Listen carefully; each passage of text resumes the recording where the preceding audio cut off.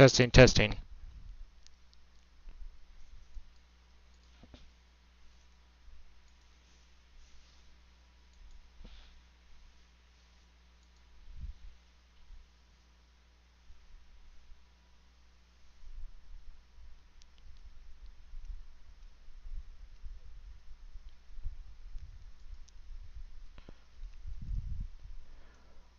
Well, welcome everyone to Ged's Gaming. I'm Ged's the Gamer. And for those who don't know, Ged stands for Godly Elemental Dragon Sharkadile. Sorry for the 45-minute delay. I've been having trouble just trying to set this up.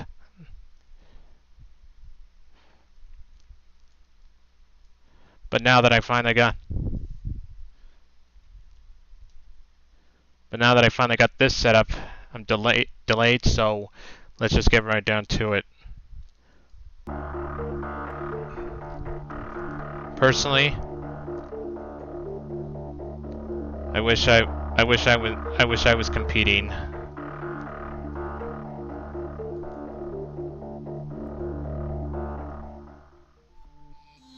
Okay, here we go. 10, 9, 8, 7, 6, 5, 4, 3, 2, 1. Here we go.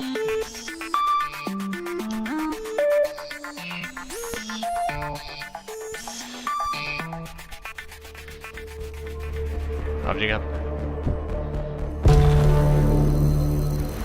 One mega competition, $1 million. Challenge accepted.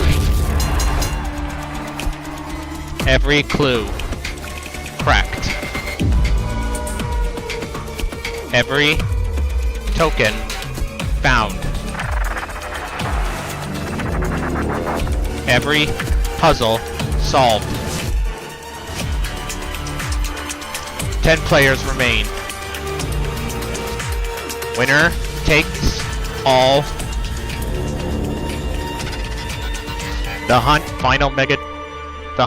Mega Final. Hello, and welcome to the Mega Hunt Final. I'm your host, Jay Party, head of our global developer community and longtime host of all things Roblox. And joining me today are some awesome and very special guests. None other than the wonderful esports commentator and legend, Mimi Wormkratz, and video star, me and you. Or as I know him, just NU. Thank you, Jay Party. I got lost and found my way here, but thanks for letting me stay. Yeah, we're happy you stumbled into the studio because you're going to make this awesome. Mimi, how you feeling today? I'm feeling great. I'm so excited to be here. We've gotten to see the contestants warming up and rehearsing for this one. And the stakes, I mean, they've just never been higher. $1 million on the line here, Jay Party. That's right. You heard it here. That's right. And I still can't believe that this is actually happening. Unreal. Well, it is happening, folks. And we'll be meeting our contestants shortly. But first, let's introduce some special friends that will be helping us today. I'm thrilled to introduce the Hunt Mega Final Correspondence Team. Coming to you live, it's going to be Dagichi Gamer and one of creators of RB Battles, Sabrina Bright. Let's go to them and see what's happening. Hello, everybody. Hi, welcome. I don't know about you, Sabrina, but I am ready to go. Like really, I am ready to go. Like, if any of you want me to substitute for you, I will gladly step in for a chance to win $1 million. Same. Keep us posted if we need to I would step Jay in. Party. Otherwise, we'll be here following all of the action. Thank you both for your generous offer, although today I think the contestants are ready to compete themselves. And throughout this competition, we're going to be checking in with this team to get their take on all of the action. Well, is it about that time, Mimi? I think we're getting close. But first, we should meet our 10 contestants playing today. All right, let's see who they are. Coming up first in maroon, we have the Deaf Eagle. They've been playing Roblox for 12 years, specializing in obbies. And next up in red, we have Poke Dragon 100,000. Their forte is puzzles, thanks to their 10 years of experience. Our third contestant, hailing from New York City, is Shafe. He's been playing Roblox for 12 years with a focus on obbies and more recently on FPS games. Today, he'll be representing Orange. Coming up next, we've got Icicle. Sporting the yellow attire, he has been mastering puzzles on Roblox for 10 years. Looking good. And then we have Anonymous Lime in lime green, an expert in Sims with over 15 years under their belt. Following that, we have Roby100. He's repping green today, and he's been on the platform for 13 years. Another expert in obbies. All right, coming up in light blue, we have Dud, a 13-year Roblox veteran, especially when it comes to the find thes. I'll go. We have another obby expert here, Jay in blue, and has been I'll go playing with for him. 9 years. Our 9th contestant is none other than Mad Max. Today, he's rocking black, and he's yet another one of our experts in the obbies. And in gray, we have our final contestant, N Terrell. After 16 years of playing these, they know how to win, but this is no ordinary competition. I'm going with the blue. All right, folks, this is an incredible, historic moment. After millions and millions of players have fought it out, today we have our final 10 live in-house to compete for this prize. I cannot wait to get things started. But before we do, let's bring out a very special guest. That's right, the one and only David Builderman Bazooki. Welcome to the set. Come on down. Woo! Oh, and you brought something special. I brought something special. First, Jay Party, Mimi, and you. For our community, the competition, the action has been intense. The hub has been played over 183 million times. And then today, 10 amazing finalists live with us right now. Today, one of these finalists is going to be the grand prize winner. And Jay Party, what are they going to bring home? That's right, $1 million. Absolutely right. Finalists, good luck I to wish all I of could have you. got that money. Let the games begin. All right, folks, you've heard it here. But now let's turn it back to Mimi to find out how some of the rules are going to go for today. Thanks so much, Jay Party and David. It's going to go a little something like this today. We have a 3-round tournament consisting first of a qualifying round. Following that is the round of 4. Of course, all leading up to our $1 million round. There will be 8 games in total played today. Each has their own rules, so this isn't a tournament about being the best at any one game. It's about mastering them all. First up is the qualifying round. And Jay Party, why don't you tell us a little more about that? Gladly, Mimi. We're going to have 10 contestants that have the chance to compete in 5 games. Dress to Impress, Super League Soccer, Blade Ball, Slap Battles, and Doors. But out of these 10 contestants, only 4 will move on to the next round, which will be the elimination rounds. All right, any questions? Just one. How do you win at each game? And the money question. Each game's a little different, so we'll explain the rules right before each one starts. One last thing to mention. At times throughout the competition, you may notice 2 Roblox admins, Holiday Beats and All the Swords. They are in place to operate, record, and make sure everything runs smoothly and fairly. That's right, all rules will need to be followed. All right, now that we've got that out of the way, we are ready to kick things off. Let's do it. Our first game up is a fashion phenomenon. It's none other than Dress to Impress. Game 1, Dress to Impress. There are 2 matches, and contestants will have to create a stylish look before time runs out. Judges will vote, and if there's a tie, they will also vote on who earns a higher placement. Everyone will collect points and advance to the next game. Here's the scoring for each match. All right, folks, we also have a surprise. 3 of them, actually. Joining us as guest judges for Dress to Impress are none other than Twitch streamer Joe Bartolozzi, VTuber and variety streamer Iron Mouse, as well as music and reaction variety streamer I'm Dante. Welcome to the show, our 3 guest judges. All right. Hello. Hey, we are live. I'm Dante. Welcome to the show, our 3 guest judges. Very exciting stuff. How are you guys feeling? Amazing. Can't wait. Awesome. Very Excellent. excited. I was watching the intro. Yeah. This seems like a very competitive event. Yes, it will. Are you guys ready to judge such competitions? I'm ready. Absolutely. All right, your judgment hats are on. You're feeling good. That is exciting. Anything you guys are looking for in particular? Are you big on focusing on the themes? Is it just going to be going off the vibe? What are you looking for in the judging today? They have to come to slay. Real. Facts. Playing for sure. I think I really need them to fit around the category that I'm judging. Okay. They have to not only look good, but also fit the style that they're trying to portray. That's mainly what I'm looking at. What about for you, Dante? Anything you're looking at here? Yes. The poses. The poses are very, very important to me. And if they're not hitting it, yeah, those stars are going to be super low. All right, folks. Well, our 10 contestants are set, and they are underway to serve some fierce looks. So we are jumping in the game to check out this action now as folks are just getting their baseline outfits solved. Let's talk about some of the differences that we're going to be playing with today versus the game that you all are familiar with at home. It's a little abridged, only 4 minutes to get your look perfect. And for our first round, the theme is circus. And that is not a lot of time to get the look down. You have to have an idea real quick. Right, and especially coming from somebody like me who is very well known in the Dress to Impress community by absolutely nobody. My opinion definitely matters here. I'm looking for somebody who looks like a clown, and it looks like that's what some of these contestants are going for right now. But yes, not a lot of time, so they better hurry up. Yeah, it's a good thought. Circus can be really on the nose, but maybe there's something more creative you can hide within it. Obviously, the qualification to get here was a little different than what we're playing today. It was about solving puzzles, getting those mega tokens. And I know you were playing through some of the qualifying games, as were, 140 million other people who were visiting that.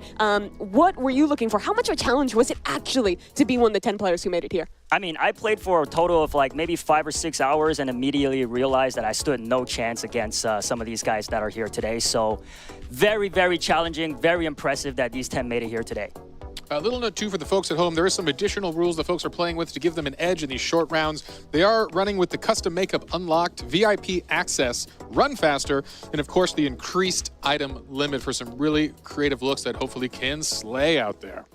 A lot of our players talking ahead of this event said that Dress to Impress wasn't a game they had played a ton, and with such a wide variety of games ranging from fashion to FPS to an obby, the players had to practice a lot and really come in with ideas for the games that they aren't as comfortable about. But I think it's been clear that every one of these guys competing today has put that effort in, and even in these less comfortable games, he's going to put their all out there because every point matters, especially in this qualifying round.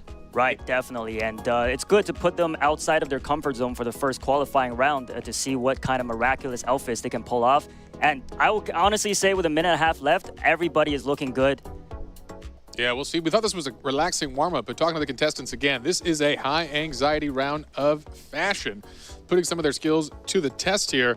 And a good reminder, this is actually a newer game to the Roblox, and a lot of these folks are long-time players, but this came out in 2023, has already had 6.5 billion visits, truly has been a smashing success for the platform, and a pretty fun game, if I do say so myself. Yeah, Dress to Impress, it's definitely been having a moment in these last couple of months, and I know a lot of people at home enjoy it, but this has got to be the most high-pressure match of Dress to Impress anyone here has ever played. Yeah, I mean, especially in 2025, the day and age of aura farming. Is that key for you, NU, aura farming? Yes, aura is the key to winning this. If I was a judge, that's what I would be looking for. That will be what you're going for? Yeah, it's going to be interesting having some of our celebrity judges get to kind of give a little look there. I imagine they'll have different things that they like. You have to play to a pretty different crowd of people who are going to be making these decisions, and a lot definitely sits in their hands. Well, we are closing in on the final 30 seconds of this match as we see the final touch-ups, the jewelry selections and patterns moving forward here. Hopefully folks have a cohesive look going, and this is just the polish and cleanup phase because that runway clock is ticking. Last couple of seconds here to really fiddle with everything. There's almost infinite customization you can do in this game, and it's easy to overthink it, but with limited time, they've got to lock in now. 3 seconds, and we're about to head to the runway, NU. Can't wait to see the poses. All right, who's going to kick us off? We've got Roby 100 showing off his fierce looks. Look at that pose. Nice use of a prop there with the cane. Yeah, is that a cane they're holding, or is that a rose? I can't tell. That's a cane. Oh, you're right. It almost looks like one of the batons you'd be spinning. Definitely fits the vibe here. You see him clicking around some of the poses here. Obviously, those guest judges right now, they're watching all of these players go through, giving their scores. This is only the first round of 2 that we're going to be playing for Dress to Impress.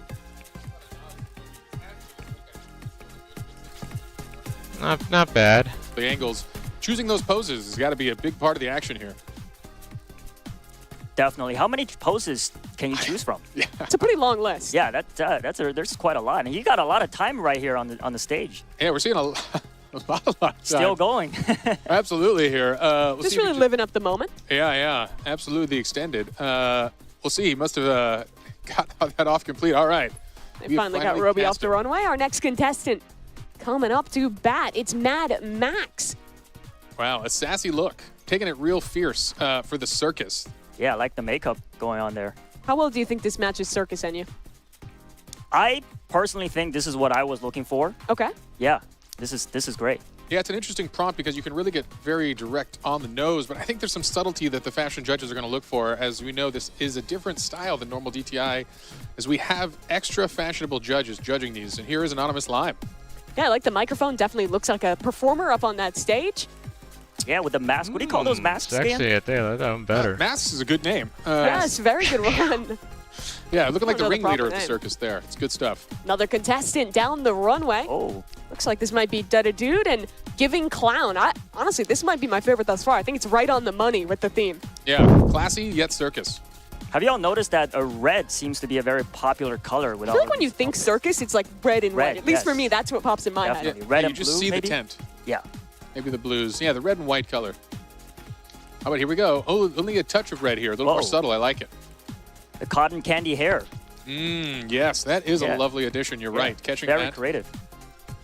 And wings. I think Icicle is definitely standing out here amongst the crowd. Yeah. When we were watching them rehearse yesterday, I was super impressed with Icicle in this game. I thought he had super good fashion sense, so a really creative one there. And I think, honestly, standing out from the crowd of a lot of red and white, a lot of masks, might do him well in this one. And we are Shafe with kind of a riff on, looks like maybe a cheerleader's type circus outfit here. Complete with the mask and all. With the pom-poms. With the pom-poms. Definitely ready to cheer on some competition today. And another red look. This is Jay, looking very similar to one we saw earlier with that cane. Absolutely. But a strong look. Real Queen of Hearts style here. Yeah, I think the hat really ties it together nicely. A lot Another of use layering that going cane on. there. Yeah. The cane. I assumed we'd see a lot of props in the circus one. Maybe not as much as I even thought. Remember, our contestants, they don't know the theme until we're actually going into things. So it's a lot about sight reading, figuring it out on the fly. And this one, another bit of a different approach. Yeah. The black and white kind of look. Almost looks kind of like a mime. I was feeling the mime. Yeah. Yeah, I like Yeah, that yeah. kind of mime style. Not like the main stage of the circus you think about, but still a fun aspect of it. And I think that's, again, a cool interpretation of the theme. Astute observation. Thank you, thank you. And you. All right, we are wrapping up things soon here. And Terrell coming out, one of our final contestants, if not the final here. Again, rocking the red dress. We're seeing that theme pretty strong as well. And Terrell, our player with the most years played in Roblox, the most experienced guy on the stage today. Dressed to impress one of the newer games, but still putting something good out there. Yeah, hopefully his 16 years pay off. This is the Death Eagle, coming all the way over from Lithuania. Had to travel 14 hours to make it here to San Mateo and compete today. And honestly, another nice look. It's still the red and white theme, but a little different than the other contestants. Yeah, yeah. A little lighter, a little simpler, and just spamming that pose 28. Post 28, you know, made famous by a handful of celebrities, brought to you by DTI. All right, well, that's all our contestants now walking down that runway. The judges right now tallying up the scores and making their decisions. A lot for them to think about. Some good looks out there. All right, yeah, and that concludes the kickoff round of the ultimate competition, the Hunt Final with DTI. We hope the players are finally shaking those nerves off, getting relaxed. As we've mentioned, we are going to have our hosts kind of collect these scores, and we'll come back to you when they're ready. Yes, we will. Was there any outfits that were standing out to NU? Would you have a favorite if you were to be judging today? Personally, I like Icicle's cotton candy hair look and his those furs on the shoulders. Yeah, that definitely stood out to me amongst all the red color choices. So that's my choice. Yeah, I'd have to agree, right? I think Icicles was the most unique out of all of these, but also there's a reason everyone went red and white. It's iconic for a reason. Yeah, it's going to be an interesting thing for the judges if they prefer that kind of iconic red-white. Wait or a people who kind minute. of had a more Does this creative mean- interpretation of it. I think the Does mime this was mean also they a had fun to shout-out, go as it really straight to kind the of instilled Roblox a studio? thought in you as it went forward. This game is interesting because it is so different I don't than know if I every even other could. competition or every game that we have as part of the competition today. Everything else is pretty much going to be last man standing, fighting, all sorts of different genres. But this one is very much about kind of like the artistic character, the vibe. It catches into a very different skill set, which I think is going to be difficult for some of our competitors. Definitely. Creativity is huge in this, but also having the skill set to know where all of the outfits, accessories are located in the lobby will save them a You lot of time. actually need quite a bit of game Yeah, knowledge, right? Like definitely. even the way the different pieces of clothing layer, things like that, it takes a bit of effort. I wouldn't have pulled that off in such a short time for sure. Yeah, reminding us again, these are shortened rounds at 4 minutes, so you got to know the layouts, you got to know the plan, have a plan of action when you get in. And it there. already feels short when you're playing with 6 minutes. Like I was playing a fair bit of Dress to Impress to prep for this event, and I was stressed out with no money on the line and 6 minutes to get set. Yeah, very, very stressful. All right, well, we hope the stress is being relieved here as they're going to be warming up here for our next round. We are gathering folks in the lobby now, and we hope we're going to be breaking through soon with the next and final round of Dress to Impress. As a reminder for the folks at home, we're going to be playing 2 initial rounds here before we progress any of our users. So we've got more action coming.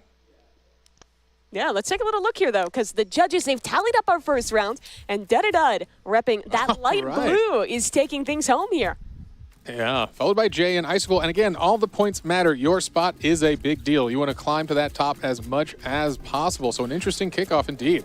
As a reminder, Blue's our format, got this second qualifying place. round has The one 5 total games. Points are cumulative throughout and at different phases throughout the day will qualify a contestant into that top 4. But performance is just as important at the beginning here in DTI as it will be later in the day towards doors. But it looks like we are ready to go. Let's hop into our second round of Dress to Impress and take a look at what that new theme is going to be. Looks like everyone's just loading in right now, so should be able to hop in there in just a moment. I'm hoping to see a theme that is going to ask something different. Maybe we'll get a little bit more variety, because a lot of contestants did have the same idea in that first round. Correct. We saw some recurring themes, particularly some recurring colors. I'm hoping to kind of mix it up. That was definitely a whimsical one. We'll see how far-fetched we get, or if we bring it back to a more serious tone here. Looks like folks are just getting now into that lobby, so we're going to be able to turn it over in a brief moment and go to you live. Round 2. Here we are, and let's see if we can't get in one of these contestants' POV and take a look at what theme they're working on today. Yeah, it's interesting to see they're not all at the same booth, so contestants are spreading out here. I mean, again, your time is limited. What is your strategy for the two of you here? You think you're going wide dresses, specific on the makeup? This is an interesting start here from Jay. I think you can't get too bogged down in the details. You want to start like as macro as possible. Like when I was playing this game, I always thought like, what's like the piece that is making me think the theme immediately, and then kind of tie everything else in around that. Elf ears, definitely elf ears. Elf Pointy ears. elf ears and some wings. Yeah, the wings, the elf ears. I'd honestly be shocked if anyone doesn't go for those kind of looks. You know, that's the kind of thing, though. Can you create a look without wings that conveys fairy? Maybe that's going to be the winning combo just to stand out from the crowd. But for now, we are seeing a lot of fairy wings coming out. And it looks like blue is the recurring color here amongst the contestants. Yeah, I hear ice, I think like light blue, white, those kind of colors. Seems like Mad Max getting the same idea here. And here we are, another little larger gown here from Anonymous Lime. I realize I don't know if I know my gown styles here, but I'd say that's a gown. That's a gown, right? Nice and flowy. I'm a gown expert. That's definitely a gown. As a gownologist yourself, and you? Yes. Right. I'm interested to see Icicle's take on this because he might be, he's always creative, thinking outside the box. He could be going with a different. Okay, and I'm not gonna lie, he's slaying already with It's this. looking stuff. different. I like It's the looking idea different. of like the antlers there. Yeah. That's creative. Yeah, that is fun. Again, looking for those little subtle differences when you have something so direct as ice fairies as a theme here. Also, footnote, we see a lot of our contestants picking out very specific colors based on the hex code itself. And maybe not your typical approach, but these are some sharp players behind us. Incredible. How do they have that Wonder memorized? wonder where Is there they're a cheat filming sheet? from. No, I think they actually have internalized a lot of the hex code for the colors That is wild. throughout Roblox. I know before the event, you were tallying it up. There's a crazy amount of experience between the players. That's right. These are Roblox power users. I added up all of their hours of our 10 finalists here, and they have a combined over 76,000 in-game hours of Roblox time. So there are some experts here, and you're going to see that throughout the day, that these truly are masters of all trades. Only one member on that stage with less than 10 years of experience in Roblox. Really a testament to the skill, to the dedication that it takes to have made it all the way here to the final. The passion. The passion's definitely there. Yeah, 9 years ago, the noob, where they've come. Could they have ever imagined they'd be here competing for $1 million, dressing as ice fairies? Not what you expect. But again, looking good here. And we only have, what, a minute 20 left less than that in this final round of DTI, where we will get some more scores going forward. As a reminder, again, there will be another game before progression, but a wonderful start. Yeah, I want to take a look at Roby 100. When we got the questionnaire from the players, he said not only does he love playing Roblox, but he loves trying to make his own games and get creative. It's kind of the beauty of Roblox, I right? do Being too. able to I like experience trying to all create of my these games, different especially during games, this while time. also having the opportunity to develop your own experiences as well. And I think you see some of that creativity coming out here. Yeah, Roby, very fun one. Again, you mentioned he is a developer. He's been developing a long time, and he once created a game called The Easiest Game on Roblox, one of his hit games. And actually today he's competing in now the hardest game in Roblox. So a wonderful journey for Roby, coming all the way to the other side of the hardest competitions around. Yeah, I played Roby's easiest game on Roblox. Really? And I was not able to beat it. Is the game ironic? Is it I think I'm just terrible. All right, you've heard Maybe it a here. bit of column A, column B. Yeah. That's why we brought you on, Enyu, for your expert skill set at being terrible at Roblox. It That's itself what is I'm a skill. known Yes. Just look from Mad Max here. Little different. Most people are going for like a really colorful blue look like we're seeing from Anon Lime. Yeah, I like these wings, though. Real alive. It adds a lot of flair. People are going for the more subtle fairy wings, but hey, just get out there with the real eagle, the eagle wings. I don't know if this is possible. Do they have fairy wands in the accessories? Because that could be a good touch. That's Well, a good... If We'll they don't find have out. them now, they're out of time Let's because find out. we're walking the runway. Here's Roby 100. Oh, yes. Our first look. I like the way he's kind of integrated that fur. It almost looks like a cloud to me. Yeah. It feels fashionable, and that's the thing. This isn't a costume contest. There is a fashion element here. How do you mix these kind of creative, broad themes with a fashion approach here? And it looked great, and we'll see if the judges like it. Coming up next, we've got Mad Max here. Oh, he found a lovely prop for this one. Oh, I like harp. the lute. Yeah. Or harp. Harp, lute, hey, Some kind of instrument. something. You got it. Strings that you flick and make lovely sounds. All right, getting those high heels, rocking that skirt. It's Nice a good crown. look. More blue. We're seeing the blue. Yeah. Come through again here. Definitely going to be a motif for, I think, all our contestants here. Next one down the runway. This is Anonymous Lime. I think the most bold look we've seen. A very deep blue compared to a lot of people going for the more subtle looks. Yeah, I like it. This feels strong. It's making a statement. This is an ice fairy, maybe even queen of the fairies. We'll see. Enyu, what do you think? Do you like those wings, I like or the you like hair. the It kind of traditional? reminds me of candy cane. Oh, yeah. Getting hungry now. Getting hungry already. Well, we've got a long show ahead, Enyu. Dude coming down as well. Another very bright, kind of neon blue look. I like these wings. A little different than some of the other ones we've seen. Yeah, he captured a strong blue, knowing it's a field awash with the color blue here. It's a strong one. And as a reminder, he is the winner of the first round, so it's important for him to really keep that lead here. He really secures a good spot going into the next games. Another similar look here. This one going for a bit of a lighter blue from Icicle. I like how cohesive it is. I think that the hair, the makeup, it all matches really nice. Yeah, he did a good job matching that color. And I think cohesion is important here. You really want to send a message. Whether the judges love it or not is up to be interpreted, but at least you send a strong, cohesive thought. There's a wand. There it is. Like a sparkler. I really like that. Full sparkle Yeah. effects. Now we're talking. Shave. Shave here. Great choice. Finding the good items.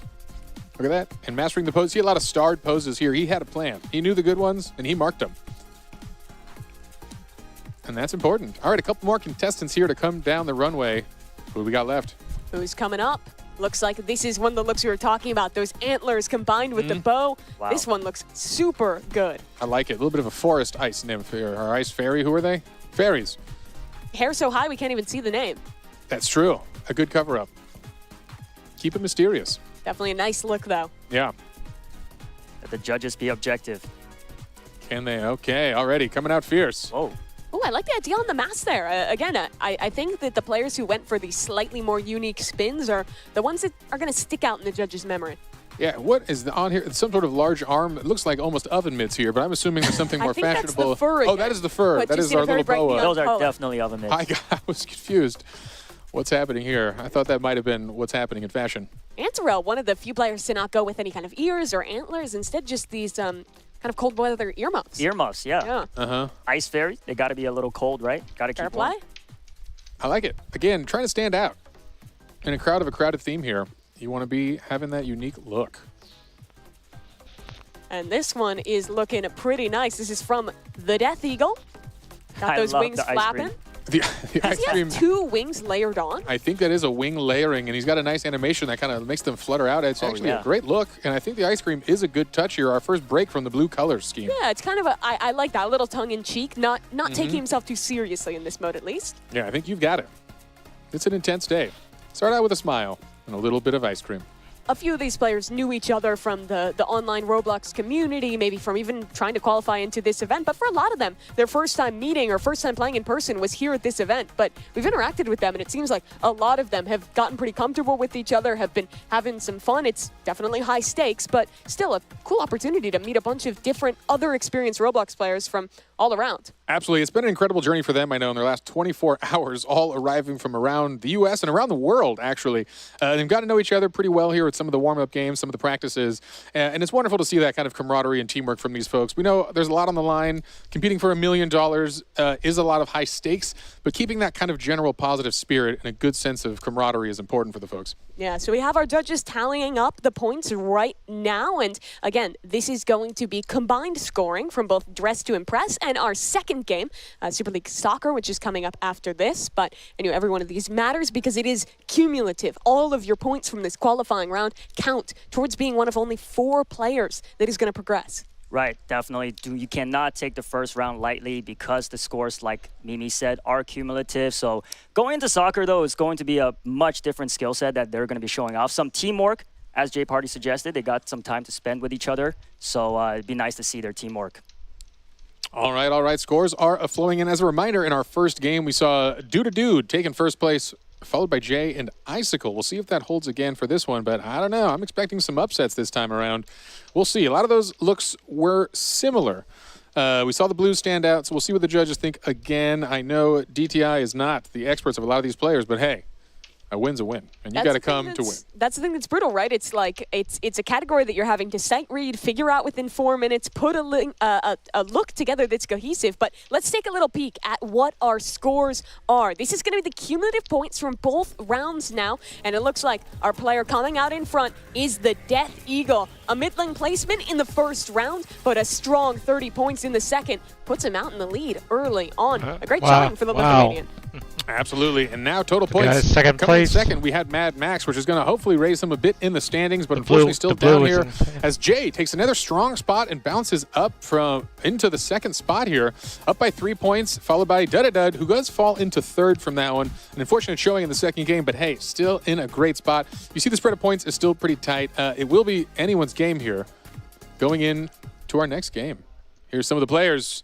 That is the Death Eagle there already. Out in first, feeling good in the first round, although it is not over yet. Because guess what?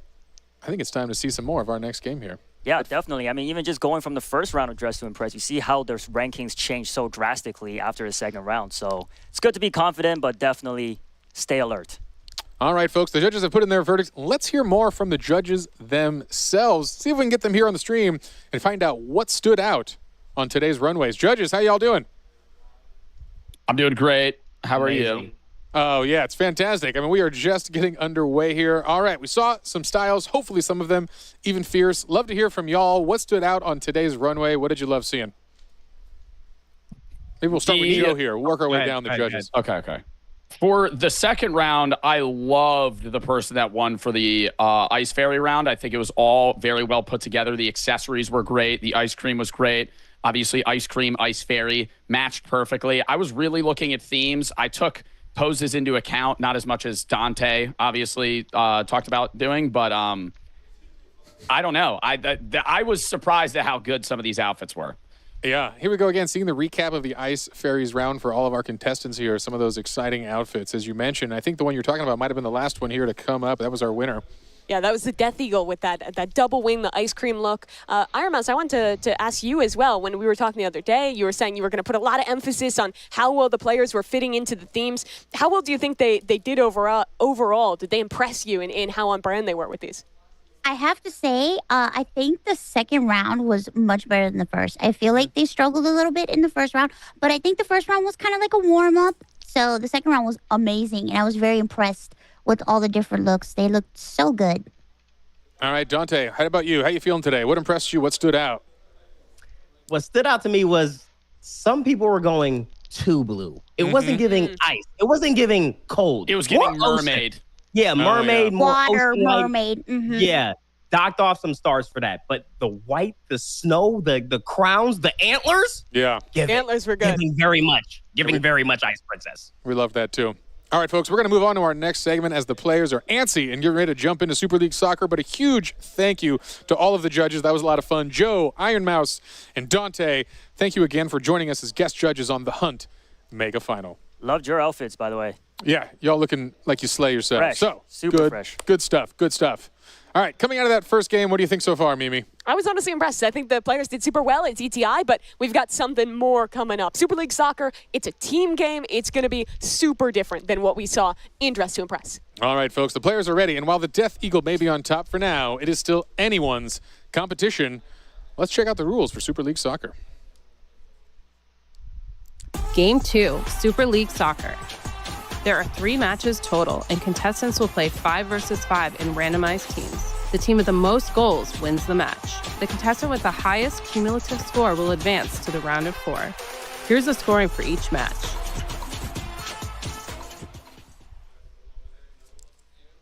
All right. Folks, I think our players are back there and ready to go. Enyu, how you feeling about this one? Very excited. Sports is probably something I'm a little more into. Watching, not playing, but yeah. Have you played many of the sports games on Roblox? I played pretty much all of them. Like I said, just video games. In person, not so great. So I think I'd be a good judge of how good they are here. Well, here we go. Our second game of the day. It's Super League Soccer. The players randomly assigned to teams 5v5. That'll get scrambled between every round, and we're off to the races. The Death Eagle first in possession of the ball. Yeah, and a strong initial breakaway already from our leader, but there he goes down, and we've got a steal from the away team. As you see, we're going to have home versus away. Home in the, we'll say purple, and away in the green. That they are. This game, the one where you're having to actually work with the team, trying to pass, find the right path to get that ball in is very important. Only 4.5 minutes per each of these rounds. And I will say, for soccer-type games in Roblox, key is to stealing the ball from your opponents. Very easy to steal, so, as I say that, there's a goal. That's Icy with the first goal for the green team here. Very nicely done by him. Gets the pass in from Roby and just sends that ball straight down the left side of the net. All nice right. celebration. Strong opener from the away team here. And again, you see at the bottom of the first player screen, there is a boost bar for your stamina here. Something important to manage. Do not want to use it all. Getting the ball and then get caught out. You're going to lose it real fast. Wow, Icy with a huge breakaway. Like I said. No one's beautiful on the offensive side of the court. No one can pick this up. Goalie should be able to drag and it's ball. out of range. The goalie can't get it. This could be a crazy turnout. Oh, if this works out for green. Oh, it's a miss. The shot's just wide. Assist from Roby. Roby set up the first goal, but he knocks it in this time. 2-0 lead to the away. That was actually an incredible use of the mechanics of Super League Soccer. I'm not sure that pass could have been more accurate down the field. That did not allow the goalie to get it, and they did get the recovery. Here's Roby again. Trying to get onto multiple a steal. steals per play. This time the home team has to defend on their side of the pitch. A setup on the shot, but the goalie's got it, and he'll send it back away. Oh, and that's unfortunate. The team down by 2 misses on that breakaway here. There's still a lot of game left here, as you see, 3:40 on the game clock. So they've got time to play. And interesting again, move there by Jay. Taking it to the other side with no teammate there. Not sure what he was thinking there. Yeah, brave to think about that. They're definitely going for this like deep kick strategy, hoping to find someone to recover. Dadadud gonna have to defend here. Shot going just to the right, misses out, and a pass back into the middle of the pitch. Somewhat even here, and both teams have just been kind of clumping the ball. Not a lot of setups for passes thus far. Hard to get that teamwork going perfectly. Yeah, a little too much clumping happening. We can hear the contestants behind us. Good slide, though. Getting pretty pumped back there. We're seeing a lot of yelling for the strategy. They're into it. They're definitely into it. Loving the energy. Absolutely. It is an exciting and intense one here. I know Super League Soccer brings the competition a little more fierce in a different way than we just saw. Chance for a goal here. Death Eagle. Oh, saved. That's beautiful very save. nice from Ansarel. The goalie, always an important player here. A big cheer from the players. He knows that was a big, important one to catch. Oh, maybe another chance? No. Pass back up. Icy is set up for it. No one here to defend but the goalie. Here. It's a one-on-one for this shot. Can he get it through? Misses. Wide. The twitch. The twitch, I know. Playing it like a first-person shooter here. I like the fake-out attempt, though. Looked like he was going into the right side of the goal. Went left instead. Doesn't work out, but they still have a good offense going here, Enyu. Definitely. Looks like the away team is definitely in the advantage here. Let's see. There's still 2 minutes left, though. They can still turn it around. A goal can happen in 10 seconds. Shafe sends it up to Anonymous Lon. Middle of the pitch, trying to You're find a kinda right. person to You never- pass to, but not no, it's over open till in it's time, over. and Icy's on the offensive. Oh, here we go. Still has the ball. Another chance for a goal. Passes. pass. Oh, he's on Oh, it. it- Trying to find oh. the goal and knocks it away. Repossession from the green team, but it's just going back and forth, and the goalkeeper sends it back down the middle.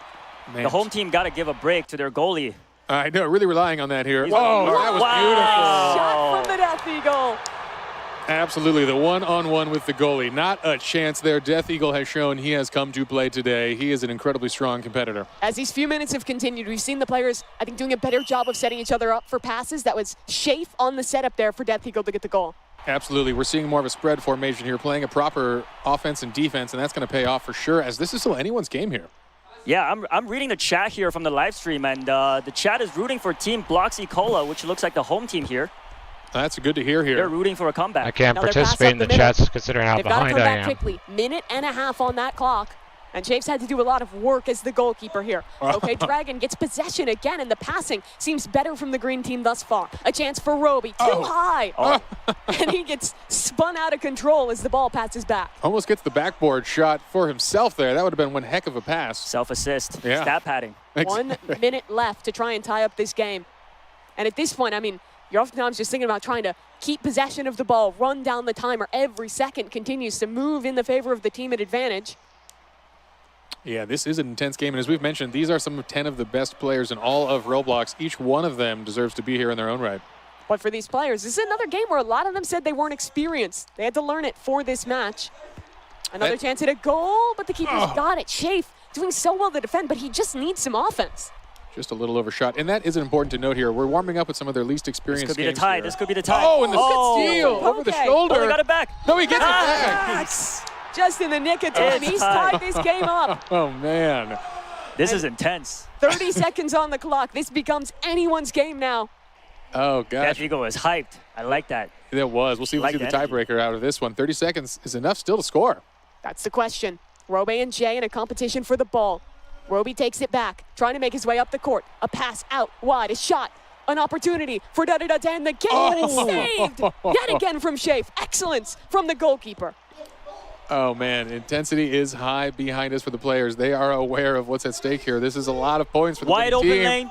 Oh, and another. Duddy-dud. What a steal from him. 4 seconds till we tick into overtime. Oh, boy.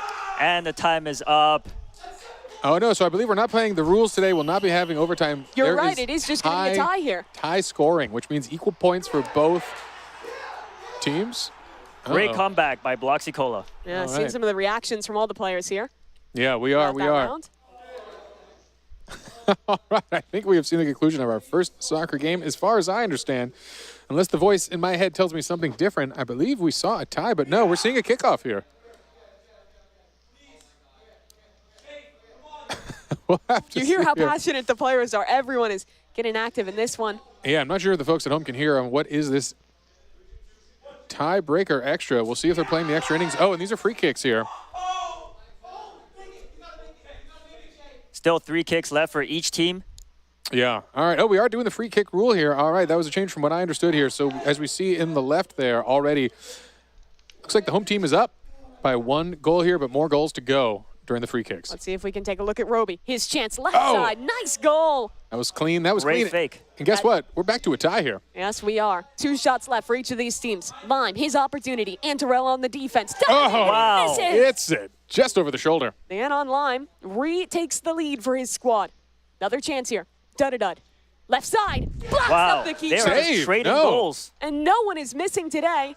5-4 for the home team. Last chance for away here. Saved, though. That's very good from Antarell. So here we go. The final kick. This is it. Antarella to bring it home. To tie it or to lose the game. All pressure's on. Oh! Oh, that is a goal here. That Tied kicks it. again. Sudden death. First team to get ahead wins in this one. All right. Antarell And that's it. misses. And it's a goal landed No. for the home team.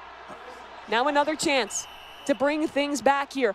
Icy, the game in his hands. Oh! Save. Shafe again. Wow. They were down the whole match. Oh, Thanks my- to an excellent goal keep, they bring things back and take the first round of Super League Soccer. What a sick way to kick off this game. That was, and we saw a lot of modes. It was a fast and furious game. We saw the overtime and then extended overtime, as the skills of these folks truly is unmatched here. But we do have a win for the home team, which is huge. Starting behind in an 0-2 in the first minute of that game, they pulled it out in the extended overtime free kicks.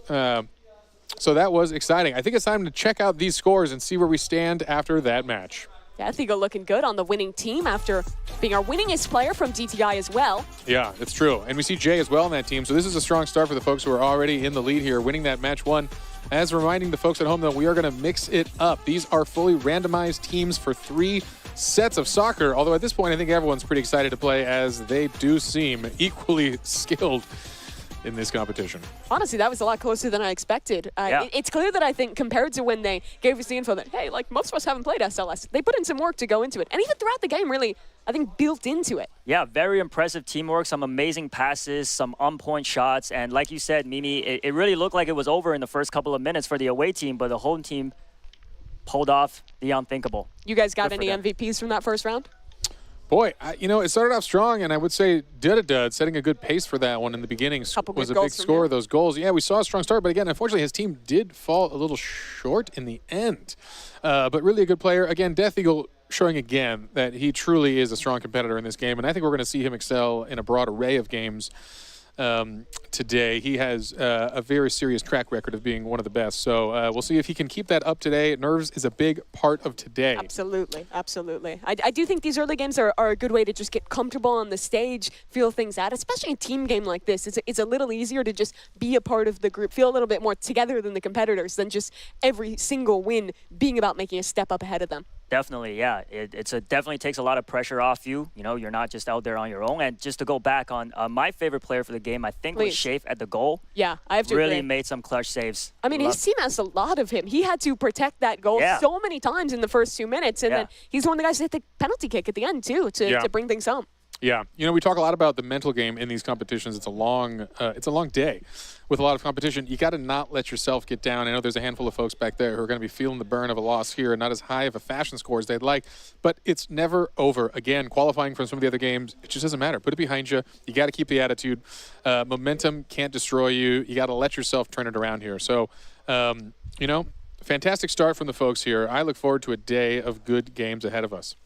And I do as well. It seems like the players are just about to get into our second game, just picking their teams. Reminder, things are getting scrambled up a little bit. We'll have different players on the home and away. So an opportunity for any of these players to put another 20 points on their board, as it looks like the players just hopping into the lobby now. We get underway for our second round of Super League Soccer. And in the center field, Duddy Dud and Roby, the ones to kick this off.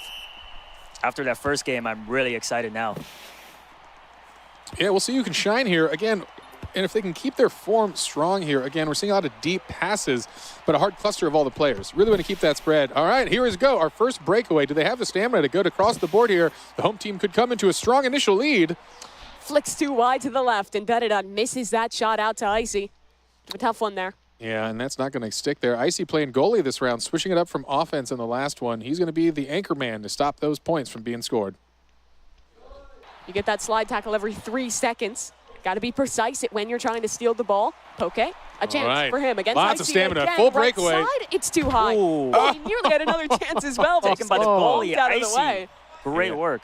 Good work by the goalie. You got to catch that. You got to get them, charge them down, get the ball. If they're within the goal zone here, you have the power. Make sure to capitalize on that and ensure you don't let them get again. But wow, the home team unrelenting on offense here. I don't think away teams even had a shot on goal yet, while the home team has had full control the entire time. Cross. Yeah, good spin there, using those abilities wisely. Nearly there. Icy saves it at the last second. Gosh, Icy is just the ice wall here, not letting anything get in. Another pass in. They just keep going. Poke, third chance of the game. This one sticks. I mean, that is unrelenting here. Good work from Poke Dragon. I mean, they're going to have to step it up here. You can't rely on Icy this hard to just stop every shot here. We've already seen 5, maybe more shots on goal here. One was bound to go in. But every kickoff, another chance. Roby in possession, and for the first time, a bit of offense going. The Death Eagle has possession, switches back towards Max. Goal somewhat open, but the defenders do well, and they push it back the other way.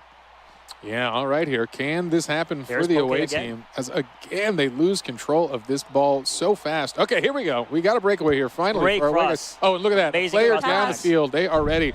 No Here we go, offsides in Roby. this one. Roby, time to shine. Pull it back for the team. Nice Yes, fake. and look at that cross up. That is what you want to do. You want to bait one direction for the goalie, make him use the dive, and then switch real hard, real fast back to this side of the goal. I saw somebody on chat earlier asking Roby to lock in, and it looks like he read the chat and sure did. Yeah, Great Roby goal. is, again, a master gamer and a developer on his own. He knows every element of the Roblox world, creation as well as playing. Wonderful stuff. Roby, one of those players who said he had never played SLS before qualifying to this event. Clearly learns quickly. You got to in this competition. Roby Yes. again in possession. Chance for back-to-back goals from this man. Can he make it happen? Defenders on him. A pass back wide towards mid, but possession changes over to line. Steal again. Roby might have it back here. Death Eagle, no, stolen. They keep Amazing. getting so close, but the defenders doing well here from home. Yeah, Poke Dragon doing a good job here, actually shining in this game too here, coming to play for the home team. Wow, a that long goal. Wow. Through 4 or 5 defenders, the Death Eagle threads the needle. The one European at this event. You know, you'd think maybe a bit more of an expert on soccer. No, he was asked his favorite team. Said a Lithuanian basketball team. Oh, Still there showing we up go. in soccer regardless. Yeah, good to see some life out of the away team here, who now pulls ahead 2-1, which just shows you it's not about the shots on goal, it's about shooting accurately here. Okay, got a little fancy Here we there go for no again, reason. Roby. Oh man, Roby showing he came to play in soccer. Oh, Gets cheated the over short his guy from the goalie. goalie. That's brutal. He dove just past the ball. Nearly made that save. Bit of a heartbreaker for Shafe. That's his Yeah. second goal. Can he get a hat trick this game? Yeah. That would be impressive. I know, their team now up 3-1, just like that. What was looking as a rough scenario for the away team to start this is suddenly on fire. Home team's got to pass. channel up what they were doing at the start of this and see if they can get that offense flowing. Oh, gosh, and a missed pass. Is this another opportunity? No. Goalkeeper's just going to take it and push it back down the middle of the pitch.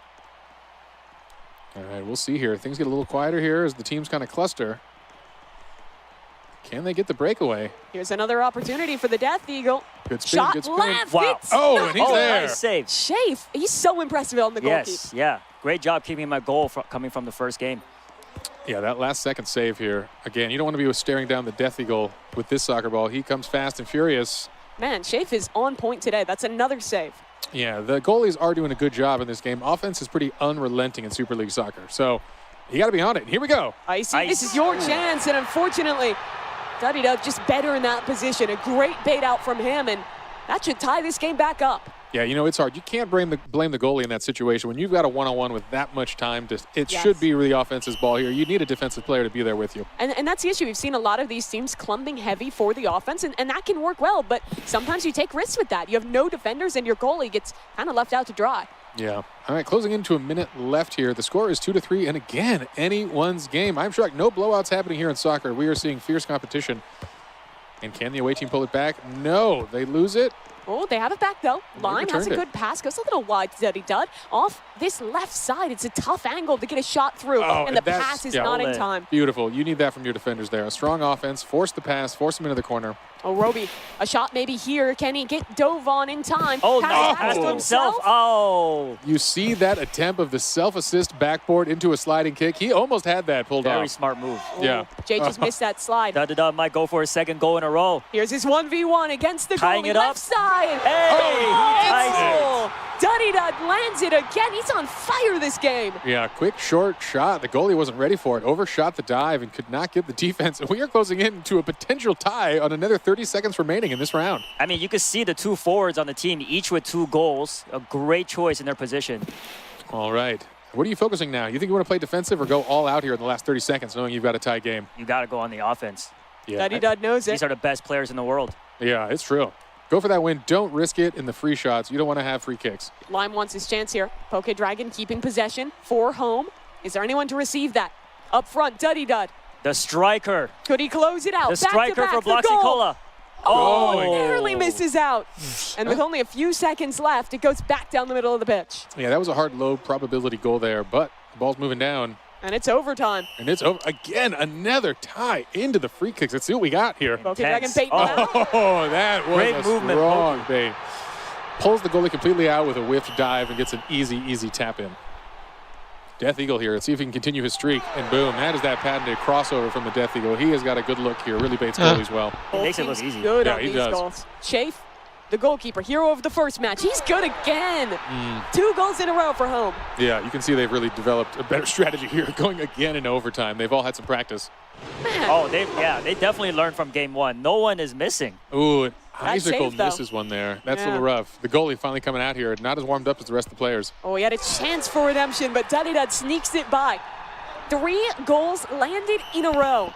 Yeah, this could be time for them to really shut this down. If this goalie pulls off this defense. Oh, and he does! This is now a dangerous Shame. scenario. Do or die. Shea far and away looking like the strongest goalie today. Definitely. All right, if he puts this in, it's game over. Icy, tough position, can't save it. Wow. 4 Just goals like landed, that. and that's And it is game. over. Home team. All right, so we got on this team, Antaral, Death Eagle. I don't know if I saw the names here, but we're going to see it shortly after the judges tally up some scores. We will go back to the board and show you guys where the standings are. But here are our players here. Fantastic performance from everyone. Some spirits higher than others. Shafe only got 16 points in DTI, but thus far he's won both matches here in Super League Soccer and Yeah. is starting to compete with some of those top players now. Goes to show there's always time to come back here. Yeah, and again, you're never out here. Again, we've got many games on our way on what is a crazy Roblox octathlon today. But let's see those scores from Octathlon. match 2.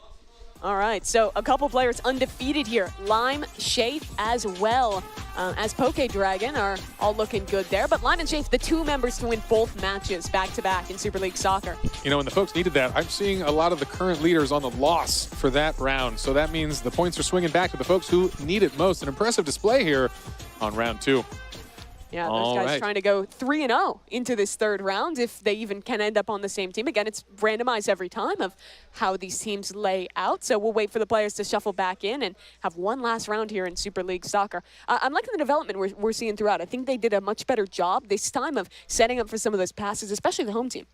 Absolutely, yeah, the whole team. I mean, Da leading as striker, scored 3 goals that game, along with Shafe's amazing saves. Definitely deserved that win. Yeah, you're going to be happy to have either of those guys on your team going into the last round. Still some players who have yet to take home a game here in Super League Soccer. Icy, Poke Dragon, those guys definitely have the pressure on them as we head into this final round. Yeah, they'll need it because they had such a strong showing in that first round here. To fall in Super League Soccer is a little rough.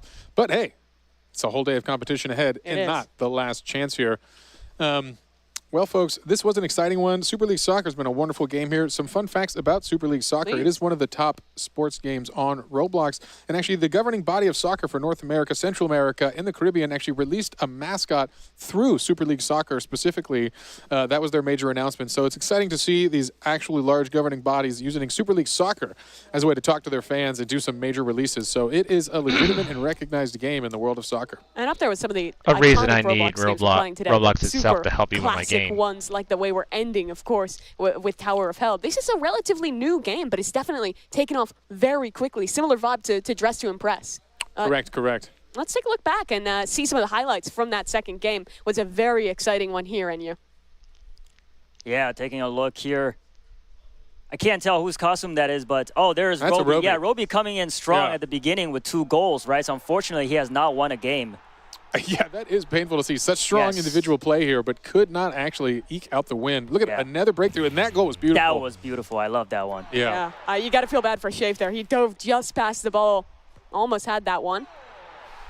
To get past Shafe, I mean, it's not an easy task. So Roby's 2 goals are very impressive.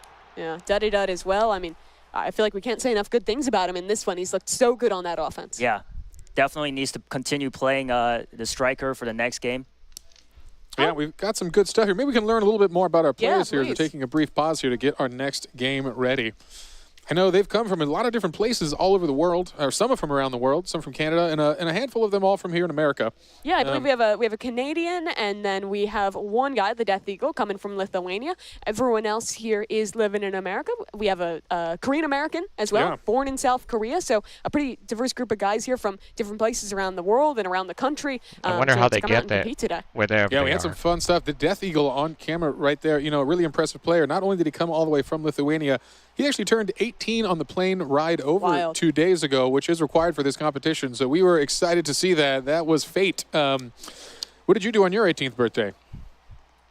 You mean yesterday? Yeah, Okay. yeah, yesterday.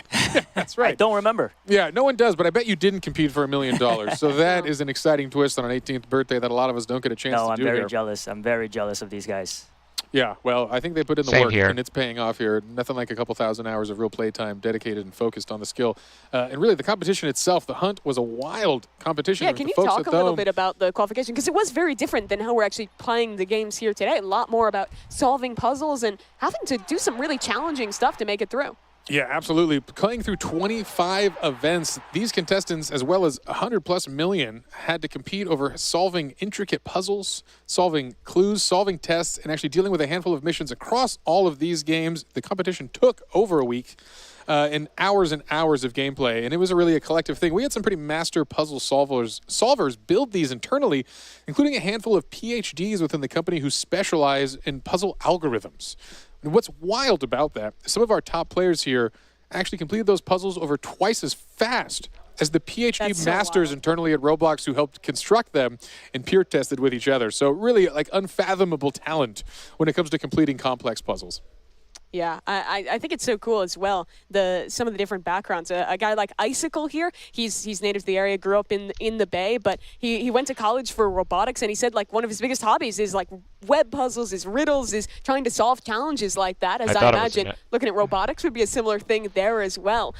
So pretty cool that he got to cash in on that skill set, but now gets to show a pretty different one with actually playing a competitive game and coming out here. All these guys have had different backgrounds. They've obviously played a ton of Roblox, but for most of them, this is going to be one of their first times playing an in-person competitive event like this, and certainly will be the biggest one any of these guys have ever played.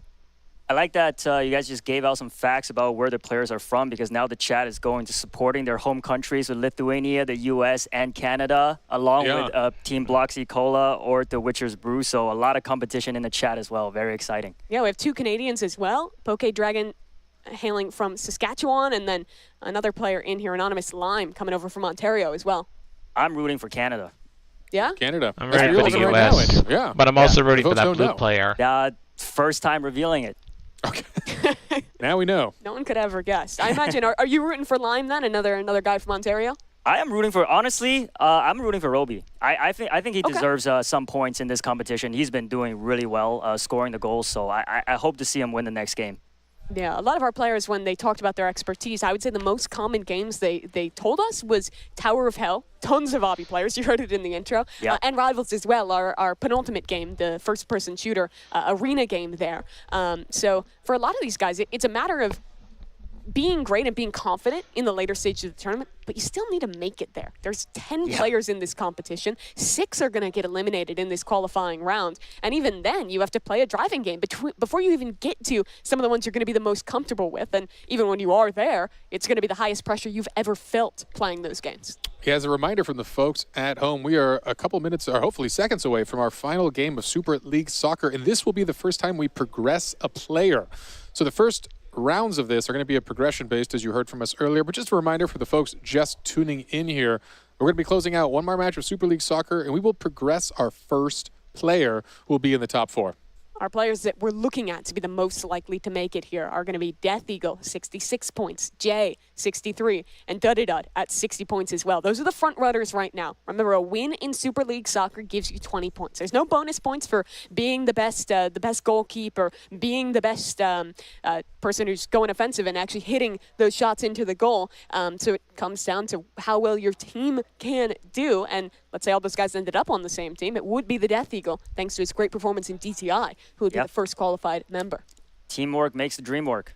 That's Only right. for this round. Only for this one, and then no more teams. Free for alls. Then the friendships end. But yeah, the top 9 are within 20 points of each other. So again, it is anyone's game. You definitely want to get that win here and secure your spot early on in this competition. That you do. For some context, one of our players is having an issue with their headphones. We have our admins looking into it right now and working through that issue. We'll give you more updates as soon as they're available. We do want to make sure that everyone has properly working equipment and the field is perfectly fair before we start another round with stakes as high as this. So for anyone at home wondering why we're yapping, that's why.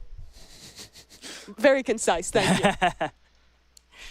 All right, well, it seems like we are still going to be waiting just a bit to get into that one. So why don't we go ahead and check in with our correspondents, Geach and Sabrina. How you guys doing? What do you think of Super League Soccer thus far? Oh my gosh, we screamed whenever Roby hit the ball right over Shape. We were actually back here screaming. That was really intense. That match was amazing. I actually haven't watched a gameplay of Super League Soccer, so I thought that was really entertaining. Yeah, and I'm not a big sports girly myself, but that move, my heart is still pounding from some of these moments. I've been in here taking notes, it's that real. Really impressed by Death Eagle, watching all of this gameplay. I mean, I don't have the coordination. You'll hear me say that a lot today. I don't have the coordination for something like that, but I feel like I've been literally watching the World Cup or something just on the screen. Via Roblox. It's so cool. It's amazing. It's been so fun to watch back here. I know everybody. I have a fun fact for you. Oh, yeah? About the World Cup, by the way. Super League Soccer hosted an in-game integration with FIFA for the launch of the Club World Cup trophy, which is taking place in America this summer. Rightfully so, because look, I mean, you would think that I was out here in South America screaming from the streets the way I've been hollering back here. I'm surprised. She's not kidding. I'm just Yeah, I hope I don't scare you. No, please, you didn't. Bring me back. It's been very entertaining. Yeah, I've been having a lot of fun. Who do you think so far? Who have you been impressed by so far? I am rooting for Roby, Death Eagle. I really liked Jay in Dress to Impress. Jay has some good looks. Yeah. In Dress to Impress. And Death Eagle's obviously the last one was the really the ice princess fairy. The two-wing thing was very impressive. That was a good technique. It's always good in Dress to Impress to try and see how you can layer your stuff to make it look more, exciting and more fancy, more cutesy, more demure. I'm not good at that at all. That's not my thing. I'm not a fashion girly, as you can see. Shall we take a look at what the chat is saying? Yeah, let's see. What's the chat saying All today? right, chat. Who do you think is going to win this next match? Let's see what they all say. When we came in, I saw a lot of people rooting for Death Eagle, which I can understand why after seeing I've been seeing a that lot of gameplay Shape as well. Yeah, a lot of fans of Shape, Death Eagle. Chicken jockey, what does that mean? I have no idea. Blox Fruits. Yes, Blox Fruits is a great game. Blox Fruits? Okay. Lithuania. We've got some Lithuania. Okay. It looks like the chat is enjoying this, though. Go ahead and hit the like if you are watching. All right, so Sabrina, if your avatar in Roblox had a soccer celebration, what's that going to look like? Oh my gosh. It's probably going to be sort of like a big galaxy explosion. I can understand. All right, so we're going to go ahead and kick it back over to our casters so we can get this last match started for Super League Soccer.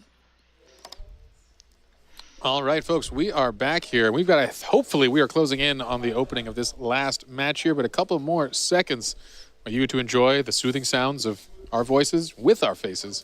It's a wonderful thing. We just stare at Jay Party's beautiful face.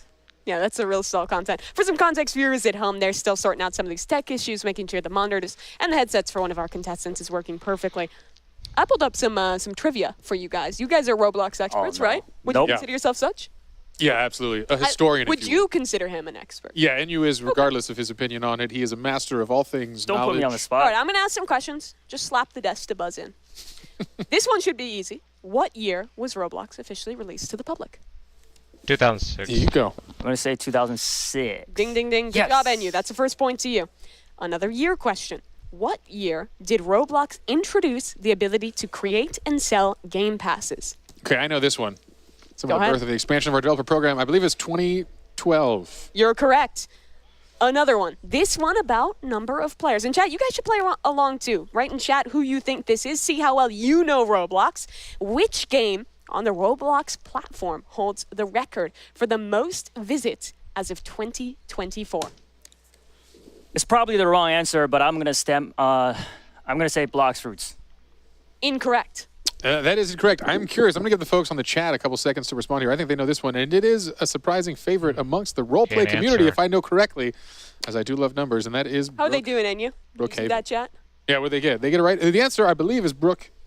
The chat is still rooting for the players. RP. Well, They're still rooting honestly, for players. Good for them. Yeah, That's what they absolutely. should be doing. I love to see that passion coming out. All right, another historic question. What was the original name of Roblox before it was officially launched?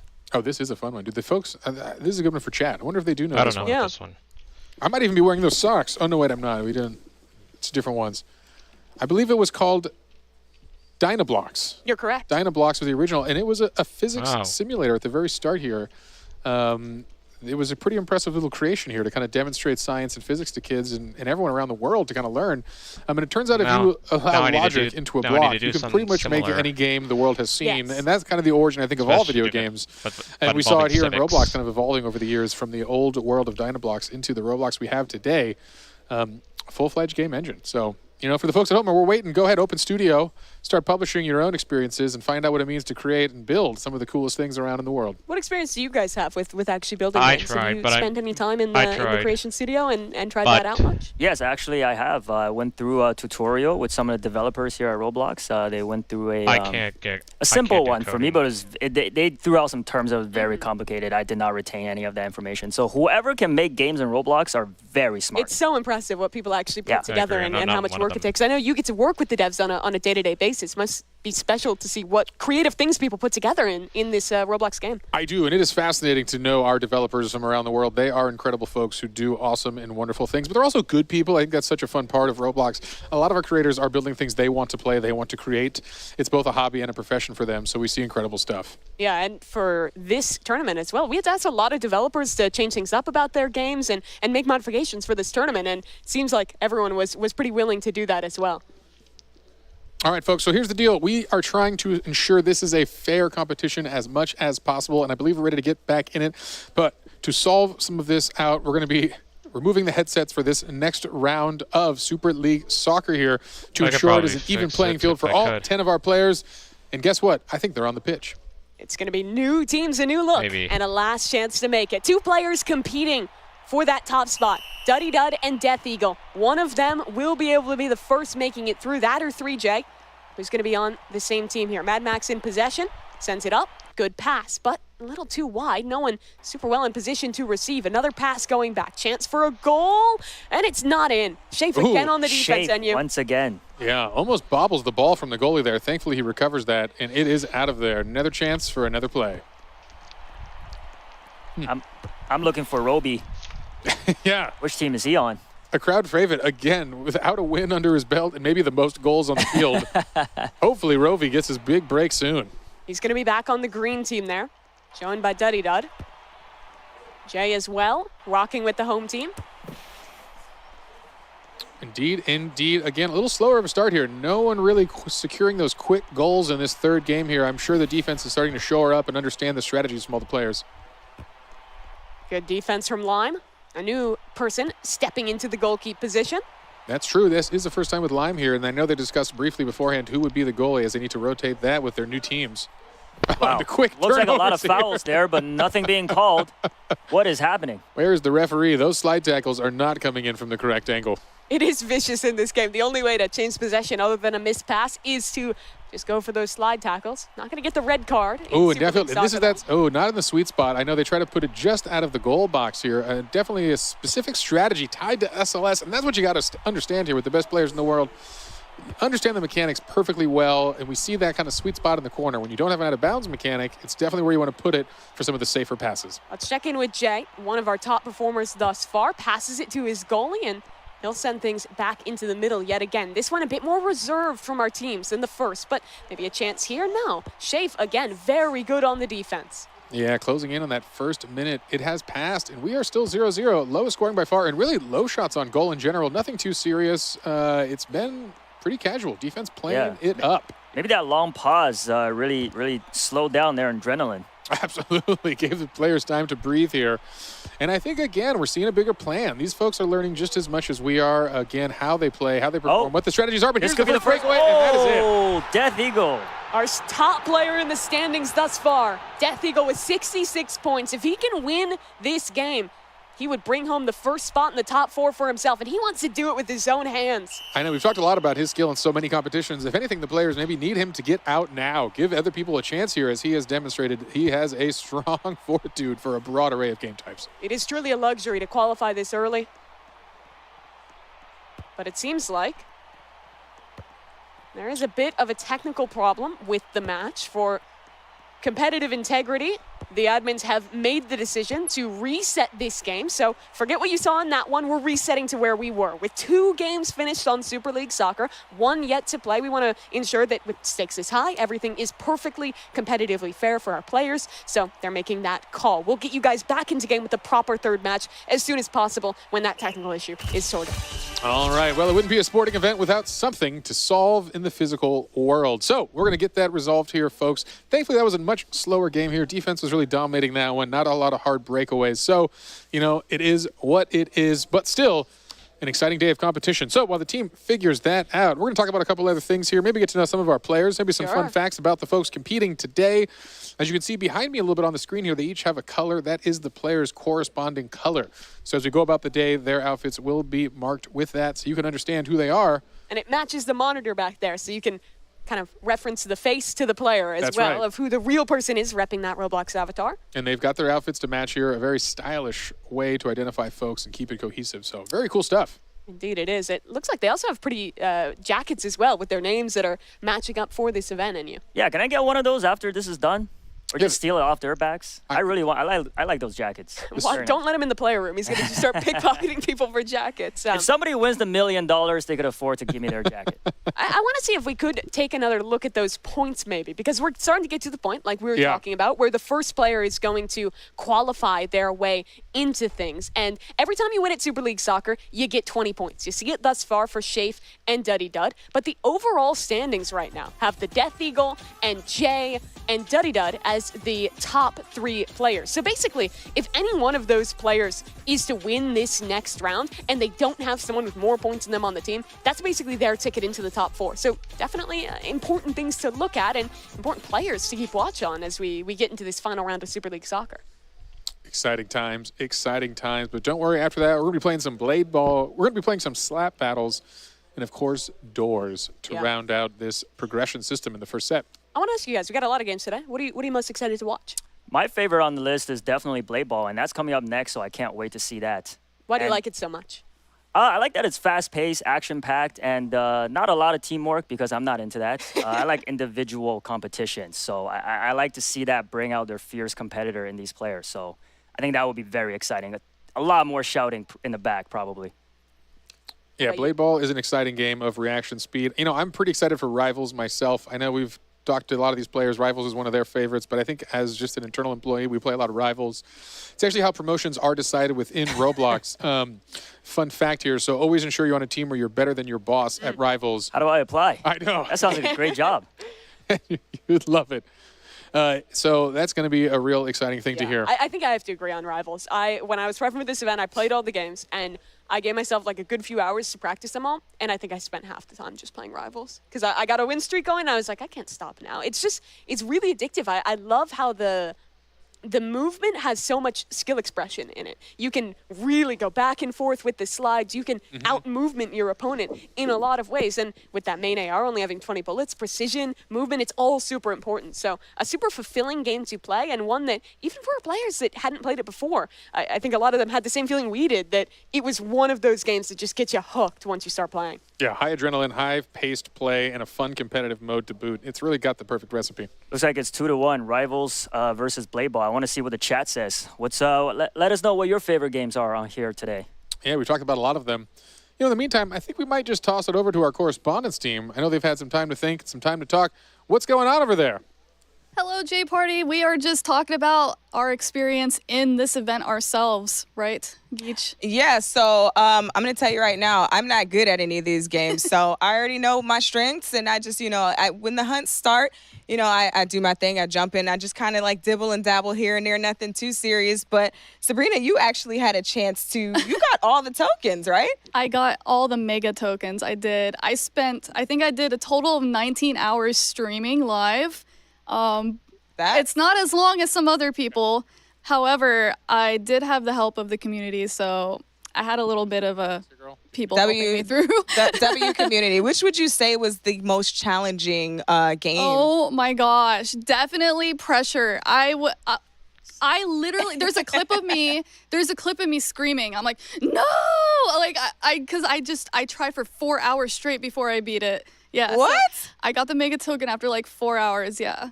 And they did nerf it though, so. Did they nerf it before or after you got the mega token? After. Of course. After. Because that's how it goes. That's what happens. And so when you were working through that, did you have your community helping you with that as well, or were you just Yeah, and gunning they're in there just giving me moral support because I was literally just doing the same thing over and over and dying over and over.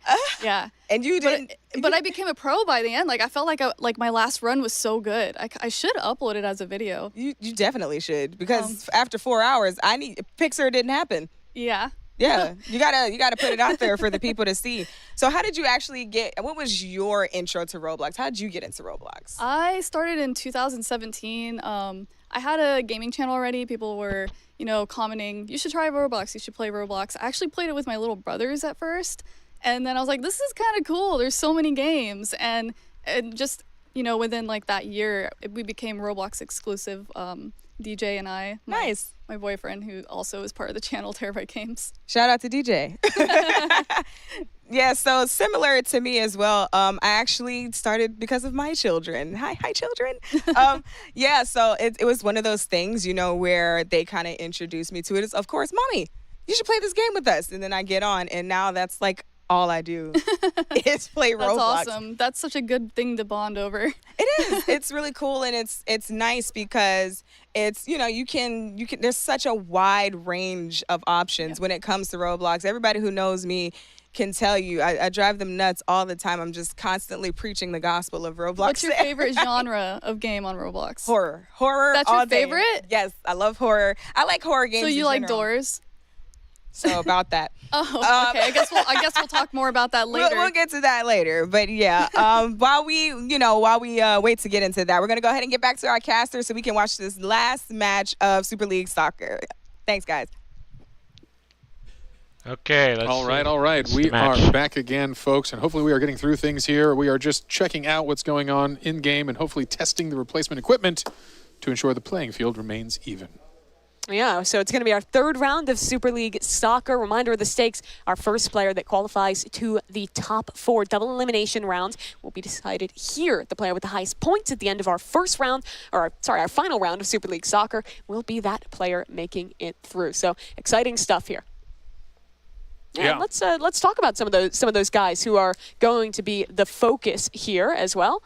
And actually, we're ready to go. Let's get into the game. Enough yapping from us. Let's start this last match of Super League Soccer. It looks like the players just getting their ready checks right now and getting set on the teams. I can't wait on you. Yeah, and just to go back, a couple minutes ago, I asked the chats what their favorite game is, and it looks like the most popular answer is Doors. So all 3 of us are wrong. Doors is fun, though. Yeah, Doors is great. So stay tuned, everybody. Doors is coming up really soon. Yeah, Doors will be the deciding match in this one. But for now, the deciding match of this first session is underway, as guess what? They're on the pitch. The players are ready. Let's get this kickoff here. Again, the final round of Super League Soccer. The first winner will be chosen here. And boy, you get a long break if you win this first cluster.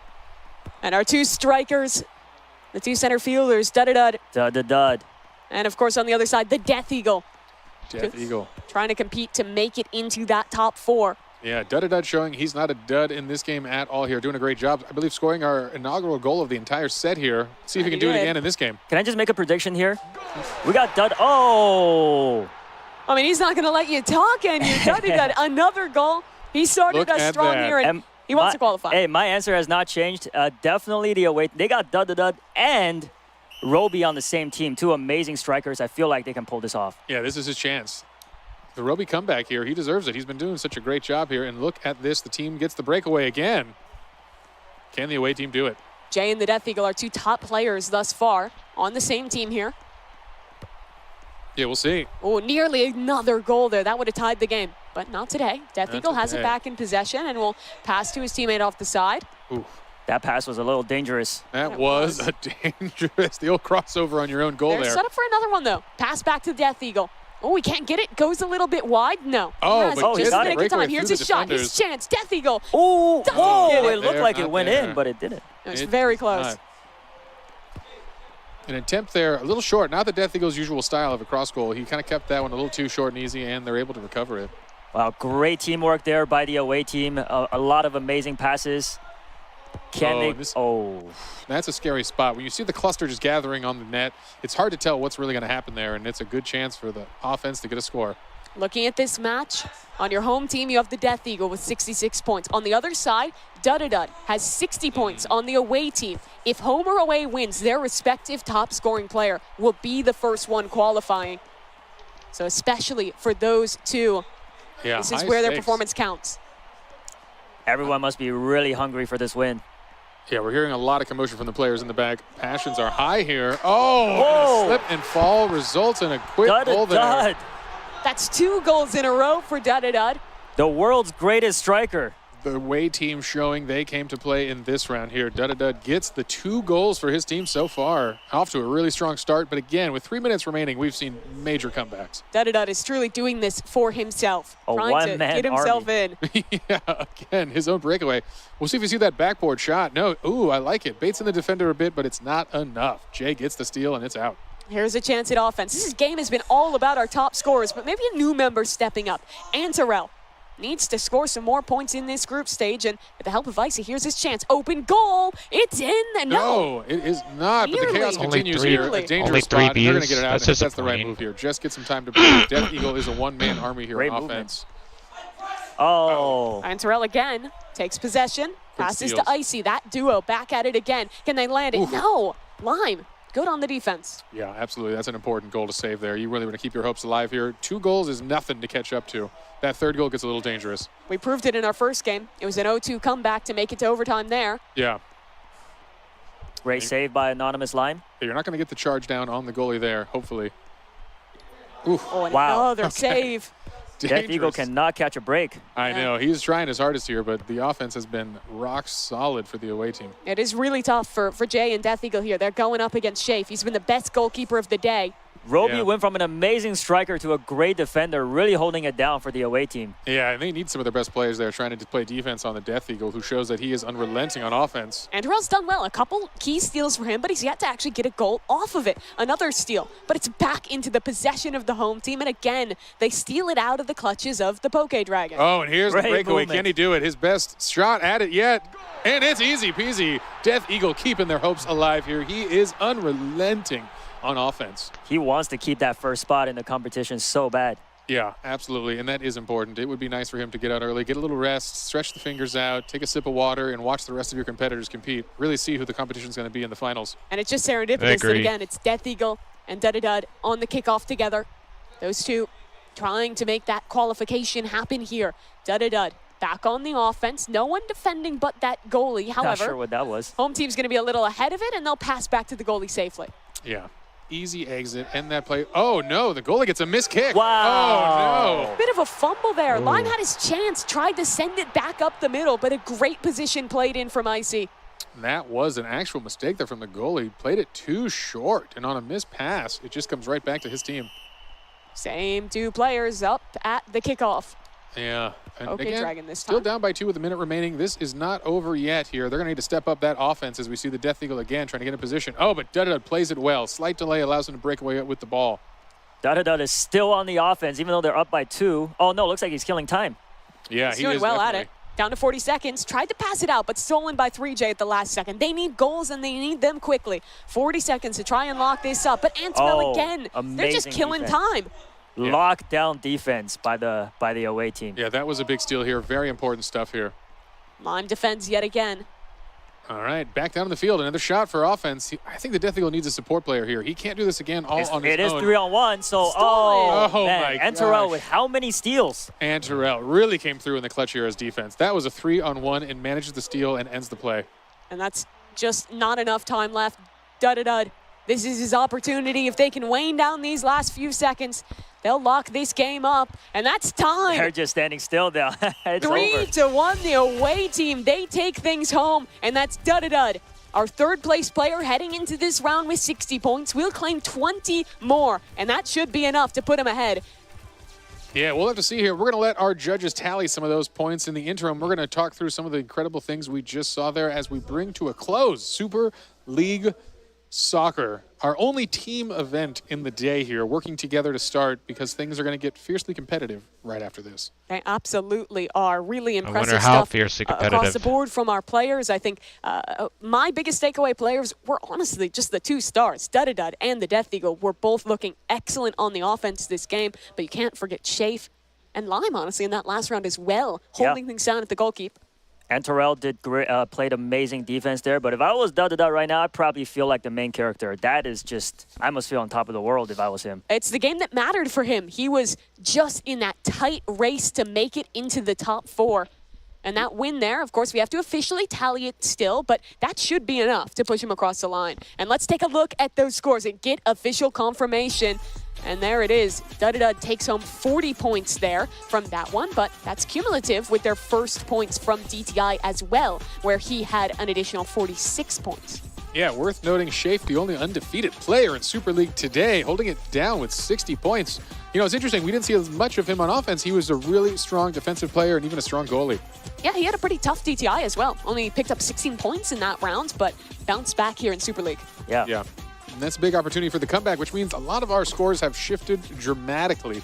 After this, we will do the full calculation and show you where we stand. And again, we will crown the first progression in our tournament. And that player is going to go take a nice break in the back room, put their feet up, sip some water, and watch the competition from there until we get to the top 4. Yeah, absolutely. I mean, really cool stuff there. The competition, though, only going to continue to heat up. We have a lot more games in this qualification round, but while we wait again for that final tally, let's go ahead and check in with our correspondence team. Hello. Thank you so much, Mimi. Geach, I have 2 questions for you. Number 1, do you call it soccer or football? Honestly, Sabrina, it depends on whether or not I'm wearing socks. You see, if I have socks on my feet, I'm going to call it soccer because that just makes sense. But, you know, if I'm barefoot, you know, it's got to be football. It just makes sense. I mean, why I'm playing the game with no shoes on, you know, we're not going to get into that. Maybe it was a wild night. We're not going to tell her. We're not going to tell her. No. Okay, I have another question. Number 2, who do you think was the MVP today? You know, I'm not going to lie. It was different for me each round. So, like, the first round, I was really watching Icy. Icy's goalie work was insane. Like, just, he was really going for it. Second round. First round, it was Death Eagle. Just straight out of the gate, just the juking and just ripping the ball and taking the shots. Like, I was really impressed by Death Eagle all the way through. And then at the end, though, Dead came through and really just showed, I'm not here to play with y'all. This is a game, but I'm not playing with y'all today. I'm coming to win this $1 million.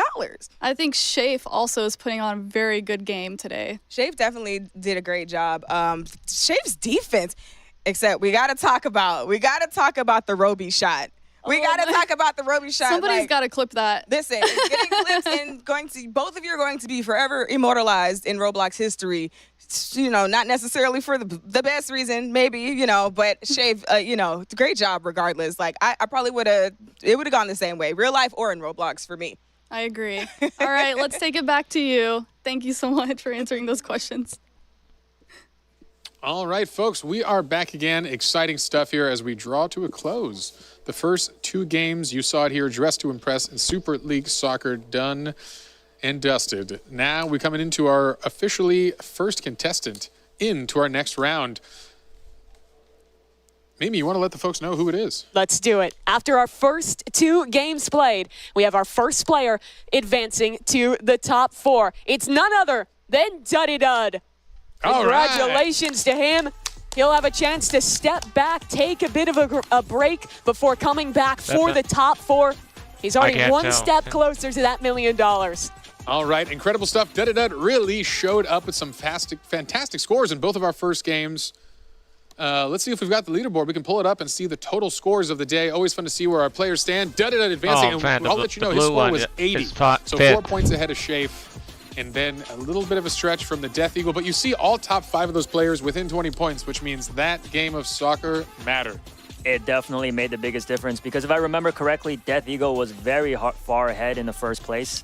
He was the best player of DTI. Right, yes. And as we take a look back at some of the replays from Super League Soccer, we can think about some of the best players from it because Shafe, really, that guy. He went from 16 points in Dress to Impress to then rally back and win every single match of Super League Soccer. He was the only through line across our 3 victorious teams. And here are Dudadud's goals for his last 3 matches. Incredible. Yeah, showing it. He started the competition off in SLS making those goals, and he ended it making goals. And there's the Death Eagle. With games so close, 2 of them going into overtime, you got to feel a little bad for the Death Eagle because he was performing so well, but only managed to actually get the win in one of these. It goes to show that no matter how good you are, it always comes down to just your team and how good they are. Let's take a look at Dudadud's reaction. This is him feeling things out and getting that win there, and you see how excited he is when he found out he was progressing to the top 4. Oh, man, that is awesome, folks. Well, there are still 3 spots left, folks, and I think we're getting ready to see it. And you want to tell us what game's coming up next? Yeah, that's right. So with 3 spots left, no one's going to go down without a fight, though, definitely. I hope you're all ready for an absolute battle now because Blade Ball is up next. Game 3, Blade Ball. There are 5 free-for-all matches. The goal is to deflect the ball and hit your opponents. Last one standing wins. The contestant with the highest cumulative score will advance to the round of 4. Here's the scoring for each match. All right. We are getting ready for Blade Ball, and this is one of the hype games of the day, I will say. And you said it was a favorite of his, but I'll say it's one of my favorites as well. Yeah, so what should we be looking out for here today? Is there any strategies, anything like that we should get excited about as we are about to hop into our first match here, and you? Fast reaction time. Who can click their mouse the fastest? That's all it comes down to. And who can click it at the right time? Because you misclick there, you mess up, you don't have the block. Yeah, I'm not very good at that part. Yeah, and here we are. We're into our first match of Blade Ball. With Dudadud gone, it is just going to be 9 contestants competing for 3 spots. And you see how quick this gets going. A real back-and-forth rally here. And there we go. Wow. You see how tough it is to react. Yeah, the first player falls. And again, it's a quick game here. Slow to start with. Every hit speeds that ball up a little bit and a little bit more until we have the showdown at the end here. By the way, guys, there are only 4 abilities unlocked in the Blade Ball match Tell me about them. So there is going to be Freeze, which freezes the ball until parried or until 5 seconds. There's Blink, which allows the user to teleport up to 3 times before the cooldown. Rapture, which unleash a ferocious upward slash. And, of course, Pull, which pulls the ball towards you. Not sure if anybody wants to use that, but that could be an interesting strategy. Yeah, you see there a couple players with one of those abilities you were talking about. Largely, you're just going to be spamming that left click and making sure you're blocking, making sure you get the timing down right. It is going so quickly. Our players clearly adept with the reaction time. Freeze in play. Ball will come back going pretty quick onto Icy, and you see how fast it is out of that freeze. Oh, misses it. Jumps and jukes himself there, throwing off his timing. Yeah, that's all it takes is a second, and that's why some of these abilities matter so much. Freeze, you'd think slowing the ball down matters, but you throw off the defensive timing, waste your block too early, and guess what? You're a sitting duck. Yeah, it's actually, you'd think on hearing the ability that it would be more about using to protect yourself, but you're almost always going to be using it to grief other players and freeze it right before it hits them and screw up their kind of internal clock. Yeah, and there's that hit. Another player goes down here, and we are getting to the finals here. Roby's still in it. Exciting stuff here. We'll see if he can come back in this one. Sure. And there's the rundown. We see it there, an elimination. A final approach so strong of a strategy. That was one of those strats you were talking about. We'll see it here again. The reaction time's impeccable. Death Eagle. Great from him, and it's a 1v1 against Antarel. This ball is only going to speed up. They run each other down. Oh, and Terrell pulls it off. Oh, there's one more left, though. Roby avoided being seen, and now he has this 1v1. He's been sneaky. That he has. I did not see him all match. Roby, they run each other down. Oh, the Rupture. Hang on a second. Very nice from Antarel. Great usage of all of those abilities there, and taking home our first of 5 rounds here in Blade Ball. Yeah, you know, it's hard to see from the folks at home when you see that slight arc change, but it really comes down to a millisecond timing here. Anything matters to throw off your opponent, and it came down to that, and a quick mistake from Roby gets him second place with that one. Yeah, impressive for Antarel, the oldest player that we have in the competition today, still looking really on top of things in what is basically just a reaction time test in Blade Ball. Yeah, I mean, reaction time plus good gaming chairs definitely makes a good difference here. So great job, Antarel. Amazing defensive player in Super League Soccer, and you can see that in his blocking abilities here in Blade Ball. So definitely translated well. Yeah, he wins the first round there. That's going to be 15 points to him for winning that first round. And, you know, it wasn't a great DTI for him, but he won 2 games of Super League Soccer. He won this first match of Blade Ball. So he's starting to sneak up those standings real quick. Absolutely. That's what matters. Can't lose spirit. This game is still very close. Looks like we've got some scores in here. Maybe we can check those out and let the folks at home know where we stand after that first game. Yeah, Antarel, they're up top with 15. Roby, second place. The Death Eagle following along there as well. And whittles all the way down to 0 points with 3J. And the player unfortunately eliminated first in our opening round of Blade Ball. As a player, though, I really like Death Eagle, always on the offensive, very brave, showing off his quickness. Unfortunately, it didn't work out for him, but I like to see him keep that going in the next match. But placements are still important in Blade Ball. Making a top 3 across, 4 or 5 of these games, or even less than that, is still going to be enough, even if you're not winning every single one. Yeah, we are seeing that as well. It is tight race amongst the top. So anything matters, every win. Can't let yourself get down. Momentum, be darned. Come back and win it. And we're in here. Here we go. Match 2 of Blade Ball. I'm looking at 3J here. I want a redemption run for him. He went out first in that opening round. Here's his chance to do a little bit better here. And thus far, he's mainly eluded the ball. Nice defense from him. And he's going to get into a bit of a rally early on. Yeah, playing with that delay. Use those abilities now. Let folks kind of hopefully screw up their timing at the base level here. Knock out some of the good players with a surprise. Freeze looks like the most popular abilities the players are electing to choose. And there goes Icy down. Where is Death Eagle? This is a real cheeky spot. Finding his way onto the tree. He knows things others don't. Look at that stylish avatar right there. Let's see if they can find where he even is. People might get a little confused when the ball disappears into the trees. Yeah, you can also kind of aim when you're bouncing back. So if you're not paying attention, you won't see him up there. Again, Rapture. Quick Rapture. Very well. Yeah, Rapture's showing a good job here. Everyone is really focused on that timing of a direct flight. When you see that arc and that increased speed, it throws things off. So for viewers who haven't played a ton of Blade Ball, what does Rapture actually do, and how does it change how that ball travels? Yeah, so Rapture is an upward slash where you're seeing a different kind of velocity coming from the ball. And that's that flaming sword icon we're seeing on a player like Poke Dragon. Significantly increased curve and an influence on the power here allows for, again, a shift in timing, trying to throw off those reaction speeds. Personally, I've never avoided a Rapture before. I've always died when it's used on me, so I'd like to see somebody survive that here. It's going real quick here. Frozen up in midair. Who's it going to go after here? Death Eagle in the hot seat. Needs to reply. That's good from him. Oh, wow. Actually, incredible anonymous line play there. You saw Death Eagle hit a direct shot to the person right to the right, and they still recovered it. At this point, this is where things heat up. People are going to be falling real quick at this ball speed. Even with the freeze, he did not cover. He did not count to 5 effectively. We'll have to bring that back to counting. Oh, wow. Look at that. Double. Roby turning it on. He could do it. He was kind of the unsung hero of Super League Soccer, scored a lot of big goals, but only actually managed to win 1 round of it. Oh, good freeze there. Giving Poke Dragon enough time to back up, though. Hopefully he's got the space. This ball's going to become nice and slow. Going to max, yep.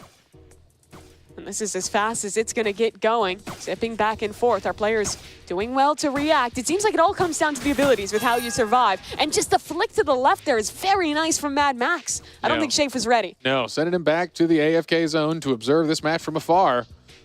Now Roby's on a tree. Yeah, we'll see. It didn't work out for the Death Eagle, who did go down on his tree, but Roby, king of the jungle right now.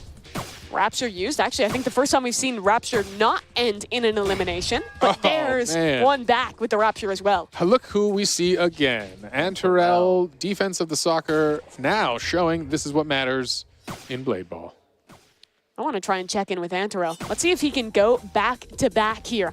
Yeah. And win both rounds of this one. Has looked so good in this mode thus far. Clear the practice is paying off in a long rally. At the Rapture, he avoids it. Back it goes again. Antarel staying alive. Impressive. Double elimination. Impeccable from him. All right, Roby is in it, though. Let's see what he can do here. We've seen some of these favorites already coming out here. Is he going to stay on the street for the one-on-one? Interesting.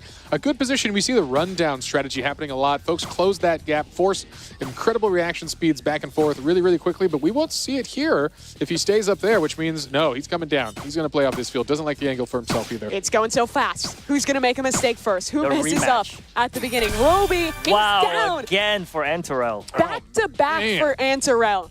That is huge for Antarel here. Really suddenly securing his spot here so far in Blade Ball. Really important stuff. Incredible to see. Back-to-back wins showing he does have what it takes. Truly impeccable from him. I mean, just looking so clean with the reaction times. I think having really good positioning throughout and definitely not afraid to take fights. We saw a lot of players trying to hide, almost play placements up in the trees, and it worked pretty well for Roby to get second place. We'll take a peek at the scores here, which is going to show us another 15 tallied up for Antarel, adding 30 to his running total. Can he go for the perfect score in 5 matches? That would That would be impressive. ridiculous. That would be Clean insane. sweep of Blade Ball, and unfortunately, Roby going for the clean sweep of 2nd place. But hey, that's still a lot of points here, keeping him in this game. A couple wins might be what he needs to pull ahead. We got to see more from Jay. He lost first in the first round, went out early in this one as well. There's 3 matches left to turn it around, but definitely has to step things up for him. Yeah, scores are tight. I will say again, anyone's game still just got to get a couple more wins here, and it's not over yet. Blade Ball is just the beginning. We've got some slap battles indoors still in the progression round, so there will be some more folks moving on. However, after Blade Ball, we will have one more progressing. So, all right, the folks are getting secure. They're getting in here. Final game. All right, and you, how you feeling? Who's going to take this one? 3rd game. There's still Third game. 3 More games left. after this. 3rd game. I'm just gonna go with Enterel. He's shown nothing but perfect gameplay here, so I don't want to be wrong here. All right, you've heard it here. The master of Blade and Ball. We'll see how this progresses. Look at that. 2 players already running into each other. That was a quick close. I like that from Poke Dragon. Had a couple rough runs here in Blade Ball, but starts things off with an elimination. Yeah, impressive stuff here. Tough positioning for Icy right at the start there. That was. Freeze onto the ball. No obstacles on this one. The folks are on a flat, even playing ground. There'll be no hiding in the trees. Death Eagle. Very interesting strategy. He's just going into the center of the map here. Clearly extremely confident in every one of these games we've seen thus far. There's no tree to stand on, so he's got no place else to go. Yeah, Icicle and Poke out already. The remaining players still on the board here. Doing the spread out, slow play for the beginning here. No one wants to get sloppy on these easy hits. All right, good catch on the freeze here. You don't have to wait for freeze. That is important. People can close in on that gap and just hit it, which I think is part of the mental bait. They want you to run forward and forget your timings on defense. Yeah, the thing is, though, sometimes when it's frozen, you basically have to choose, do you back up and take the risk on the timing, as we see doesn't work out from Lime, or do you close the gap and do that? Because it is tough to get the timing perfect with how fast that ball gets moving. Indeed, indeed. We see Shafe playing with the jumps there. The jumps is a dangerous one. It can throw off your ability to see when exactly that timing matters, but it can confuse your opponents as well. Yeah. It's interesting. It almost looks like he's reacting less off of actually seeing the ball and more off of just like feeling the timing. It's a very cerebral way to play it. Is unfortunately for the Death Eagle, he's eliminated early this man. round. Look at his expression. That must have been devastating. Yeah, that is devastating, but I will admit his fun fact on his player card was that he is a good loser. Unfortunately, we don't want to see that today. We'd like a good winner. I don't know how fun that is. Sad It fact. means he's a That's good a sad sport. fact. No, it means he's a good sport, and that's what matters in a competition like this. Oh, it's going real quick here. Couple freezes from both sides. Shafe ready to receive this one. Does he have the timing perfect? It's not going for him. Another freeze, and that's an elimination. All right, but still some important folks in that. Unfortunately, that is Jay, and this was an important round for him. But guess what? Roby is still in it. Antarol is still in it, and these folks are on pace right now for the top scores. And honestly, I'd love to just watch Antarel here. A chance to go for the three-peat. And thus far, he's playing a little bit back. Yeah. Letting the other competitors eliminate each other. He does a great job of choosing when to get proactive, when to actually become a part of this fight. His ability's online. It's going real quick back and forth. Antarel not finding him yet. Frozen for a moment. Roby hits it in. Wow. Mad Max is gone. And that's unfortunate. Coming right to him from around that corner. He might not have been looking the right way. Roby has been our other best player of Blade Ball. And him and Antarel are both in this. Another competitor, though. Someone who was good in the last round. Shafe here as well with his chance to dethrone Antarel in this mode. Yeah, I think we saw some impressive goaltending or goalkeeping from Shafe. Oh, in that last round, but That's Roby gone. that's Roby. 1v1. Antarel. He's three-peat on the line here. Up against Shafe. The goalkeeper extraordinaire. It's back and forth so quick. Wow, And 3 in a Antarel, row. 3 That's insane. in a row. Look at that fire emoji on top of his head. That must feel real good. That is an important win from Antarol, who takes 3 top spots in 3 rounds here. Boy, he must be feeling good. You've got a little room to breathe here, a little bit of a buffer. Yeah, that is the face of the champion of the Blade. Yeah, I'll tell you And what, Ball. if he gets a little bit better, he might just be able to match up against me. Yeah, we're going to see that Yeah. in the I Casper feel like he Throwdown. might crush you, no offense. He looks kind of undefeated right now. After this competition, I challenge Antarel to a 1v1 Okay. in play ball. Let's see. Sorry about that, folks. I had to make a phone call. Yeah, you know, we did Very have one of important our teammates warming up with these folks earlier as a 10th sub-in 10th player who we consider a very good player, and he was destroyed by every one of these guys. So Yeah. they are good. All right, folks, looks like the scores are in. Let's check it out and see where we stand. No surprise there, Antarol sweeping Blade Ball with 3 victories and 45 points on the board. Antarel had 66 points coming into this one from 2 wins in SLS and a solid performance in DTI. This should now put him out in front of the lead. If he can maintain this through the rest of the rounds of Blade Ball, he is setting himself up for a bit of a break to not have to play through doors, to get to skip out on slap battles as well, and put himself in a great position to win $1 million. Yeah, we'll see if he can, though. But again, our top players are still within 20 points of each other, which means a single bad round of Blade Ball could put you down on the scoreboard pretty quickly. That it could. I mean, it's a lot of the times comes down to which way that ball is going. You can get caught off guard. One slight mistake, one slight slip up, and you lose a lot of points. And we're into our 4th round, the penultimate playthrough here of Blade Ball. Yeah, sometimes I notice when playing Blade Ball, you get caught up into other people's battles and you don't notice that the ball is coming to you next. So you got to be always alert. You got to watch the cross. We see in the movement they mostly want to keep space with the players next to them, no surprises. But that cross-up is a dangerous time for both players. Try to avoid, I think, in general. Again, Antarel playing it safe, and this has worked for him in this initial round. Carve out your own corner and just play it easy. Let the fools charge in. We've seen 3 rounds thus far. I want to ask you guys, how are we feeling about the ability choice of our players? I think we've seen some value from the freeze, from a couple different ones. What would you be choosing if you were competing? Well, I think Rapture's really shown its shines here. Just being able to change that arc and mix things up has been awesome. A little harder to notice the magnet that pulls people in with the pull, but that is an important one because when you sneak up on someone a bit there, use the pull and get a quick return, and that's what's going to throw folks off. My go-to ability is the Infinity, which unfortunately is not in this game. But, yeah, this was hand chosen by the developers to ensure we had the most competitive mode here, and these were the 4 they deemed fair, balanced, and a wonderful sport to watch. That's one of the things that is so cool about this tournament, the involvement of the developers. I know talking to them, you were saying a lot of the devs of these games were so excited to see them played here at the Hunt Final. Yeah, we appreciate all the work the devs did, adding some custom tweaks to some of their modes, and we know even some brand new modes, as we'll get to a little later in this competition. Yes, we will. And that's one of the special kind of magical fun things about Roblox, is working with our developers so hand in hand to make awesome competitions and awesome tournament games that can stand the test of time. Well, our 3-peat winner here in Blade Ball is alive yet again. About half the contestants are gone, and another, that's Death Eagle, falling yet again here. Oh, and that's rough. Unfortunately for Death Eagle, that was a real important game for Win. He's still high in the standings, but needed a good first place here to really secure a top spot. The players that are closest to Antarel in score are going to be Roby, who's doing pretty well for himself. Shafe up just a few points behind. Those are the guys you're looking at here. It's Jay taken out of this round, and we've whittled things down to a final 4. Again, Roby, Antarel, those are the guys to watch in this final. Yeah, an important one. I'm not sure they're paying attention to these scores as much as we are back there as the competition's fierce, but if I was Antoel, I'd be going for some of the folks who I know could compete with my top spot, and that's Roby, who's still in this game.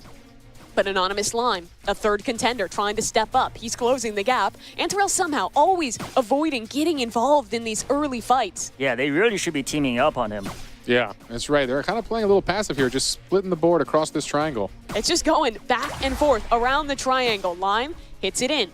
Who slips up first? Who makes a mistake? Roby, abilities being used. It's going so quick, but every one of them up to the task. Still staying in it, and finally. Amazing freeze. I mean, this is going to be hard to recover. Let's see if Antarel. He can't do it. Oh, I thought it went to Antarel. No, that was he's still in it. A 1v1 between 2 of our top performers. Antarel, Roby, back and forth. Oh my goodness. They go. Down, and Roby that was a good way to crowns the king. And is the first player besides Antarel to take home a round here in Blade Ball. Well, that was an incredible run down there. An important win for Roby. That is a key moment for him to capture those points and put himself up there where he needs to be. So stoic and so relaxed. Yeah, that's his Zero vibe. pressure. Yeah, he knows it, man. Just keep it cool, keep it chill. Look at him. $1 million what? Doesn't matter to me. Yeah, seems like he's been there many times before. You got to be stoic when you're doing it. Our scores are ready to go. The umpires have tallied things up, and still it's Antarel leading out, but Roby is close behind. The issue is, if it keeps going down to those 2, another 3 points is not going to be enough for Roby to overtake there. No, we're going to need some tactical plays here because, again, they can win, but they need to knock Antarel out early. I'd be hunting, I'd be looking, and try to use those abilities fast and get him out of this competition. 58 points across DTI and SLS for Roby and 66 for Antarel. So not only would Roby have to do better than Antarel in this round, but significantly so to be able to pull ahead there. So he basically has to win and get Antarell out early if he wants to overtake here. And another name that's not mentioned enough here is actually a chat favorite, which is Death Eagle. Everybody wants to see him come back, and let's see if he could pull off a win in the final game here. Yeah, I think we've seen a couple emotional reactions from him, losing out in some of these early rounds, and he's definitely going to have to step up here, only taking home 22 points across the first 4 rounds. We want to see some more from him in this final one. But a reminder, it's never over for all of our players. We need to keep on fighting because this is a progression system with points that count across each game. So you do need to try your hardest in each and every round here. It is important to secure as high of a spot as possible in each round. But here we are, the final round of Blade Ball. And here we go, Anonymous Lime. It's almost over. I know. I'm having a great time. I could watch Blade Ball, I think, all day. It is a beautiful game of art.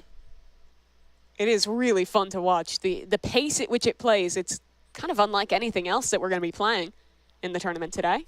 Absolutely, and a nice, quiet, distraction-free map here to just show this is a game of skill. As, again, there's a boom, and I believe a first player goes down here.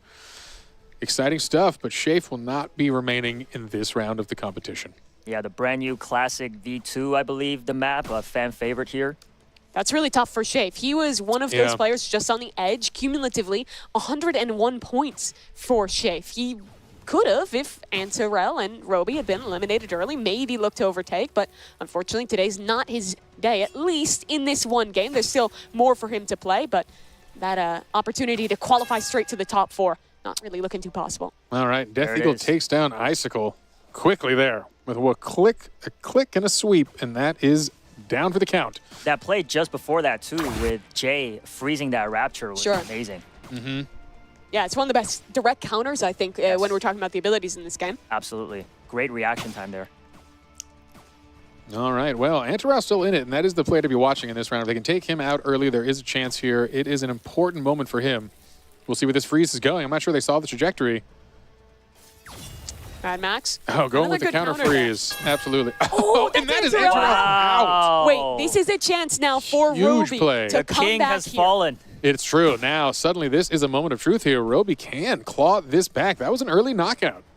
It's really going to come down to how the points roll out. Did Antarell go out early enough? Can Roby actually win this? It'll be neck and neck between the two of those, but to have its absolute best chance at the points working in his favor, Roby wants to win this round. Yeah, Chad is still talking about Death Eagle. They can't stop talking about him. Neither can we. Neither can we, and he's going to shine still. I have a lot of faith in our remaining matches here. But for this one, this is a moment for Roby. If he can place top 2, I believe, he might have the points to move on. We'll find out. We'll have to see the umpires tally it, but all he's thinking right now is that a win would be so important, and that's Death Eagle, the fan favorite, going down. And I think we're down to 4 contestants. Jay's still in this one, Lime's still in this one, but they're fighting each other, and the real man who's winning off of that is, of course, Roby, sitting in the corner, letting his opponents fight each other off, and buying time, buying placement in this round. Yeah, good plays for Mad Max. He's been a little quieter in the earlier rounds, but he's done a good job this round eliminating some important players and actually sticking to it and staying alive. I like that we see Roby use the fully zoomed out camera and get as much situational awareness as possible. He's not looking at it from his character's perspective. He's looking at this almost bird's eye view and staying in the race. Yeah, it's interesting timing. That means he knows the distance to the map because you're not going to see the collision with your character here. You got to just watch the ball, your opponent, the timing, and know the second count each and every bounce of this. If you've played Blade Ball, you know you're not even really looking at the ball a ton. You just kind of feel it. You feel the momentum. You get in a rhythm, and that's why the abilities are so strong because they break that natural rhythm. Yeah, that's why I play with my eyes closed. I was going to say we should have the blindfolded Blade Ball competition and see how far anyone gets. You probably could play off audio. It would be hard, but. Also, shout out to Jay. He's sort of been moving his way up the ladder in each and every match. Yeah, doing a great job here. Yeah. All right, Roby, we've got a top 3. Anonymous Lime also doing great today with Roby. Who was that? I think that was Roby that just went down. Roby is out of the round. Wow. Roby. I'm not sure if that score is going to be enough at I third. don't think so. Antarell is going to have to be really kind of getting a sigh of relief out of there, knowing that he's getting a pretty comparable number of points Jay here. with the win. Wow. Final win of that one. He needed that one. Was sitting at 77 points going into this round, adding 15 more to the total from the win. We're going to have to tally everything up, of course, but I think that's likely to be a position that Antarell is feeling good about. He took 3 out of 5, got a runner-up position in the 4th, and got about a middling placement in that final round. Yeah, it is cumulative, so as you get the scoring, even if you don't clear this one hurdle, it is important going on to the final. But again, wonderful stuff. We'll find out from the judges. And that's why we're talking about, right, our top performer being the one who gets that insta qualification. But there's still the other players who have to go and now play slap battles after this and then doors after that. Getting into second, third place and being competitive in that way means that you're in a way better position once that top number is taken off the board to sneak in and qualify in that next round. Right. And I feel like in a way, slap battles coming up next is very similar to Blade Ball, fast-paced individual competition. And here are the scores. So let's take a look. All right. Oh, wow. Look at that. 1 point lead for Antarel over Roby in that Close one. call. Yeah. And we'll wait for that official tally, but Antarel did go in with more points than Roby as well, so that should be enough. But we, of course, want to wait for that official confirmation from our referees. Antarel, though, what an impressive performance from him. 2 wins in SLS, a solid showing in DTI, and now 60 points tallied up here in Blade Ball. Looking like a fierce competitor there. Absolutely, absolutely. Well, that was epic, everyone. Let's all take a deep breath after Blade Ball and see what's going on with Geach and Sabrina and what they have to say. Yes, thank you, Jay Party. I needed that. I'm over here losing it watching these games. They were so good. Oh my gosh. Now, Sabrina, who surprised you the most? Well, Antarel, because I did not expect those skills, and then they started going after Antarel. So that was a good strategy on their part. Of course, because you've got to get out the guy who's getting everybody else out. 3 wins in a row. That's scary. Yeah, especially with the intensity that I really enjoyed watching Antarel and Roby go at it, because I just knew that Roby was, I don't know, Roby had the strats. It's just like you just couldn't quite pull the reflexes. It out. Yeah. And then just the back and forth so fast, man. But, Jay pulling it out the last round. Yeah, that was unexpected. I didn't expect it. Mm-hmm. So it could be anyone's game at this point. I don't know. We have no idea what's going to be happening in the next few games. Yeah, I definitely didn't expect Antarel to get knocked out in that last round, especially the way that he played the first 4 rounds, and then for Mad Max to come and just take him out. I think I had to double take when that happened, because I couldn't believe that Antarel got eliminated. I was like, wait a minute, did I say Antarel got eliminated? I didn't expect that. But then, for it to end in Antarel and Roby to only be 1 point apart. Yeah, that's insane. Only 1 point apart. Right now, those two are the top for $1 million, right? That's crazy. Man, I mean, if I played like that, I feel like I'd have a pretty good shot. I'm just saying. Yeah. Yeah, I'm not a blade baller. It's a little too fast for me. I don't think my eyes Fun fact, they said something about playing blade ball blindfolded. I actually did do that. How did that go for you? I got on voice chat in Roblox, and I asked a random player if they would help me. You trusted a random? Yes, I was blindfolded. Girl. I played the game. They told me when to hit, and I won. That was amazing, though. Thank you so much. Now back to you, Jay Party. All right, riveting analysis from our fancy correspondence team. Y'all doing great stuff. Appreciate it. Blindfolded. That's crazy. I don't believe that. I'm into the blindfolded blade ball competition. That's going to be for the next hunt. We'll see. All right, well, another game down, which means a new contestant is advancing to the round of 4. And it's official. We are happy to announce the next contestant making their way into the top 4. It's the 3-time blade ball champion, Antarel. All right, give it up for Antarel here. He is deserving of a good break after that performance. Wow, that the audio's out of such sync. a strong showing. So he's going to join our first contestant, and just like that, 2 folks have progressed. Exciting stuff. Dudadud and Antarel get to hang out and talk about how they're going to strategize for the top 4. Yeah, let's take a look at the scores here as well, because we're getting all tallied up. We're getting towards the last 2 games here in the qualification stage, aren't you? Yeah, that's got to feel good. They're now 1 step closer to the $1 million, looking at Roby and Shafe here with each over 100 points. Yeah, that is strong. But hey, players in the 90s still have a major chance here. As we've seen, the points start adding up in these 5-round games that we're going to see. Yeah, I want to give some credit to Jay there. He lost first in the first game of Blade Ball, went out early in the second as well, and then rallied back in those last 2 games, or the last 3, getting deep placements to tally nearly 30 points on the board and bring himself now into the top 4 of our standings. All right. Well, things are heating up here. We've got our 8 contestants left. And now would be a great time to get up, stretch, grab a snack, and take a brief pause. But don't go too far away. Don't change that channel. We're going to be resuming the stream here. But first, we're going to see some stories of some of the incredible creators that make Roblox possible. I think we've got some fun stories, some fun content for you folks at home. So maybe we'll check out some of these creator stories. And we'll be back with live competition soon for the $1 million prize that's coming.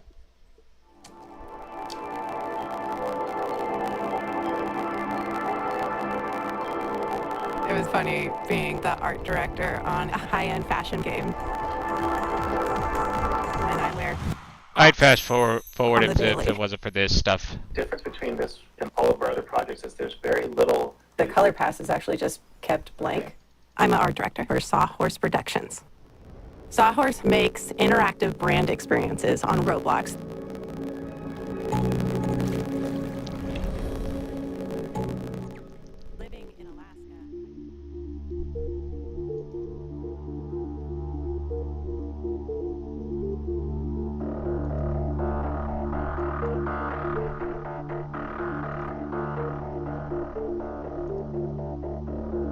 Yeah, I can now.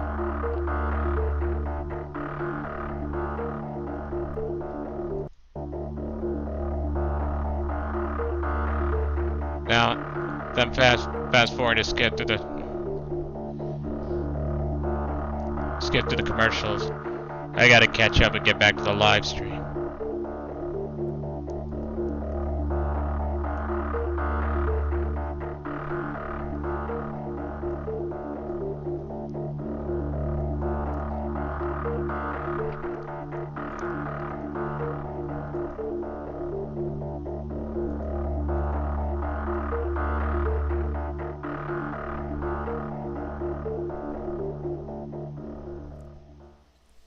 And welcome back, everybody. Thank you for your patience because the wait is finally over. The even more chaotic slap battles is about to begin.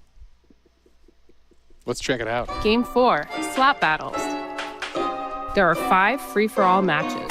Contestants must knock everyone else off the platform. Last one standing wins. The contestant with the highest cumulative score will advance to the round of 4. Here's the scoring for each match.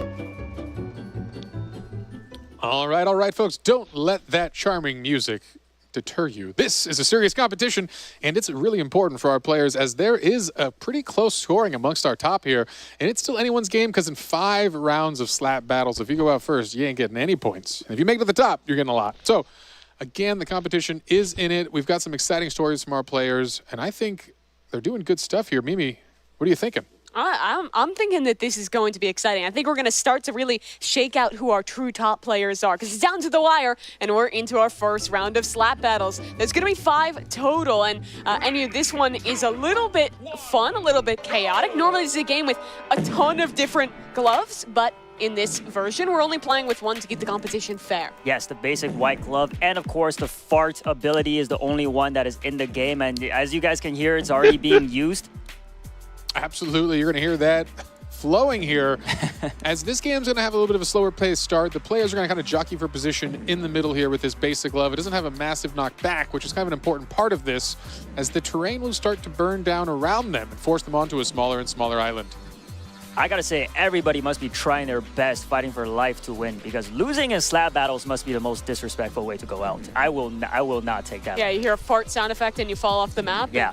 Yeah, you don't want to go down like that. Pressure definitely on. I think it's a lot of strategy in it. As silly as that might sound for how silly the game is, you have to calculate your risks. Do you play towards the center where there's going to be a lot more conflict? Do you stick more to the side but risk getting hit off in just 1 or 2 slaps? Positioning is a lot of the game in slap battles. Yeah, as you get a breakaway, we'll see as players start to get knocked towards the edge, you kind of see the whole mob move towards them a little bit, trying to get an extra slap, push them off the cliff, because it takes a little bit of time as all players are still alive here, but this board is getting smaller. You are incentivized to, not take too many risks because you're not getting points for eliminating other players. You're getting points for surviving and being the last man standing on that island as it slowly whittles away. Still, our competitors all up, but players starting to get a little closer to that edge. Yeah, we see with this next drop on the layer on fire now, when that falls, we're going to see people dropping real quick here as we might be a single slap away from the center, and that's where the action really heats up. This is getting intense. All right, yeah, still 8 players alive, actually, which is a high score. I'm surprised as we saw folks falling a little quicker here. Oh, no, Death Eagle, the fan favorite. Whoever for wins him. this, He had a couple gonna send slower you a friend finishes in request. Blade battles. Still, one of our top half contenders points-wise, and another one falls down. Shafe making a lot of noise on the way down. Wow, and we are going to be making it to, it looks like, our final small pedestal here with a lot of players still in this. Yeah, 6 up on a very small island. Who's going to be the first to slip? Another goes down. Second player falling as well. It's down to a final 4. Who can stay up? Who can hold on? Mad Max in the center. It looks like a 1v1 against Lime. Max falls, and that should be Lime taking the first Lime. round. All right. Wow. Congratulations.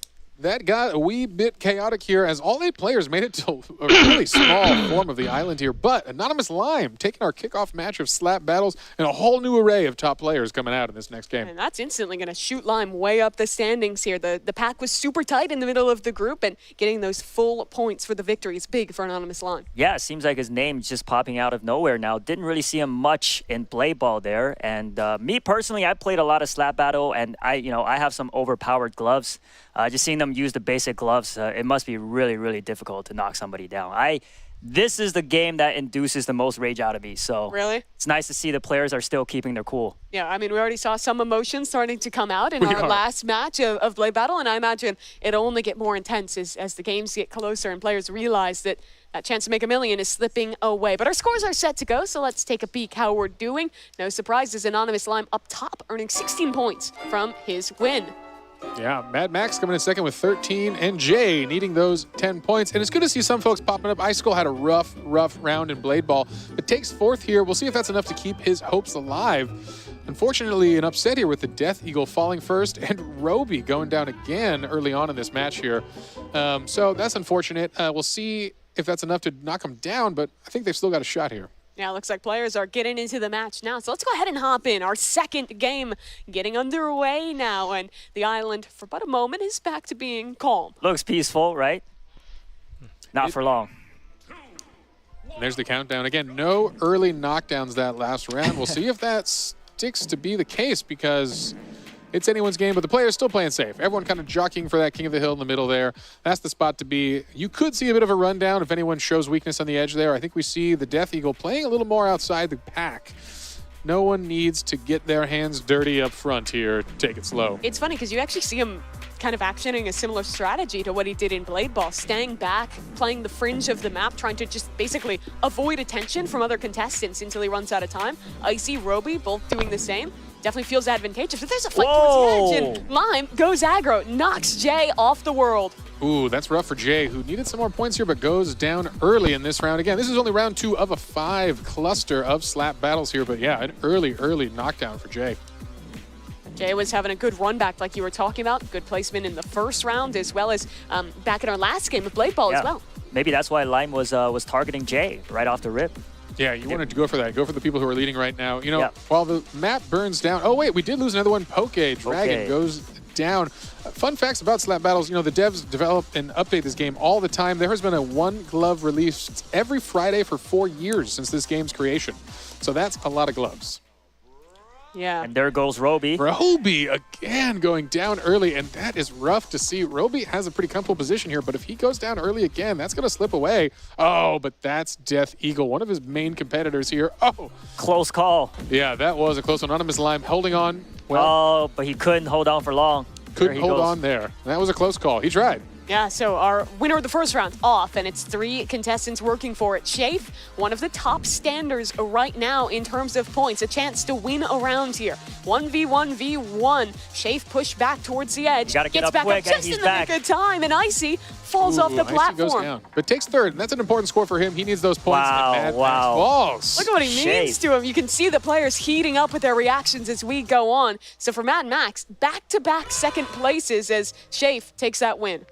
Yeah, a big round. You know, it's interesting to note here, Icicle and Poke Dragon were hurting a little bit, and we might see those in the scores. They're making a comeback, but why it's important is both of them are self-described doors experts, which will be the final game in the progression round. So if they can keep it forward, they're going to be in a good spot. It's also weighted a little more heavily because we're playing 5 rounds of slap battles and Blade Ball. We played 3 of SLS, 2 of DTI. There was a lot of chances for repetition. We're only going to be playing doors once. So that is the real, blue shell comeback opportunity for our players to get a ton of points if they win doors. 100 points. Everything will be on the line for doors, which is coming up next. But first, we still have a couple more matches of slap battles left to go. Let's see if any player can pull ahead here. Yeah, I'm Brought kind to you of looking by at the Ben Death & Eagle Jerry's. here. He's, like we've talked about, one of the fan Good ice favorites. cream. He's the player who had to travel the longest to make it here. And with a really strong early start in DTI, he's struggled a little bit in these more recent games. We've seen some reactions, getting a little, energetic when he was losing these, a little disappointed to be falling off. So you're looking at him to come back here as we see our scores. Mad Max, the back-to-back second places, pushes him above Anonymous Lime. Yeah, consistency is key as demonstrated by their 26 points. Our leader so far, but right behind him, Anonymous Lime, 24, 18 for Shafe. And again, the rest of our players down the line. Unfortunately, Death Eagle in last place right now with slap battles. We'll see if we can turn it around. Yeah, that we will. We're getting into our third round now here of slap battles, the midpoint of this game and the penultimate game here of our qualifying round before moving on to doors. Makes me wonder how Enterel would have done in slap battles. Doesn't look like the skills are translating directly from Blade Ball to this. Yeah, we've seen a whole different set of folks come out on top here. And the initial high fives are happening. I like to pretend they're all just shaking hands at the start here. Doing very important business deals as they Absolutely. slowly fall off the world. Those slap sounds bring back some nightmares for me. Is this how you do the Roblox business deals when you're off talking to developers around the world? Just slap. That is true. More fun facts about Roblox. After you compete in Rivals for your promotion, you will compete in slap battles. Kinda. Best ceiling of the contract. So it is a wonderful world to live in, the whimsical life of a Roblox employee. What's up for IRL slap battles after this? We'll see. Do we get to choose our own glove? I will leave that one to you. Still, all 8 of our contestants are standing in this third round. We're watching the Death Eagle, the guy we've talked a lot about today. Yeah, it's an important run for him. He needs to place in the top 3 here to keep his spot alive in this competition. It's unfortunately a lot of pressure for slap battles, a game of whimsical fun, but serious money on the line here. And we'll see Ropey again, also someone in an interesting spot. Oh, but Poke goes down. We missed his fall there, but he is out. And all right, that gives a lot of our players still a chance here to get that score. I know Ropey's going to be looking for it. The second round now where Poke Dragon has gone down pretty early. I believe he was the first eliminated the last round too, and that's Jay falling. Yeah, a bit of a gang up on Jay. Gets down in the corner. Yeah, he's been eliminated pretty early in the last 2 rounds. Yeah, it's an unfortunate spin for him here. And I'm surprised that first round we saw a long, drawn-out fight, but in this one, folks are dropping. With Poke and Jay out, only 6 remain. All right, platforms are applauding. Okay, Roby getting hit, but staying in it. Now we see back to that King of the Hill, jockeying for position, staying in the middle. Oh, that was a far knockback there. Yeah, a lot of these platforms starting to drop. Yeah, that power is a quick boost. Very important to kind of recover your position or sneak up and get that push slap and get them over the edge as folks show signs of weakness. Ooh, the platform's burning in a weird way this time. It's going to leave a funny shape at the end here.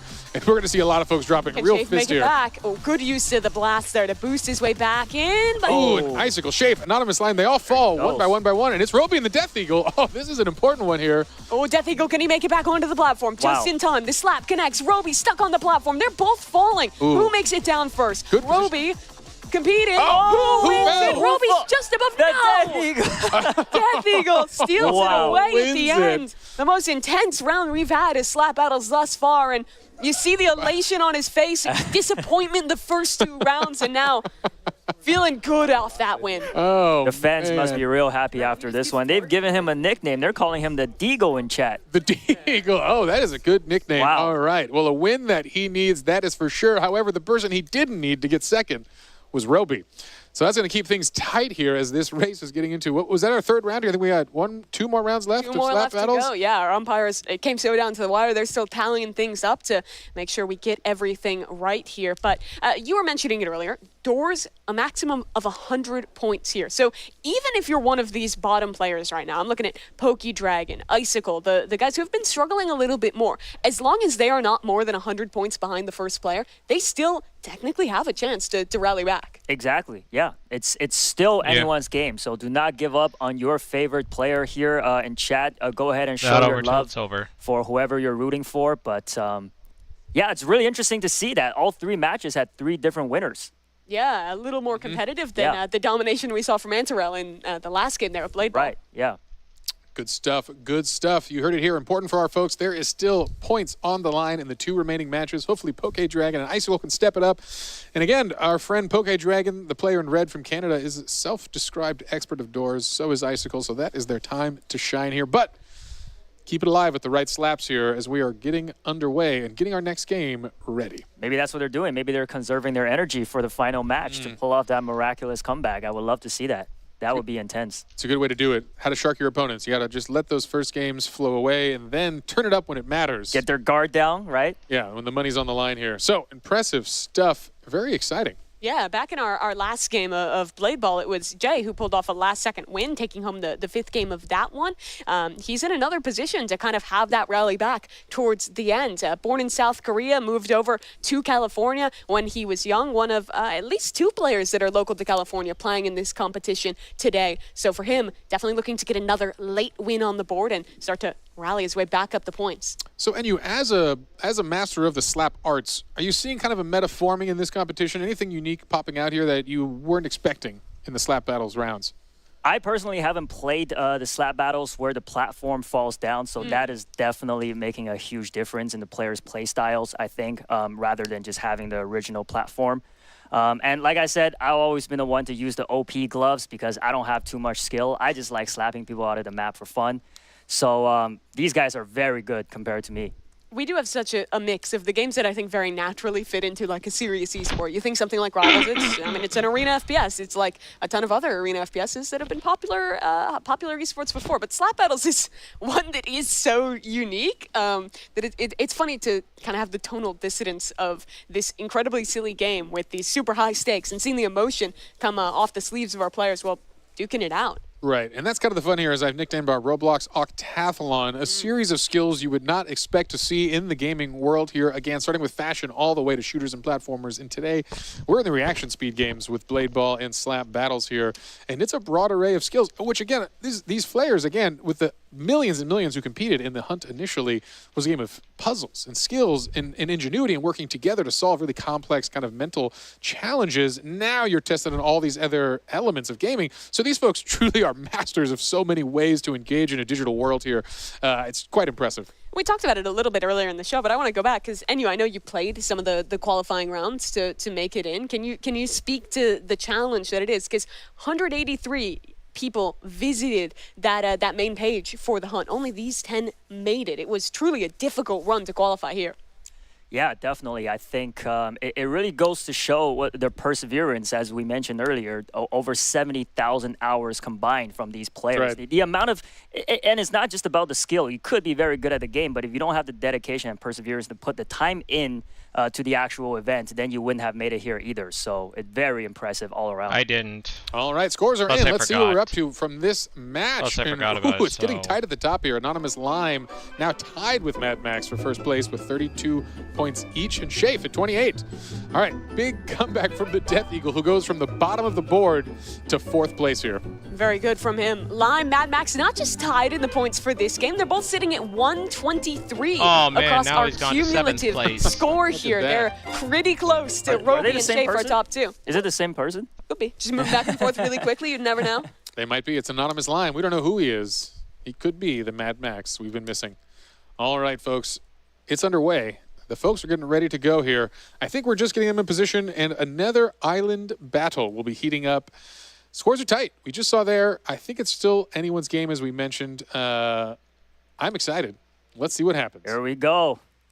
Focusing on one of our front runners here, Roby. He had a really good showing in Blade Battles, taking home 59 points there. He only has 21 to his name thus far here in Slap Battles, but still leading in overall points. We'll need to step things up, though, if he wants to keep that position and be the third player in the top 4. Yeah, we're underway. The music is a-bumping and the slaps are a-flowing. The respectable candidates all shaking each other's hands here, saying, hey, let's just hang out in the middle and relax. Although we see some players on the edge here. Let's see if anyone falls. No, Shafe looks like he's going to be sick. No! Oh. Anonymous Lime. Big knockout for the team. He has been leading so much here. Him going down first is going to be a crushing loss to his score. As you can tell by his expression there, devastating. Yeah. Yeah, that was an important one to keep his hopes alive here. He'd really use Slap Battles to come back in this competition. All right, some more folks jockeying for position at the edge here. We'll see Roby in a dangerous spot. This could be it. If he goes down here. Oh, and he does. Hold it. Oh, that is crushing. Oh, but guess And what? Death Eagle. Falls on the other side of the map. Oh, man, the two finalists of our last round, an important game for them, both fall in the bottom three here. It's been a new winner every time thus far for slap battles, and someone else up high in the standings is Shafe. He's going to be one of these final 5 players alive, but close to the edge. He has a battle against Icicle, knocked off. Shafe is gone. It's going to be all new players in this final 4. Gosh, that is rough. Poke Dragon, maybe this is his climb to the top here. A first place here is a lot of points he so desperately needs. He's going to have to play this fierce competition at the front of his glove. His avatar looks like somebody who's just been slapped really hard. That is true. He's shocked by something. Those eyes popping out. Yeah, hopefully it's not his score at the end of this game here because he's going to need it. Yeah, he said his rival was John from Garfield when he was asked. Interesting response from him. I don't know if that's going to be playing in his head here as he's into the final 3 up against Mad Max, the 2-time runner-up in this game mode thus far. Maybe trying to get his first win on the board against Poke and Jay. And Jay, he's gone down to Mad Max and Poke Dragon. And that's the 1v1, slap. they're Who's both gonna fall falling. first? He's on the platform. Who jumps higher? Oh, was that delayed? Mad Max! He pulls things through a last-second jump, and after 2 second-place finishes, Mad Max takes home a win in slap battles. Well, that was incredible. I think he actually did get a delay on the dropping platform there, and that was the millisecond he needed to get that win, and just like that. Mad Max is going to take our 4th round of slap battles. That's an important one. Very lucky positioning right there. It was. Another interesting round, coming down to a different set of top 2. And as we've mentioned before, slap battles, a lot of variety coming out of our top contestants in that one. Unfortunately, Roby and the Death Eagle fall early on in that one. And those are things you're never really going to practice for, being both on a falling platform and having to like time your jump perfectly to know when you're going to actually die falling off the map. Like, you really got to feel it out, have a little bit of luck, a lot of bit of skill to make it there. And good thing for Mad Max. I mean, looking so good in the points thus far here for slap battles. And I also noticed in the fourth round there, it looks like a lot of players kind of spread out to have some 1v1 battles. Let's see if they do that again in the 5th.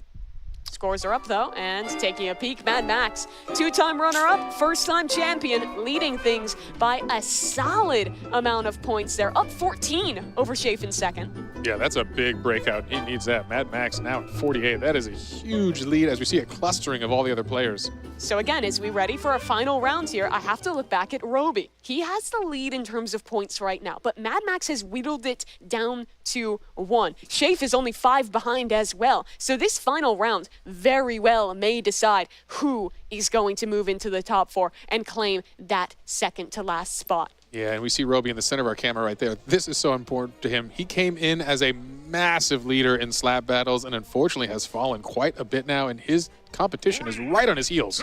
With multiple players within 5 points and another within, looks like 15, this is still anyone's game. Roby wants to win this one, not leave it down to the math, get a clean lead out ahead of his opposition. That's his goal in this final round. You'll see if the players recognize it. There is some chance here for kind of some teaming up on folks as we get a push to the edge here. Who's involved in this? Is that Jay and Roby here? They don't want to go down early. Managed to escape that. Yeah. At the same time, though, the players, they don't see the points that we do. They're definitely going to be locked in on the game at hand and just trying to win in every single one of these games. Yeah, and that's all that matters. Again, these collective points.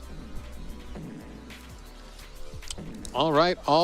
No one falling early on this one yet. They're all taking it pretty seriously, playing it safe. This is our final round of slap battles. No, as I say it, what happened? We missed it off camera. Roby goes down. Oh, no. And that's a last place elimination. That opens the field wide open. So the player down in 4th place, Anonymous Slime, was trailing by 17 points, maybe just out of reach for him. But Shafe, Mad Max, those are the players we're looking at here to be able to do it. That is crushing for Roby. Mad Max must be real excited right now. This is his time to shine. If he can stay on this platform for just a little longer, he might be in the spot to move on, which is kind of a sneak attack here. We didn't see him on the leaderboard at the top coming into slap battles, but showed consistency is key. Shafe against Icicle. Mad Max really wants to stay alive. Down. And there goes Mad Max. That is huge for our score, and I'm not sure. We're going to have to turn to the judges after this to see finals as Jay falls in 6th place. The way I see it, this game is in Shafe's hands. He was great in SLS, winning every match there. Now needs to secure this win, get as many points as possible to lock in that third spot in the top 4. Yeah, this is his redemption arc for what was a rough SLS. Triple win and not enough to progress here. He's in the final 3. That already might be good enough. It's going to come down to the wire, though. Icicle near the edge. Shafe in a commanding position, pushing them both back, spamming out the slaps, and into a 1v1 now. He's falling, though, and Icicle out of nowhere takes home the final round of slap battles. Pumped. That was huge. All right, well, huge implications in our last round there. This is going to mix things up, and I'm not even sure I know. We're going to have to wait to see that scorecard after our judges add that up, and we'll reveal the excitement in this round. It's such a big question. Did Shafe win enough points to take it over the players up top? Roby, Mad Max, they both went out early. This is going to truly come down to the wire for a third spot. All right, folks, the dust is still settling. The scores are being added. It is some exciting stuff ahead here. Hopefully we'll find out soon who's moving on. If I had $1 million, I'd put it on Shafe. Yeah. I think he really secured his spot being second in that last round. That was very clutch. Yeah. All right, folks. Well, let's tune in to Geach and Sabrina and see what they have to say before we get our final results. Oh, here was someone else. Man, my hands hurt from just watching all of that slapping. Sabrina, if you were a glove, what kind of glove would you be? Oh my goodness. I would probably be a glove that's similar to Rapture because I really like that ability, but it would probably spray out Bright Juice. Bright Juice. Okay, well, we're going to check back in with the casters really quick and see what they got going on over there. None of that. Just it would be like controversial. Hello, world. No surprises here. Yeah, I mean, well, we were just talking about it. They're still figuring out the points for this final round, and I think we have them tallied up now to see where everyone is standing at the end of slap battles. This is just the points for slap battles, though, so not necessarily determinative of who's actually going to be making it through, because it is cumulative, but a very close competition. Mad Max and Shafe came in with a lot of points themselves. You're looking at them as the front runners to make that third spot. All right. Yeah, an unfortunate final round as we see there. Some of the top players early fell. Roby getting 1 point and 2 points the round before. That is crushing coming in last in slap battles. Yeah, and for him, I mean, definitely a tough time there. Some moments of greatness, and, well, our umpires, they're still tallying everything up. So let's go ahead and check back in with Dagichi Gamer and Sabrina in our green room. All right, you guys. Yeah, I'm so sorry. We just had to make sure we knew who was on top before we got back into it over here. So you were saying if you had a chance to be a glove, it was going to spray Bright Juice? Yeah, that's something I use for luck. Never mind. I can't explain it. But yeah, what do you guys think about the standings? I'm pretty happy that I saw Icy up there. He was really doing bad on the last game, so I'm actually glad that he kind of came back from this one. Okay.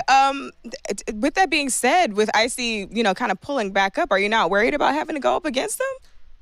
No, not for the next games. I'm pretty confident for these next two, especially in the top 4 ones. So I think I have a pretty good shot of getting to the grand finals here. All right. Well, time will tell who advances us next. But joining us now, we have 2 people that you may have already seen or maybe not, who have already punched their ticket to the next round. We have Daddy Dad and Anterel. Welcome, you guys, and congratulations. Thank you so much. Hello. Oh my goodness.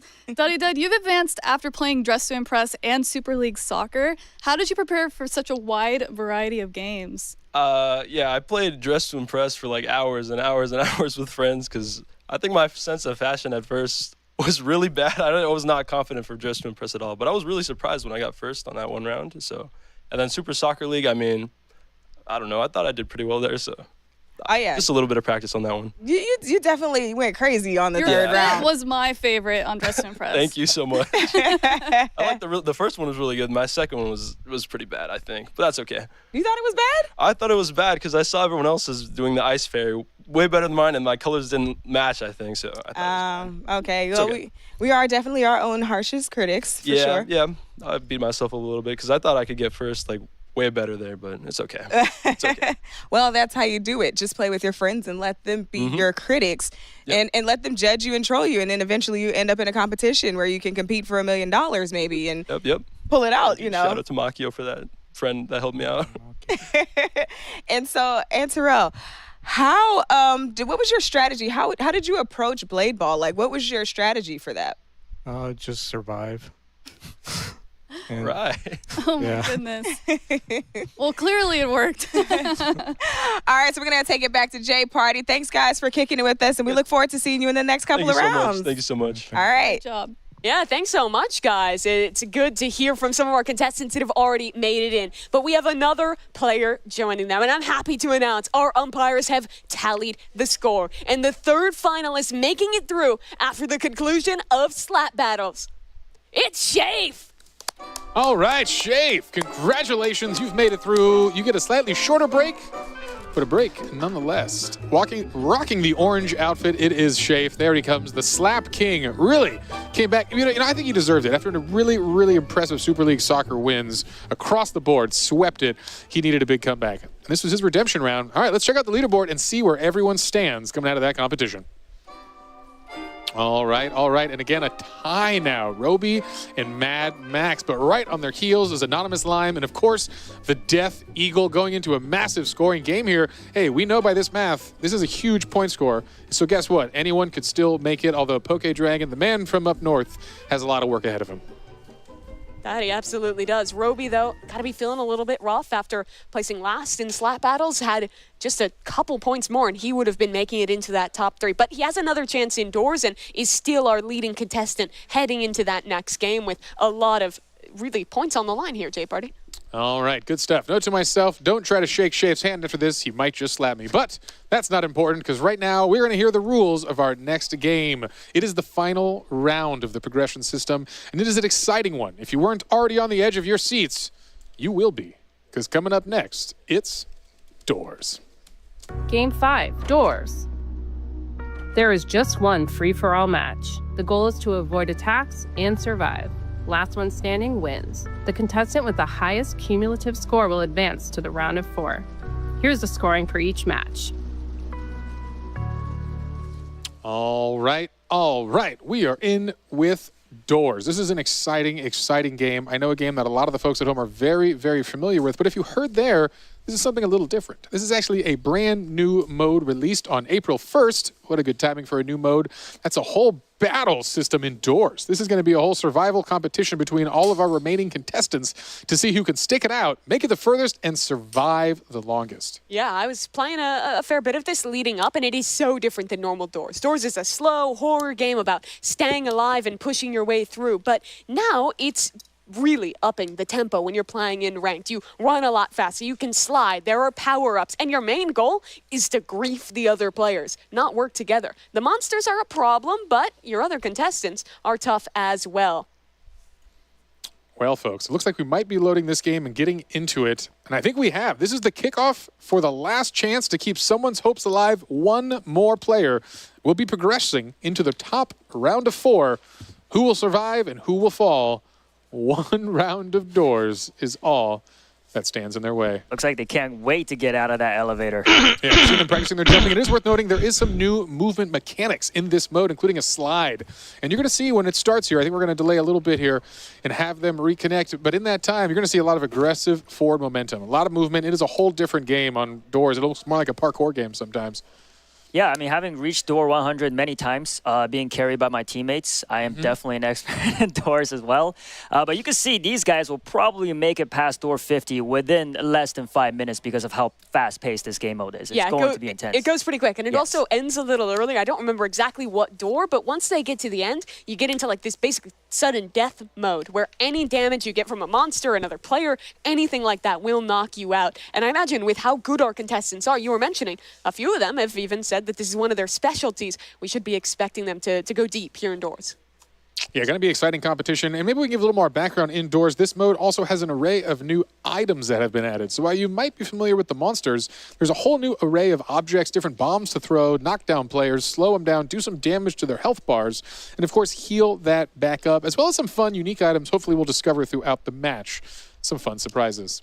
Yeah, there's a couple different weapons you can use to basically PvP with the other competitors. There are props, things like chairs, plants, random stuff like that you can throw at them as well to deal damage and put them into a stun state. There's also still limited places to hide, so you can grief other players, steal a closet from them when Rush is coming through and knock them out of the game. Yeah, absolutely. And I think one other important thing is all the players, they're very fast at playing the game, and all of them cluster together. It might block your vision with some entities coming your way. You might not even be able to see them with people blocking your vision. So that's going to be a key thing to look out for as well.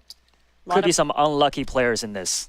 Yeah, there absolutely could. And remember, it's only one round of doors. This is a longer one, so we're only playing it once. But that means pressure is on for players like PokeDragon, like Icicle, who are sitting lower in the overall standings right now. This is their last chance to compete for that $1 million and make it to the top 4.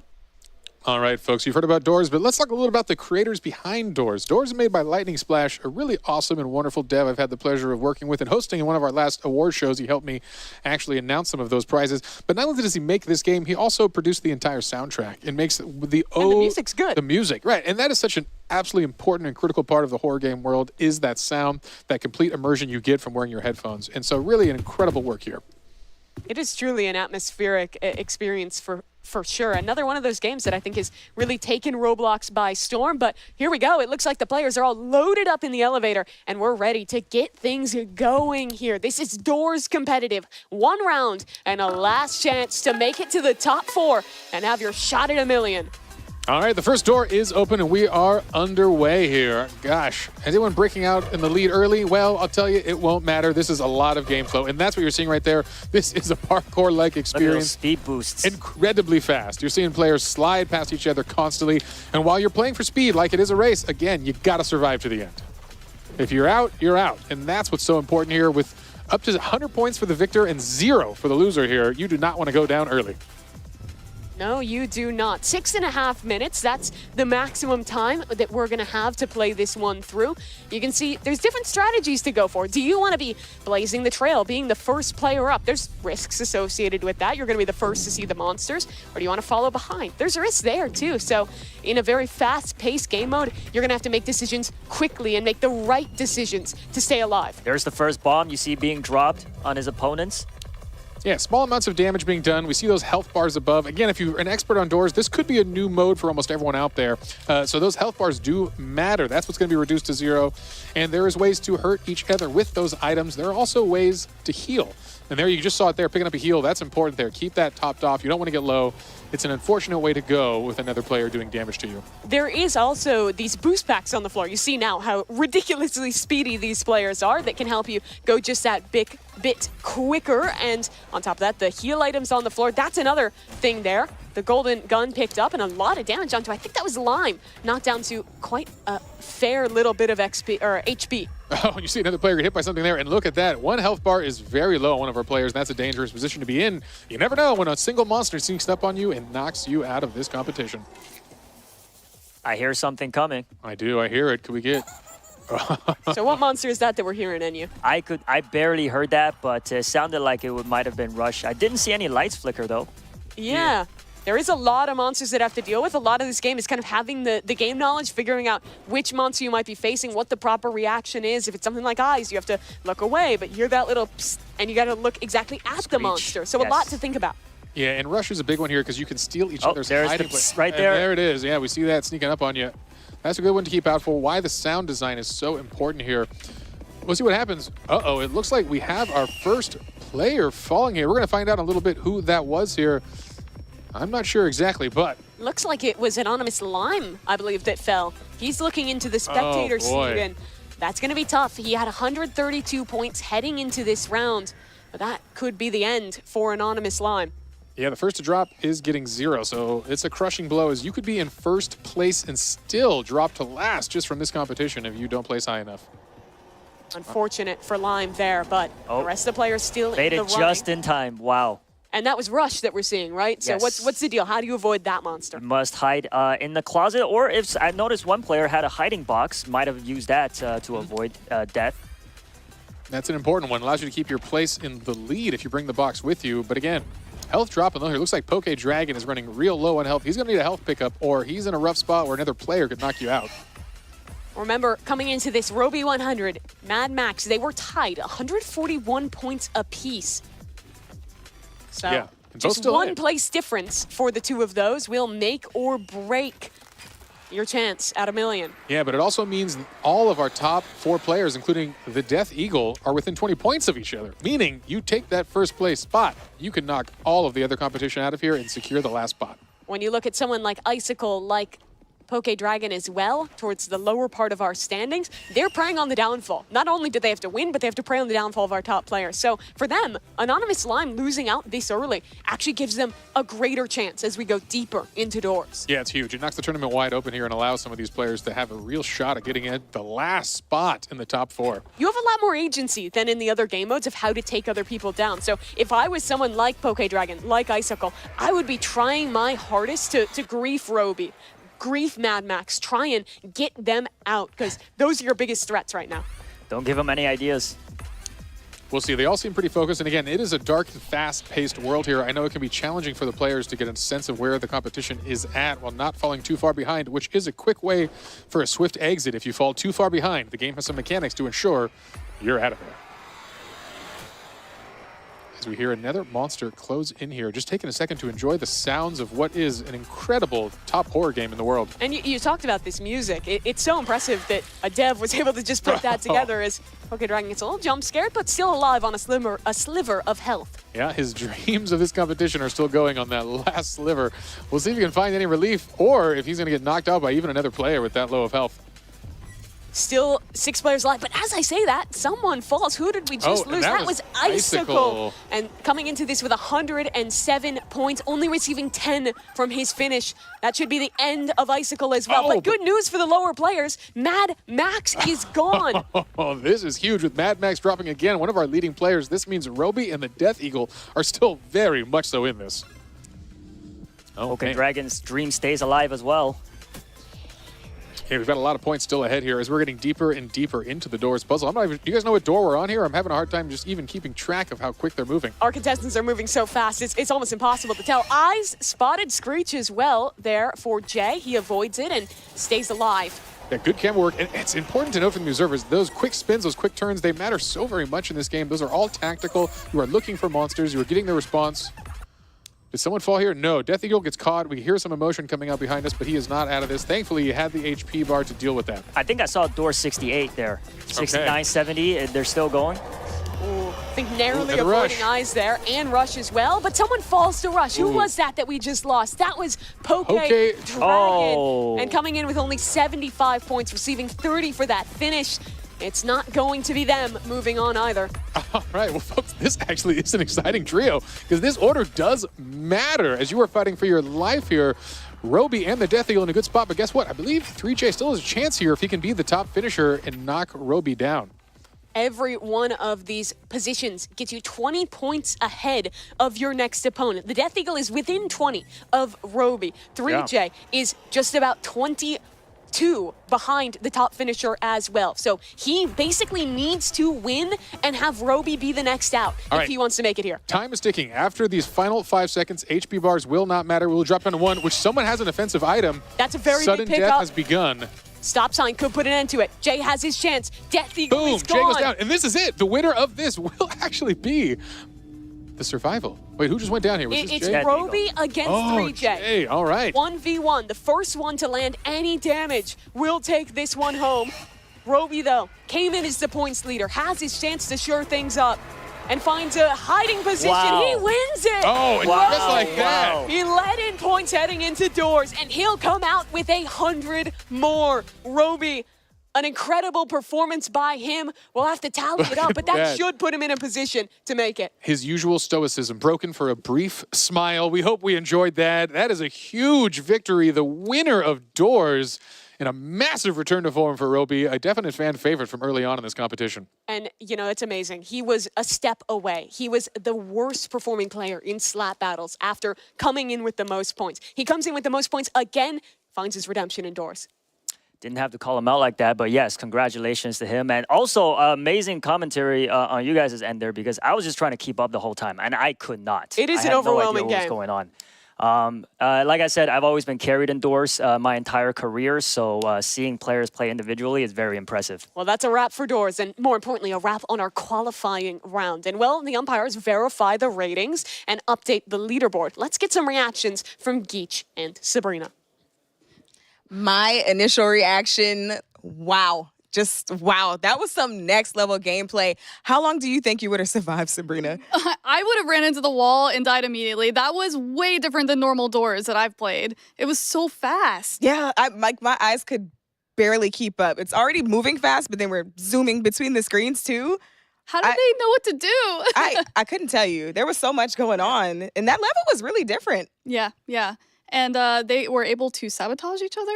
Yeah. Was I seeing that? That's a pretty cool addition to Doors, as complicated as it already is. And then now you're playing against people, not just alongside each other. Because I guess typically when you play Doors, you're working as a unit, working together to get as far as you possibly can together. And now we're adding in the element of competition, which takes it to a new level. So in that case, I would not survive very long. Yeah, to answer your question. I hear you. I'm not making it out of the lobby. I guess the elevator. I'm not making it out of the elevator. Is that as far as you've made it? Actually, I think I've made it to the library before, where you kind of have to be stealthy. That's pretty far. I'd say yes. Maybe I've had to use a Robux or two, to buy a revive because I have had my fair share of pay to win. Yeah, I can't even say pay to win because you can't really pay to win. I didn't win. I just came back a couple of times to try and get a little further.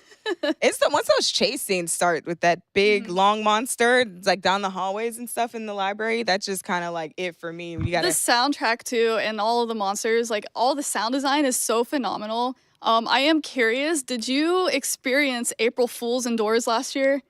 No, because how things work for me is once I get to a point where I just realize that it's not really for me because I love doors. You said your favorite genre was horror. Yeah, but see, it's the stealth factor because I love horror. It's fun, right? But then with doors, it's a little different. You have so many other factors. It's puzzle, which I also like that too, but it's the sneaking through. I'm telling you, because that's the furthest I ever get is that doggone library with that monster kind of tiptoeing around.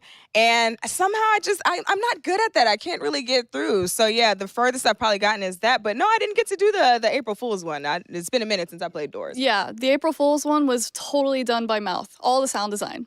It was the developers. They mouthed everything. The music and everything. It was very funny. Do you remember how it went? Can you sing it? Dude. Are we gonna get copyright? No, I don't think I'm gonna do it. No, are we? No. Okay. Well, let's Okay. Should we take a look at the chat? See what the chat is saying? The chat was really excited for Doors. That's all they were asking for all day: slap battles and Doors. So I feel like they finally got what they wanted. They are screaming, "We believe in you, Eagle." Oh, okay, Eagle. And the chat's been rooting hard for Eagle from the beginning too. Eagle, you got a solid fan base. Dang. Okay. Roby though, Roby is doing a really good job. Let's talk about Roby being the sleeper here for real, because I feel like Roby's been kind of killing it all the way through, but it's always just been he's always been falling just a little bit short. Yep. But it's he's been really pulling it out. Last minute. Roby is clutch. Roby is the definition of clutch. That's what we really got going on here. So you said that your favorite genre is horror, but you haven't beat Doors. And I'm just curious, what makes a Roblox game instantly fun for you? For me, definitely shareability. I just made that up because I love to play games with my friends or my community. Shout out Geechee Gang. I love to be able to play games and introduce people to the things I love, including that's what Roblox is about. It's perfect for that. So I really love that. Funny enough, I want to say Slap Battles was probably the first game where I really said, I have to tell everybody about this. This is hilarious. It's a lot. It's very fast paced a little bit, but it was so funny to watch. I'm really bad at slap battles, but I did beat the developer and he did say he could give me an admin glove, so maybe I'll follow up on that. What does an admin glove even consist of? What can you do with that? I don't know. I have no idea, but that would be pretty cool. You know what I would do if I could create a glove? I'd make a zombie glove, right? Hear me out. So, okay. You take your zombie glove and you start smacking people. And every time you smack somebody, you're now in control of them. Now they go do your dirty work for you. And they just go wipe out the rest of the map for you. So now you can do like Roby, kick it in the tree somewhere. You know what I'm saying? And just sit back and kind of just watch your work, I think I'd go with that. Okay. I'm going to look more at the chat over here now that we're probably caught up. And so, with that being said, I talked about how I really enjoy being able to share, my moments in my games with my friends and stuff like that.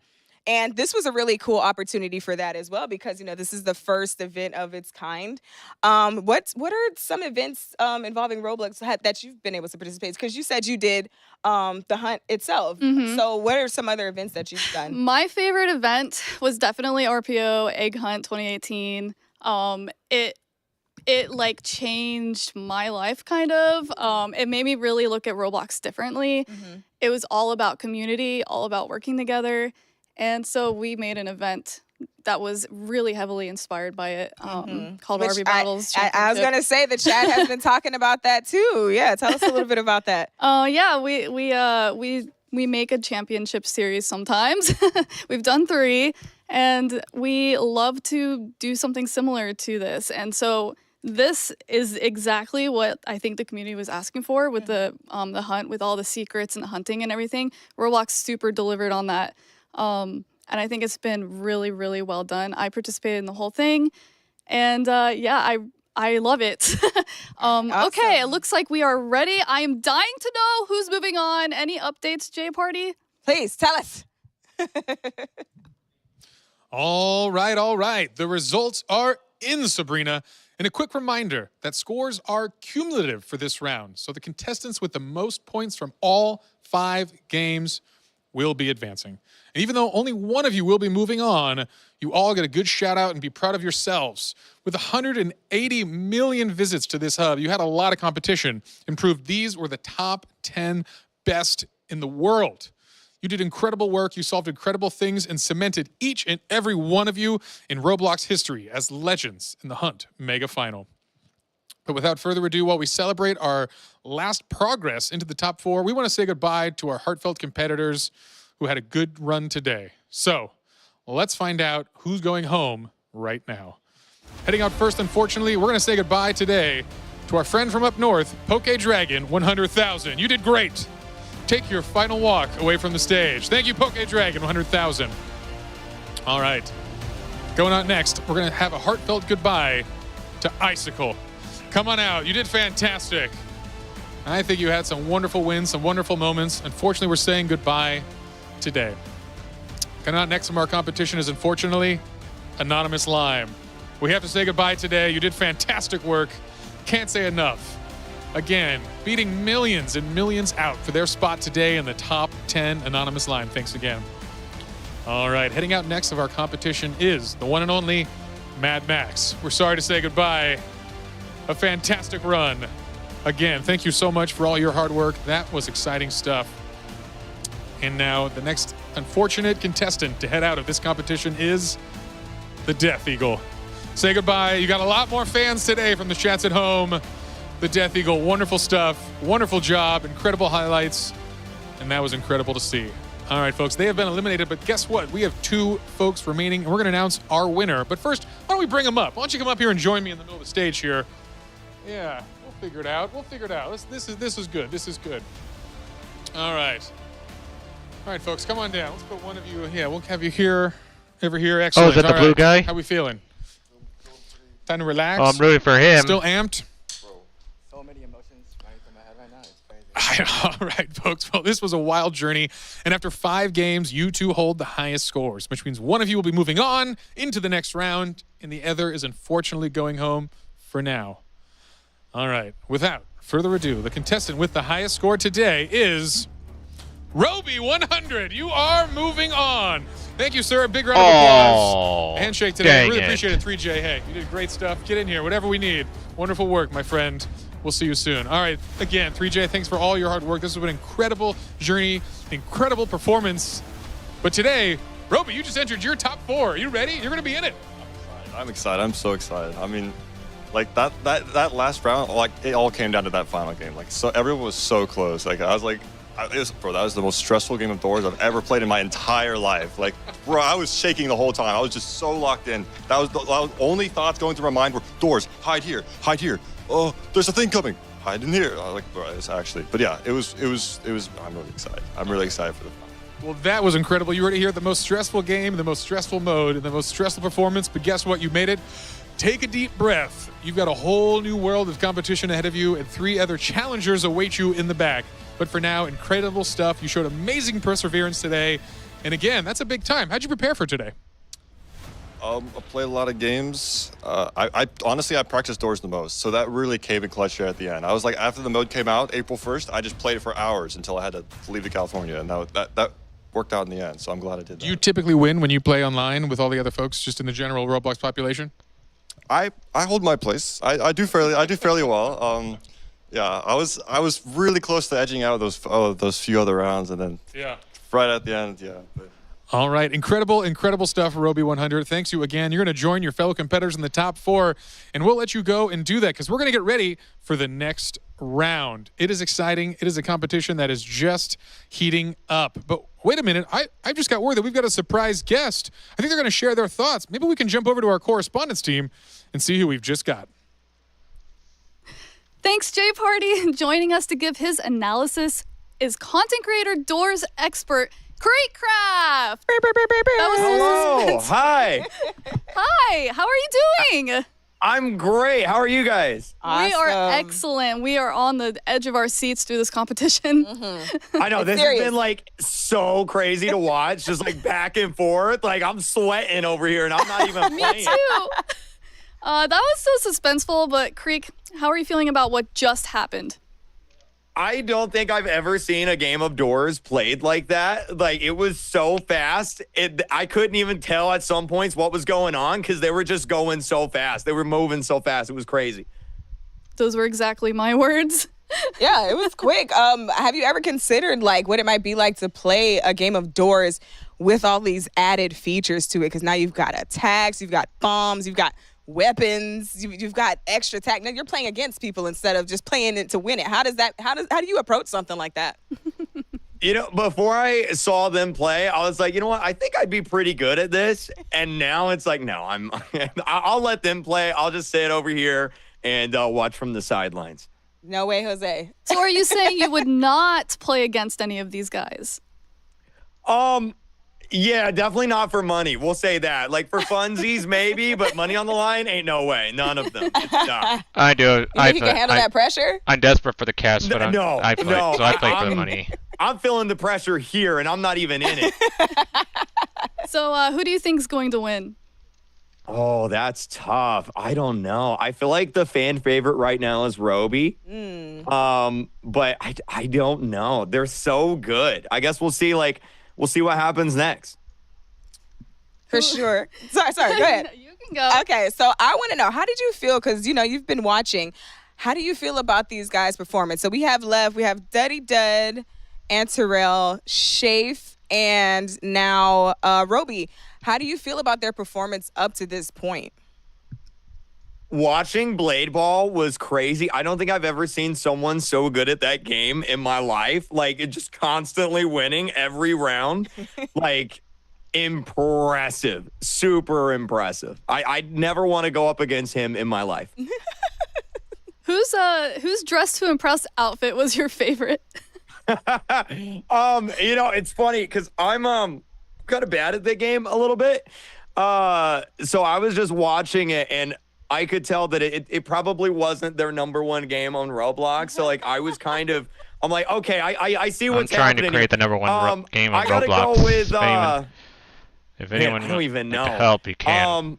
I think the second round, I think Iron Mouse said this. I think the second round they did a lot better than the first round. They were a little bit more like acclimated with the game, a little bit more prepared, knew where everything was at. So I don't know any specifics. The one with the double wings, who was that? Yes. That was Death Eagle. Eagle, yes. Death Eagle, Deagle, yeah, him. That one was probably my favorite. Deagle's his new name. That was my favorite as well. I think everybody really did like that one. That was a huge hit with everybody watching. Who do you think would do better in a racing game? Ooh, that's a good question. I feel like the more like twitchy movements of like Blade Ball and like Doors would probably be a little bit like helpful. So I'm gonna go with I'm gonna go with Antarel on that one. Interesting. Yeah, I would say Antarel or Roby myself. I was gonna say the exact same thing because the way that Antarel's reflexes worked for Blade Ball really worked in his favor, but then the maneuvering that Roby, applied to get through doors, even when it seemed like, we didn't know how that was gonna go, that's definitely gonna work in their favor for the racing one. Yeah, they all survived like really long too on that. I was playing a little bit of the Doors game mode since it came out, and like typically they go kind of fast, but they were hanging in there. Everybody did like a really, really good job. Came down to it. So what was your favorite part so far of this entire competition? Ooh, it was okay. Probably the back and forth in soccer, Super League soccer was crazy. That was very exciting to watch. And then of course slap battles, because it's such a funny game. Just people just slapping and farting all over the map. But there's $1 million on the line, So I was gonna if ask. I had to pick, I'd say slap battles. Slap battles. All right. So how would you approach that if you were, in that slap battles? Because now you have to factor in the level kind of being destroyed as you go. Do you think you could have handled that? Look, I don't really play slap battles that much anymore, because every time I do, I get destroyed by a bunch of 8-year-olds on their iPads, and it makes me so sad. So I probably wouldn't even make it that far in the competition, to be honest with you. Okay, I have a question for you, Greek. Who's more likely to open a cursed door, me or Geech? Ooh. That's a good question. Deej, you said you haven't played Doors that much, right? No, I've definitely played it. It's played me more than I've played it, for sure. But yeah, I've got a little experience with it, I'm gonna go with Sabrina. I feel like you're a little bit more unlucky in games like this. What? Listen, I beat pressure, okay? I beat the mega token. Come on. That one was hard. Was that you said that was your hardest one, right? Yes, it was. It was my hardest one. But I also have gotten further than her indoors. Allegedly. But I'll take it. I'm the one that'll probably open the cursed door. You were probably correct. I will say, though, although I haven't played a lot, I haven't gotten very far indoors, it only took one cursed door for me to never do it again. And that was way in the beginning. So I'm just saying, What even is a cursed door? Oh, so now you don't know. She doesn't know what a cursed door is, you guys.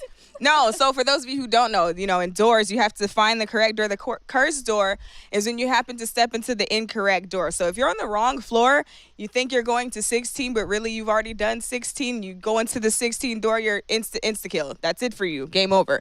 So, yeah, like I said, it only took me one time. Never had to do it again. You get jump scared. Oh, I'm so... Not a fun time. Oh, listen, I'm so easily jump scared. That's the problem, see.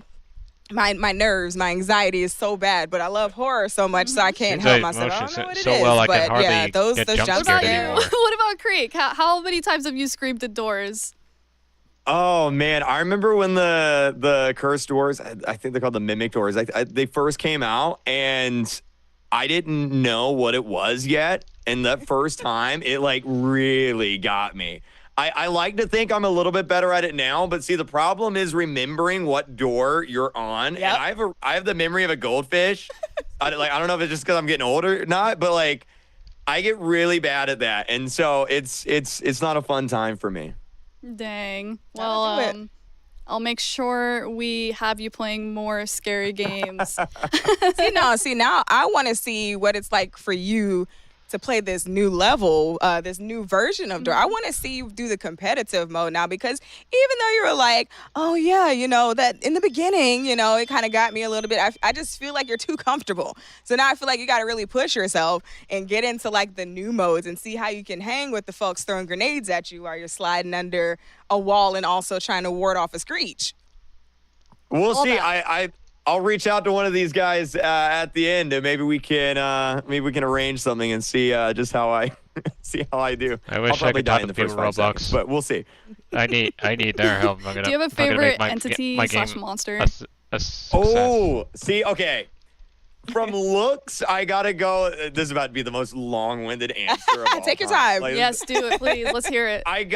So I like Figure, because I think he's probably like the most iconic in terms of like villains for doors. My favorite entity though is probably got to be the new Sally window entity that I think was like a few updates ago. They added Sally in. My least favorite though, got to go with ambush. Hearing ambush come, it like my heart drops. What about you guys? I don't know. I hate Screech because he's just annoying. But a favorite, I was saying Rush earlier because I just made up a stupid reason because I would never mind. Don't even listen to me. Because you would rush? Okay, so I asked her, I said, if you could partner up with one of the entities, which one would it be? Yeah. But thank you so much, Krieg. Entertaining as always. Appreciate you for joining us, man. Thank you. Thanks for having me. And keep up the good work. All right, this is awesome. Thank you. All right, so we're going to throw it back to Jay Party. Come on, Jay Party. Tell us where we are. All right, my friends, we are back. Creek, always a pleasure to see you. I hope we hang out again soon. But, folks, we're going to keep things moving and kick off the round of 4, which is, of course, a double elimination challenge. Win twice, you're in. Lose twice, and you are out. And all 4 players will play both Driving Empire and Rivals. So you'll be getting some driving and some shooting in to see who's the best. All right, folks, get ready for some adrenaline-pumping racing action because Driving Empire is going to start our round off with the final round of 4. 6, Driving Empire. There are 2 matches in a 1 versus 1 format. Whoever crosses the finish line first wins. All 4 contestants will advance to the next game.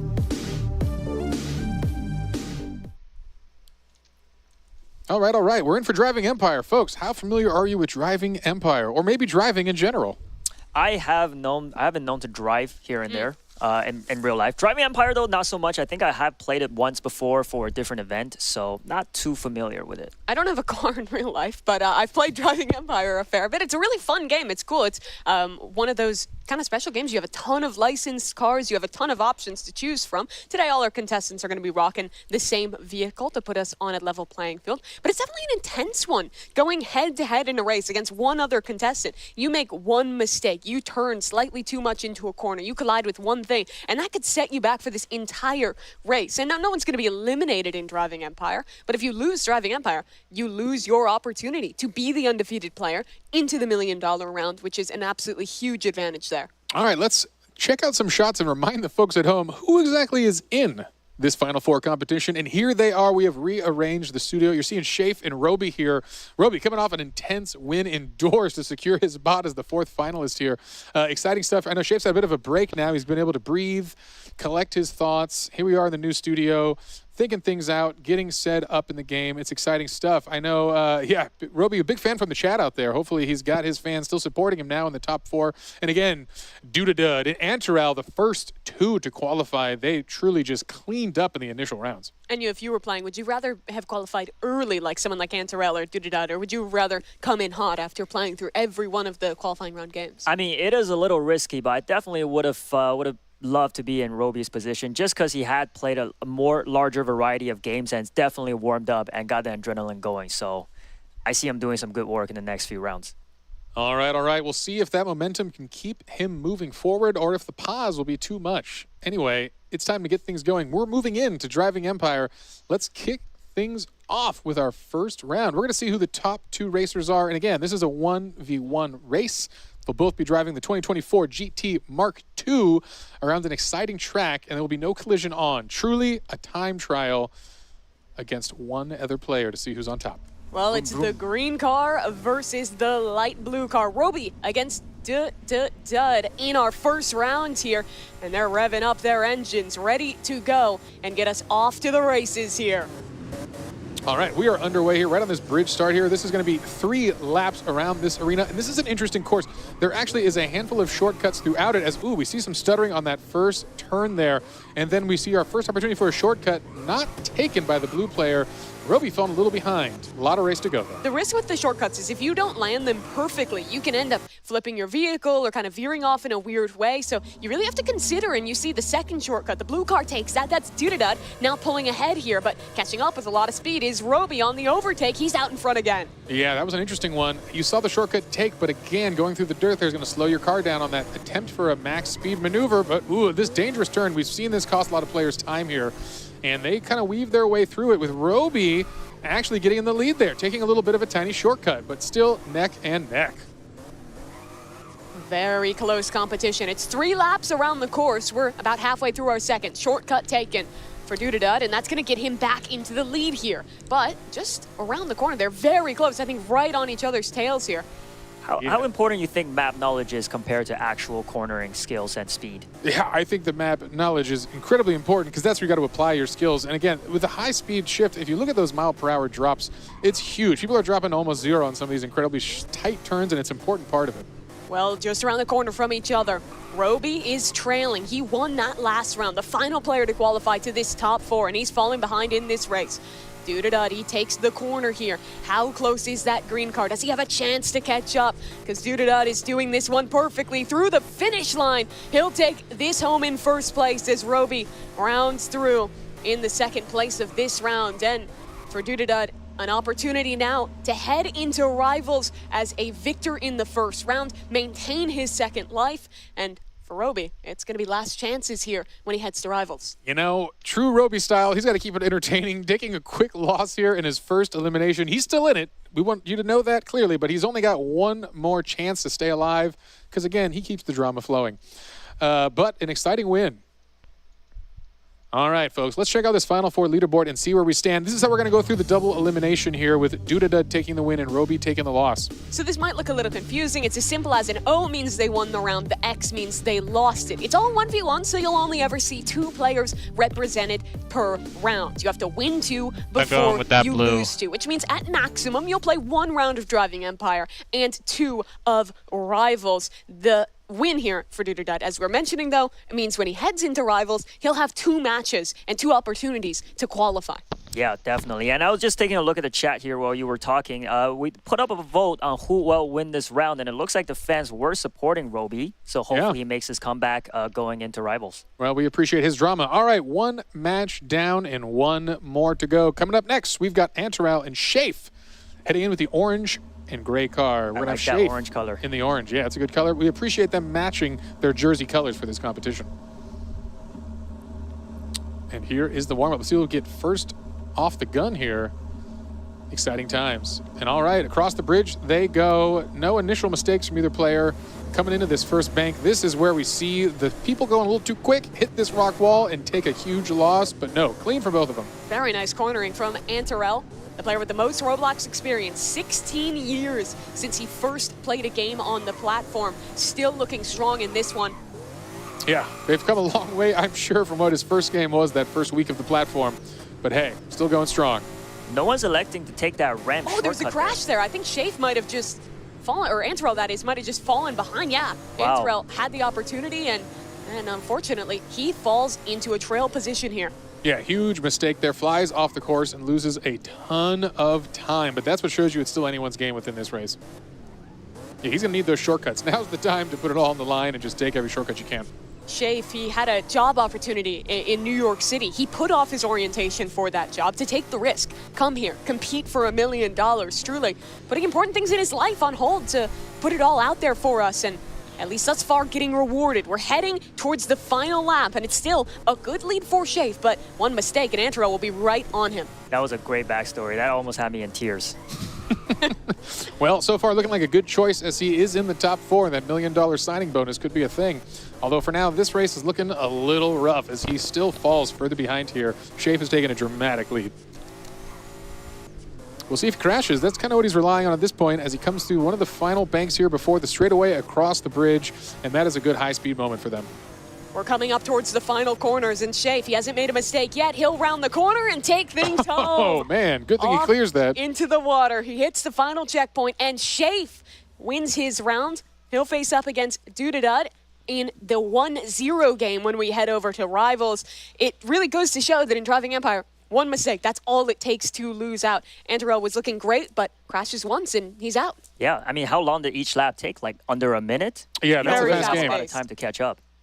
You know, in true racing style, we appreciate the Driving Empire folks. But hey, I think it's time to check out this leaderboard and see the results of this match. And there it is. Shafe with a win. Dudadud undefeated as well. So Roby and Antarel, they'll be facing elimination in Rivals. An exciting, exciting game. Roby, keeping it dramatic as always. We'll see who can do it. Antarel, the defensive player of the early game soccer, coming through here in the shooters. We'll see if he can keep it going. I think every viewer is foaming at the mouth to watch Rivals coming up next. Hey, but first, let's check in with our correspondents, Team All-Stars. Geesh and Sabrina, what's going on, you two? Oh, my gosh. Oh, my gosh. I need to catch my breath. That was some high-speed, high-stakes racing. Sabrina, what did we just witness? We witnessed some intense racing. I thought that, like, at first it was going to be really close, and then at the very end, like, Shafe got really in front. Yeah. It seemed like it kind of happened that way with both races, too. They were just neck and neck for, like, most of it until the very end. Right, because you figure the first race, you had, who did we have? Dud and Roby, which I was really sad to see them go against each other because I wanted to see them go a little further together. But, excuse me, y'all. You know, I kind of been watching both of them, and, you know, they've both exhibited such high skill level as it's come to all of these games. And we even talked about with Creek, you know, who did we think would have more of the advantage when it came to the racing game? And then we had, you know, Roby with the maneuvering, and then we had Antarel. Off the edge, like going off the edge and like doing the really quick turnaround. Right. That was like pretty, it looks like they practiced that map a lot. Right. And then also Antarel with Blade Ball, you know, being so quick on the draw and, you know, just that same, you know, level of maneuvering. And both of them got beat. Yep. I didn't see that coming. I mean, shout out to you guys. You did it. You know, you did the thing. But, you know. Some of them still have chances, so. Yeah, for sure. Yeah. I think it's going to be pretty fun to see how this goes moving into Rivals now because, you know, you still, with that at this point, you got to have, like, actual skill. You have to have, you know, game IQ. You've got to have the quick reflexes. You've got to have, you know, the movement. You know, you got to be quick, you know. So I'm not good at that. I'm not either. That's why I'm not in the top 10. Me too. Yeah, me too. I got a question for you though.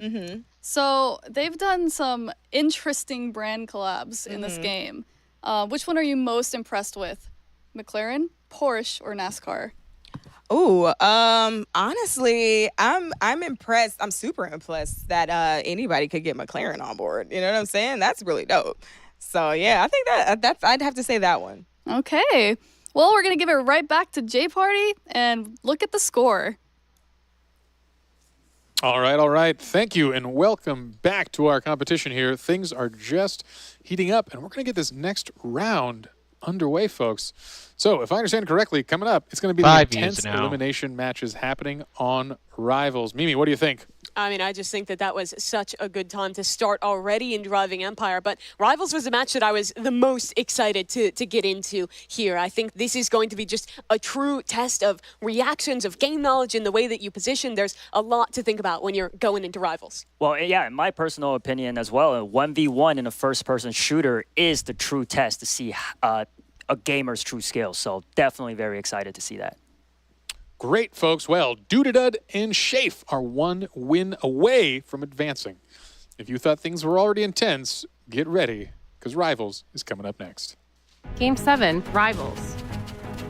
There are 3 matches in a 1-versus-1 format. Contestants must choose their weapon, then kill their opponent to win. 2 contestants will advance to the final $1 million round. Here we go, our first match of Rivals, where we will find out our first contestant making it to the $1 million round. It's Dudadud and Shafe taking stage. Let's hop into our first match here. When we're talking about Rivals, guys, there's really a lot to think about. I think first and foremost, as the players are working through it now, is the item bans. You can choose what map you're going to, what weapons you're taking away, and try and strategize early on.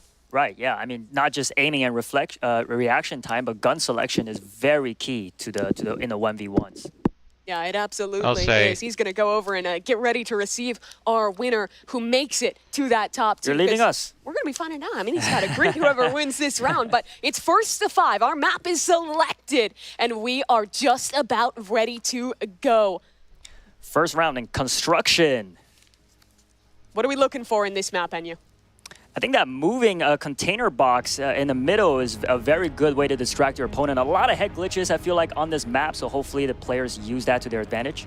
Interesting. In the blue there, going to be the minigun selected. A little different from what we've seen before. Let's see if we can hop into one of our players' POVs and really get a look at the action here. Down in the low ground is Shafe trying to find connections. Low ammo on that weapon, and he'll find the reload. Has to dip out and find cover again. Damage on both sides. Minigun trying to find the connection. He's spamming away. Both down to 1 HP, and Shafe gets the first round on the board.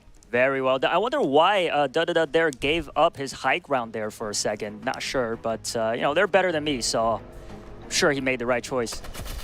AR, good damage. Going through, bursting out of ammo. Switches in secondary. Wow. One shot straight to the dome. Always love seeing revolver kills. They're very satisfying.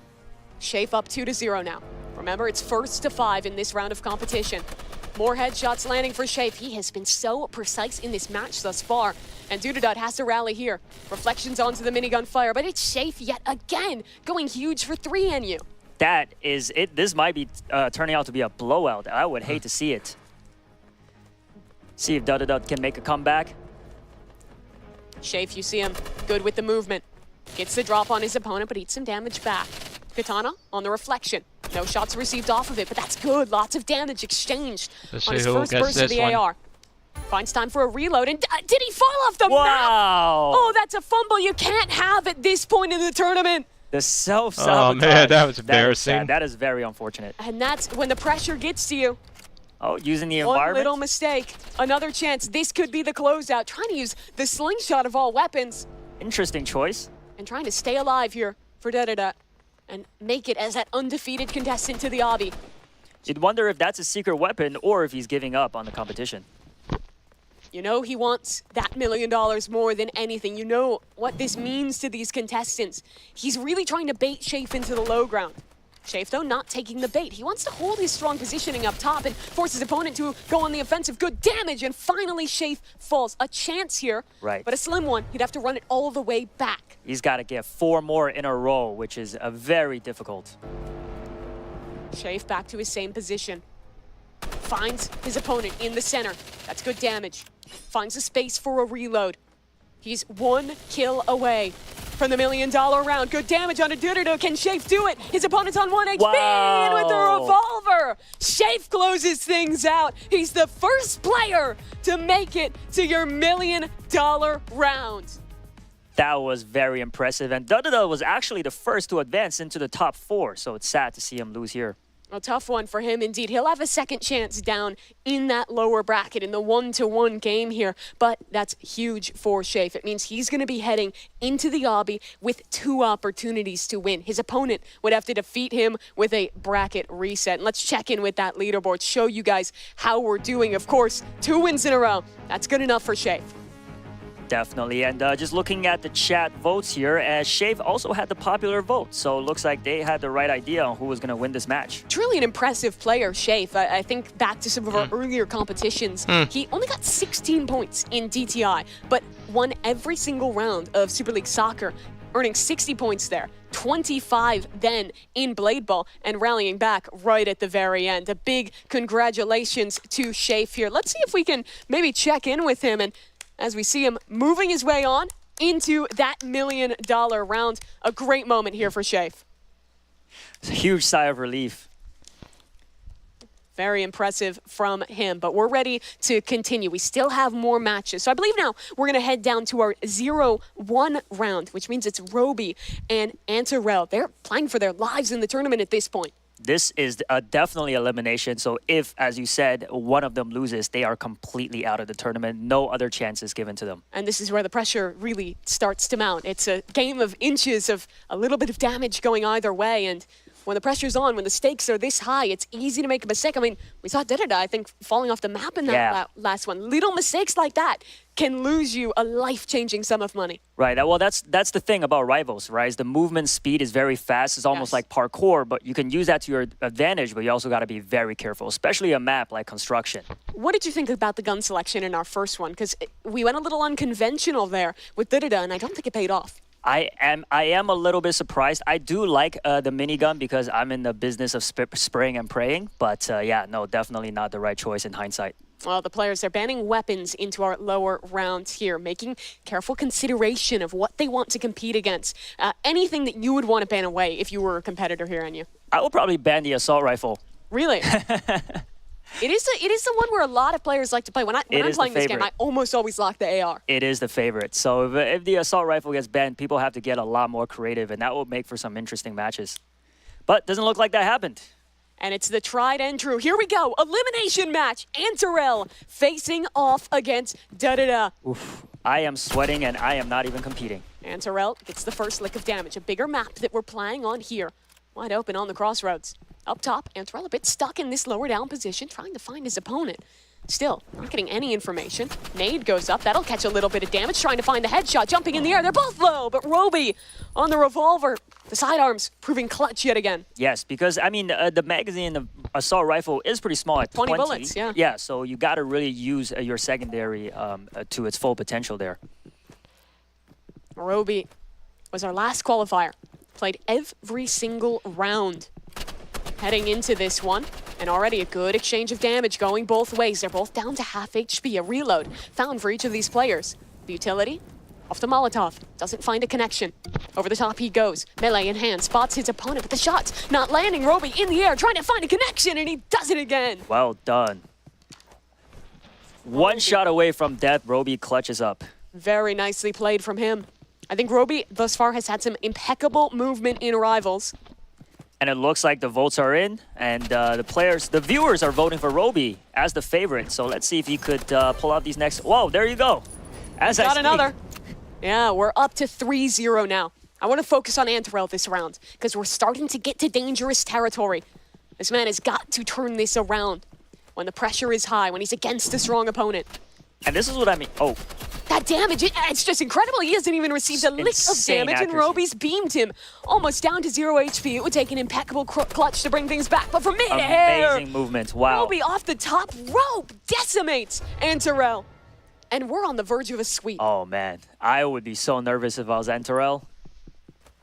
And like I was saying earlier, this is where the 1v1 FPS shooters is where your skills really show. It's all about mechanics in the 1v1. And again, Roby at range is dishing out the damage. Antarel, his last chance at $1 million, trying desperately to stay alive. Low health. An aid to try and connect. Oh, that's good damage, but Molotov. Still needs to find the shots at the end. Looks like Antarel is electing to go with the ADS, with hipfire, even at long range. They spot each other, though. Antarel trying to find this connection. The spread on the bullet's just a little bit too wide to be able to take his opponent down. That's a good nade, but doesn't quite find its mark. Antarel now moving back through. This is Roby here as well. Trying to look for an opportunity. Antarel! Wow. He's back with at least one round, Enyu. The dreams stay alive. That was an intense one. When it gets close like that, this map plays a lot differently. There's way more opportunities to hide, duck for cover. Yeah, it's a very big map for 1v1. Oh, lots of damage going both ways here. Looks like a this could be the end for Antarel. He needs another round win in a row. And to even build more off of that. But he's taking damage. Spots his opponent. Interesting reload time there. Not sure why he chose to do that. Still, you always want as many opportunities, as many bullets you can. Any second, you want to get that reload through, and he's kind of lost. He can't find where his opponent is, but it's the same for Roby. We're watching a man on the verge of staying alive, of progressing, having a chance to play another round, and maybe make it to that million. They both understand the map very well, and it shows in their movement. Antarel, low health. 63 to his name against 60 on Roby. Low time, and Antarel again. Bad timing really there run this back? Yeah, bad timing there with climbing up the stairs. Couldn't recover. Antarel spotted him first, so I think he could. Anything is possible. Momentum's big. if not in the actual game, in the emotion. You feel like you have a chance when you start to score wins, rally through it. Range, Roby, he's been successful. Like Jay Party said, he likes to put us in an emotional roller coaster. Oh, he does. A couple shots missing, a little uncharacteristic of what we've seen from Roby thus far. A good nade.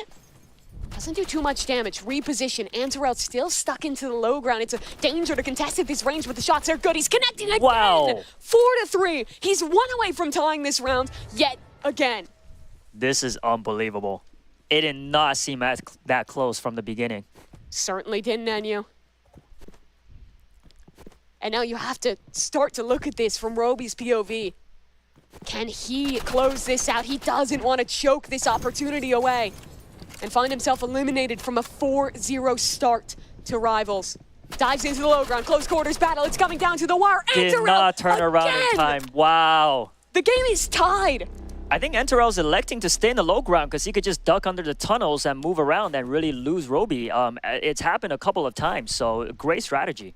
4-4. Everything comes down to this, but at range, Roby, he wants to close this out. Don't let the game slip. Don't let this be the one on your memories as you go to sleep tonight. Antarel, low again, but he's been clutch all game, trying to dip and dive. He'll get back to cover, the safety of the low ground where he's been successful all game. This is so intense. Antarel, can he do it? There down he is on in the HP, tunnels. down on chances, trying to rally this one back. Roby. Amazing prediction. Also sticking to his guns, he stays up top. Down below, gun's not out. Roby, he finds it and connects on through for his 5th round. Roby stays alive, eliminates Antarel from the competition, and has another chance in Rivals. That almost slipped him by on you. It almost feels like he planned this because he always does this to us. Coming back, in the last second for the win, very impressive. And you could see with his reaction there, like he did the hand gesture. He knew how close that was. So great job performing under pressure. Was anybody's game there. That is an intense one indeed. It feels like that map plays so differently because I think you saw Roby was always successful with these long-range fights. Antarel was always winning at these close-range fights. But after that round, let's take a little peek at this leaderboard and talk more about it because that change-up in strategy from Antarel was almost enough. Right, and looks like Roby, his chance stays alive, and going into the third Rivals match, he might just have another shot at taking over, going into the final obby. It would be him against Dudadud.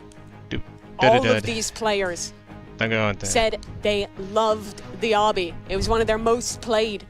Years upon years of experience across these players. But for Antarel, the most experienced member on the stage today, unfortunately, that ends his competition. He had his moments. He almost brought it back. But today, Antarel has to walk home empty-handed. Let's hear it for him, though. He definitely had skill on display. He really showed his worth in blade battles, qualifying through early off of that. A player who put a lot out onto that field today. Keep your chin up, pal. Well done. Yeah.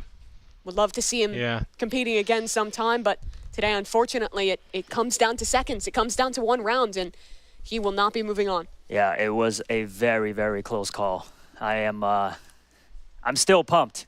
Yeah, and I feel like you have to be as well if you're the player who made it through. Roby here, he has another game to play. And it's going to be against another competitor. Yeah, this is it, folks. Last chance for Dud and Roby. Who will move on to compete for $1 million and who will be going home? Give us your answers in the chat. Yeah, I'm interested to see what they say. I think Roby is, you got to look at him as a strong competitor, especially. I think he showed great precision at range, the way he was beaming with that AR, but in the close quarters fights wasn't quite as strong. Dudadud, however, the biggest thing I'm looking at is a weapon change. Frankly, I don't think the minigun really cuts it against a strong AR player. I totally agree. If I'm going up against a minigun and I'm Roby, I want to play a longer range map, and I want to just use the advantage of that weapon. Yeah, I totally agree. I mean, maybe Dudadud elects to ban the assault rifle, seeing how great Roby is. Honestly, that could be part of the strategy. Good call, yeah. I like that idea. Yeah. Of course, they're getting into the game now. It looks like they're starting to go through their bans. And it looks like we're going to be going to a little different map, Station. Talk to me about how this plays versus the other maps in the competitive pool. Station, to me, is it going to be Station? Oh, I apologize. It's actually Docks. Docks. It plays a little similarly. Another one of those maps with a lot of cover, a lot of buildings to get up in. Right. Yeah. You know what? Docks is definitely one of the fan favorites. So great map to end this last round on. Yeah, like you said, a lot of cover, a lot of buildings. So map knowledge and movement will be key. Staying on the high ground, very important. And look at this pivot. Dud is moving to the classic AR revolver. I think that's a good choice. Great change in strategy. And the sniper going rifle. For the sniper. He's staking his chance at $1 million. Wow. On a new weapon.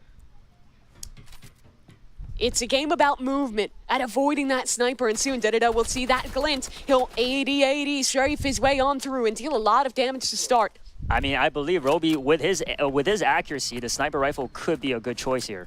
Could be. Revolver always in his back pocket. It's a bit more cumbersome than the other weapons in the game.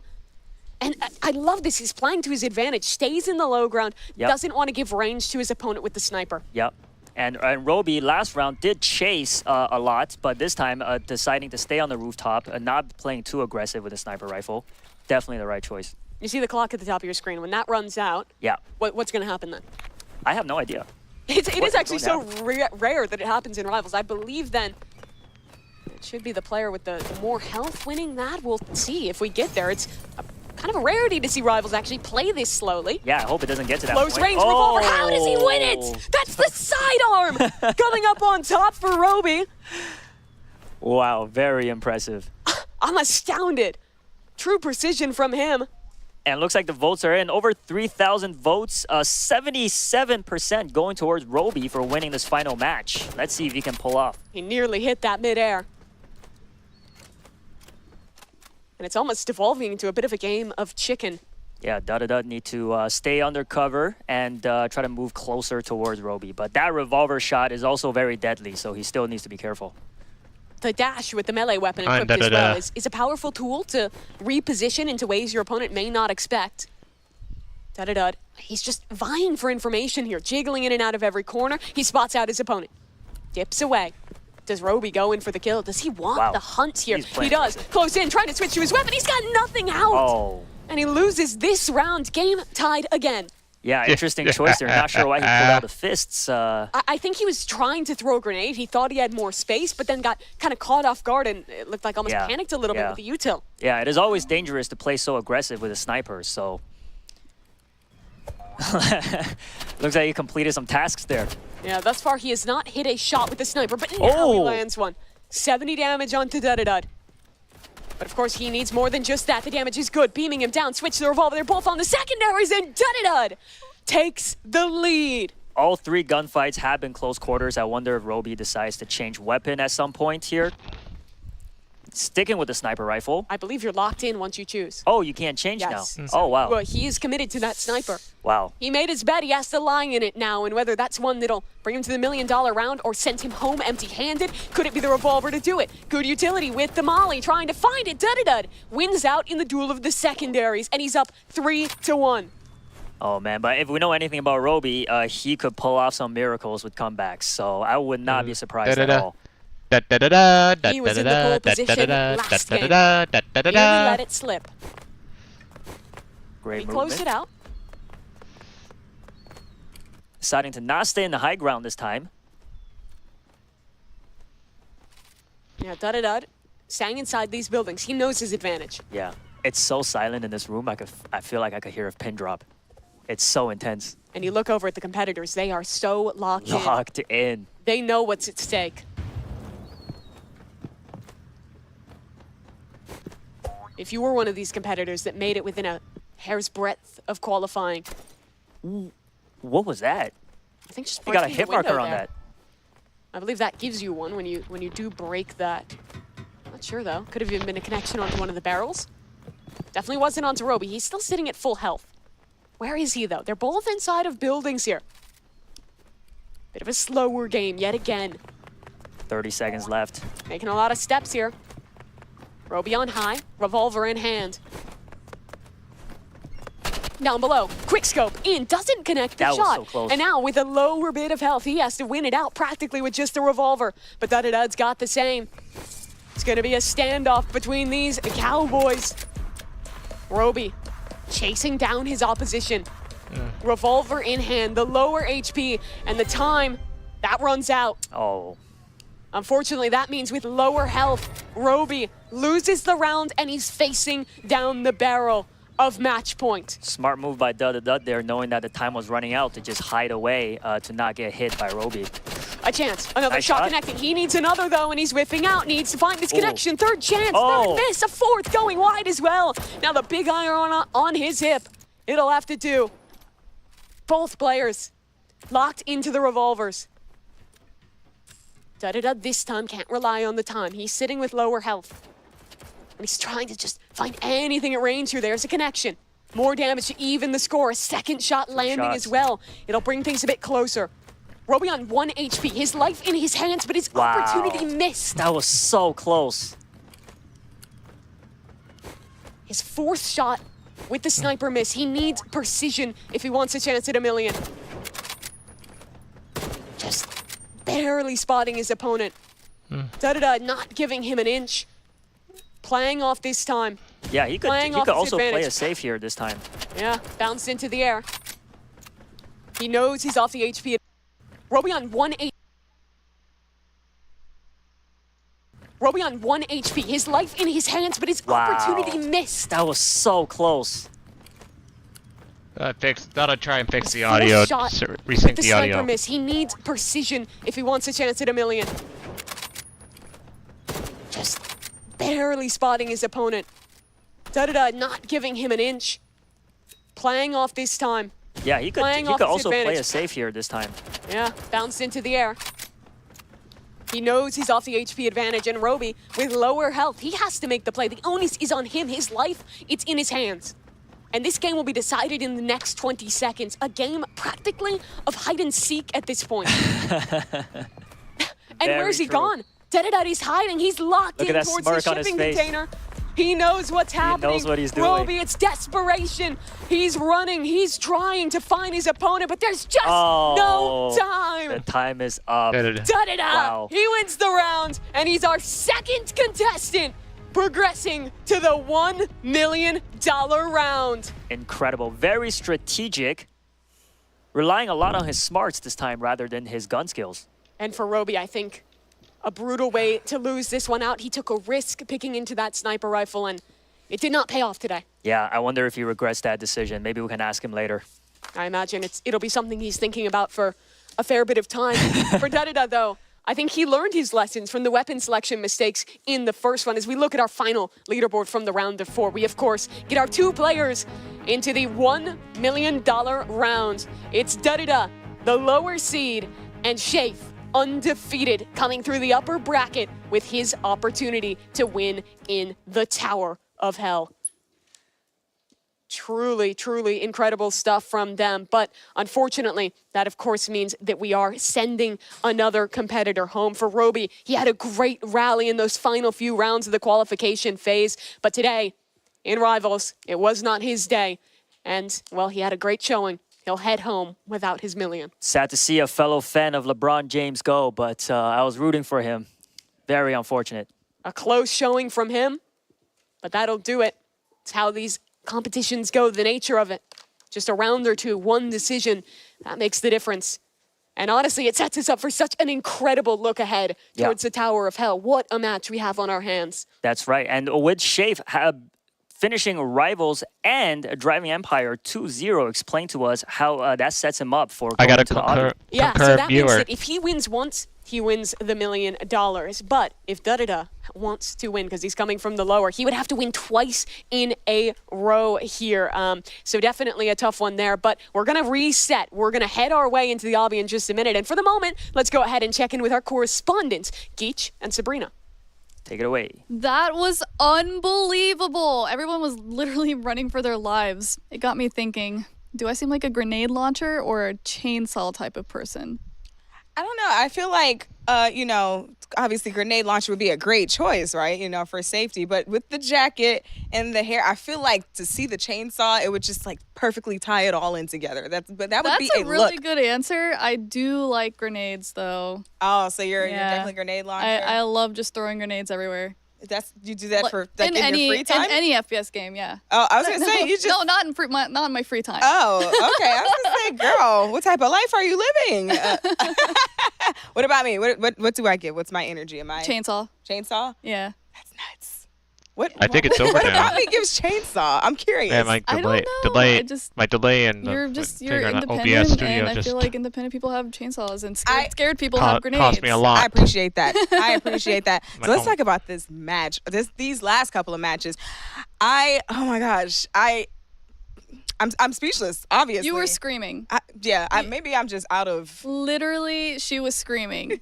We were on the edge of our seat. That was so close. Like, all those different rounds, we were, like, screaming at it. I mean, yeah, there was Except the last one. Oh, yeah, I cried a little bit. Yeah, last one we were just sad. I definitely shed a tear or two, you know. And happy at the same time. Little thug tear.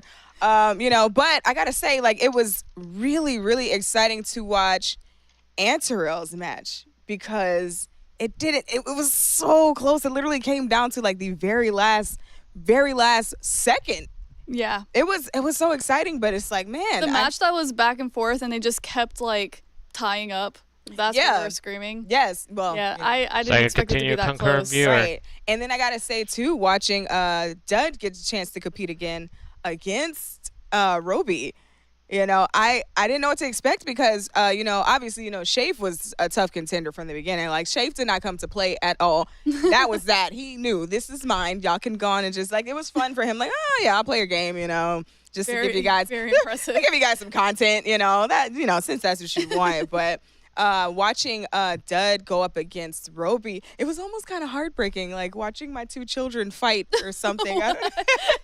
Because it's like, you know, those are the ones you're rooting for? The competitors? They touched my heart. They found the softest spot right here in the beginning. And it's like watching the kind of underdog story. Well, not necessarily for Dud, because Dud was one of the first ones to plays. But then, you know, we sat here with him and he was just so happy and confident, you know, and it felt like, you know, he was like, yes, this is mine. And he did say, I'm not worried about these guys moving forward. This is easy. And he, you know, I won't say he proved it. It's definitely tough. It's a tough position to be in. He definitely worked for that. And then it was gone. Yeah, watching Roby, oh my gosh. This is brutal. But you know, personally, I just would not have picked a sniper for that map. Did you get to see the map first? Snipers are, like, if you're good with it, though, they're pretty OP. I think the problem, though, is that map was just way too big. It was really big for two people. Right. It's huge for two people, and then you also have a sniper, but it's like, you know, Dud kind of took advantage of all of those closed-in spaces, you know, just kind of like Mimi said, you know, it's a game of hide-and-seek at this point. Yep. And just to get, you know, that close, oh gosh, you know, I just want to go give Roby a hug. Aww. My feelings, my heart. Okay, I got a question here for you. Rivals is fast. What's your secret to staying cool in high-stress rounds? Oh, well, that's my secret, Sabrina. I'm always stressed.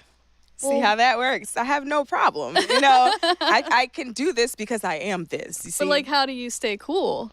I just, you know, pretend that, you know, I'm just in the kitchen or something, you know, think about food. Okay, you know? well, with that said. All right, we're going to go ahead and throw it back to you, Jay Party, and we're going to finish this up. All right, my friends. I have returned, and what a journey it's been hanging out with some of our contestants, getting a first-hand perspective on the final eliminations. What a fun thing. Anyway, congrats to Shafe and Dud. They are the last two contestants standing.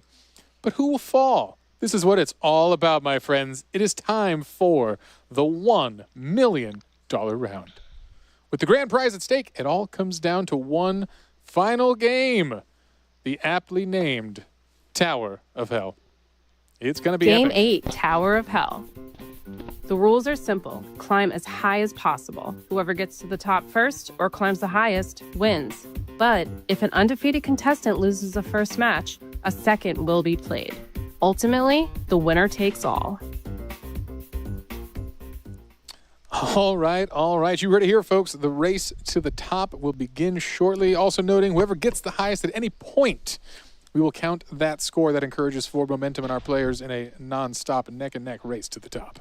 Absolutely, and of course it's also going to be an advantage coming in for Shafe as that upper round undefeated player. He only has to win once, but if Dudadud is to take this home, he would have to win, reset the bracket, and going into an even match, win it out again. A big task for him. But we already saw a great comeback in Rivals, winning that second game after getting trounced in his opener. Yeah, I mean, it looks like the odds are stacked against him, but clearly he's able to make these epic comebacks. And like you said, everybody having extensive experience in Obby's Tower of Hell, it must be the game that both of these players are looking forward to. Well, it looks like we are ready to go. We started with 10 contestants to get into this one. Shafe, Dudadud, they're the only two left here. They're just getting in, making the final preparations to arrive. For these two young men, the pressure is truly on. When you're playing through this, it kind of felt too real. Still a field in front of you, but now only one player on the other side. I know. Is stopping you from a million. I know. This is it. Millions and millions have tried to have a shot at the final $1 million. And this competition has been won for the ages. This is a double elimination, as you remember. So if Dudadud can win this, there'll be an extended set, but Shafe can take the money on this race right through the heart of Tower of Hell. And actually, we have a little quick exciting announcement for you all. A game that has not seen an update in quite so long, guess what? Has released a brand new Tower Portions update, greatly increasing the difficulty of this competition just as a little gift for our final two. They've not seen it. The world has not seen it. This is a brand new update. And I will say, I've seen the practice rounds.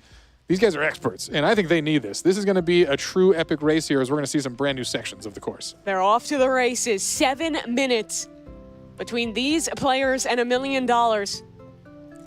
Interesting word choice there, gift, J Party. I'm not sure if they appreciate this gift, seeing that it is much harder than it used to be.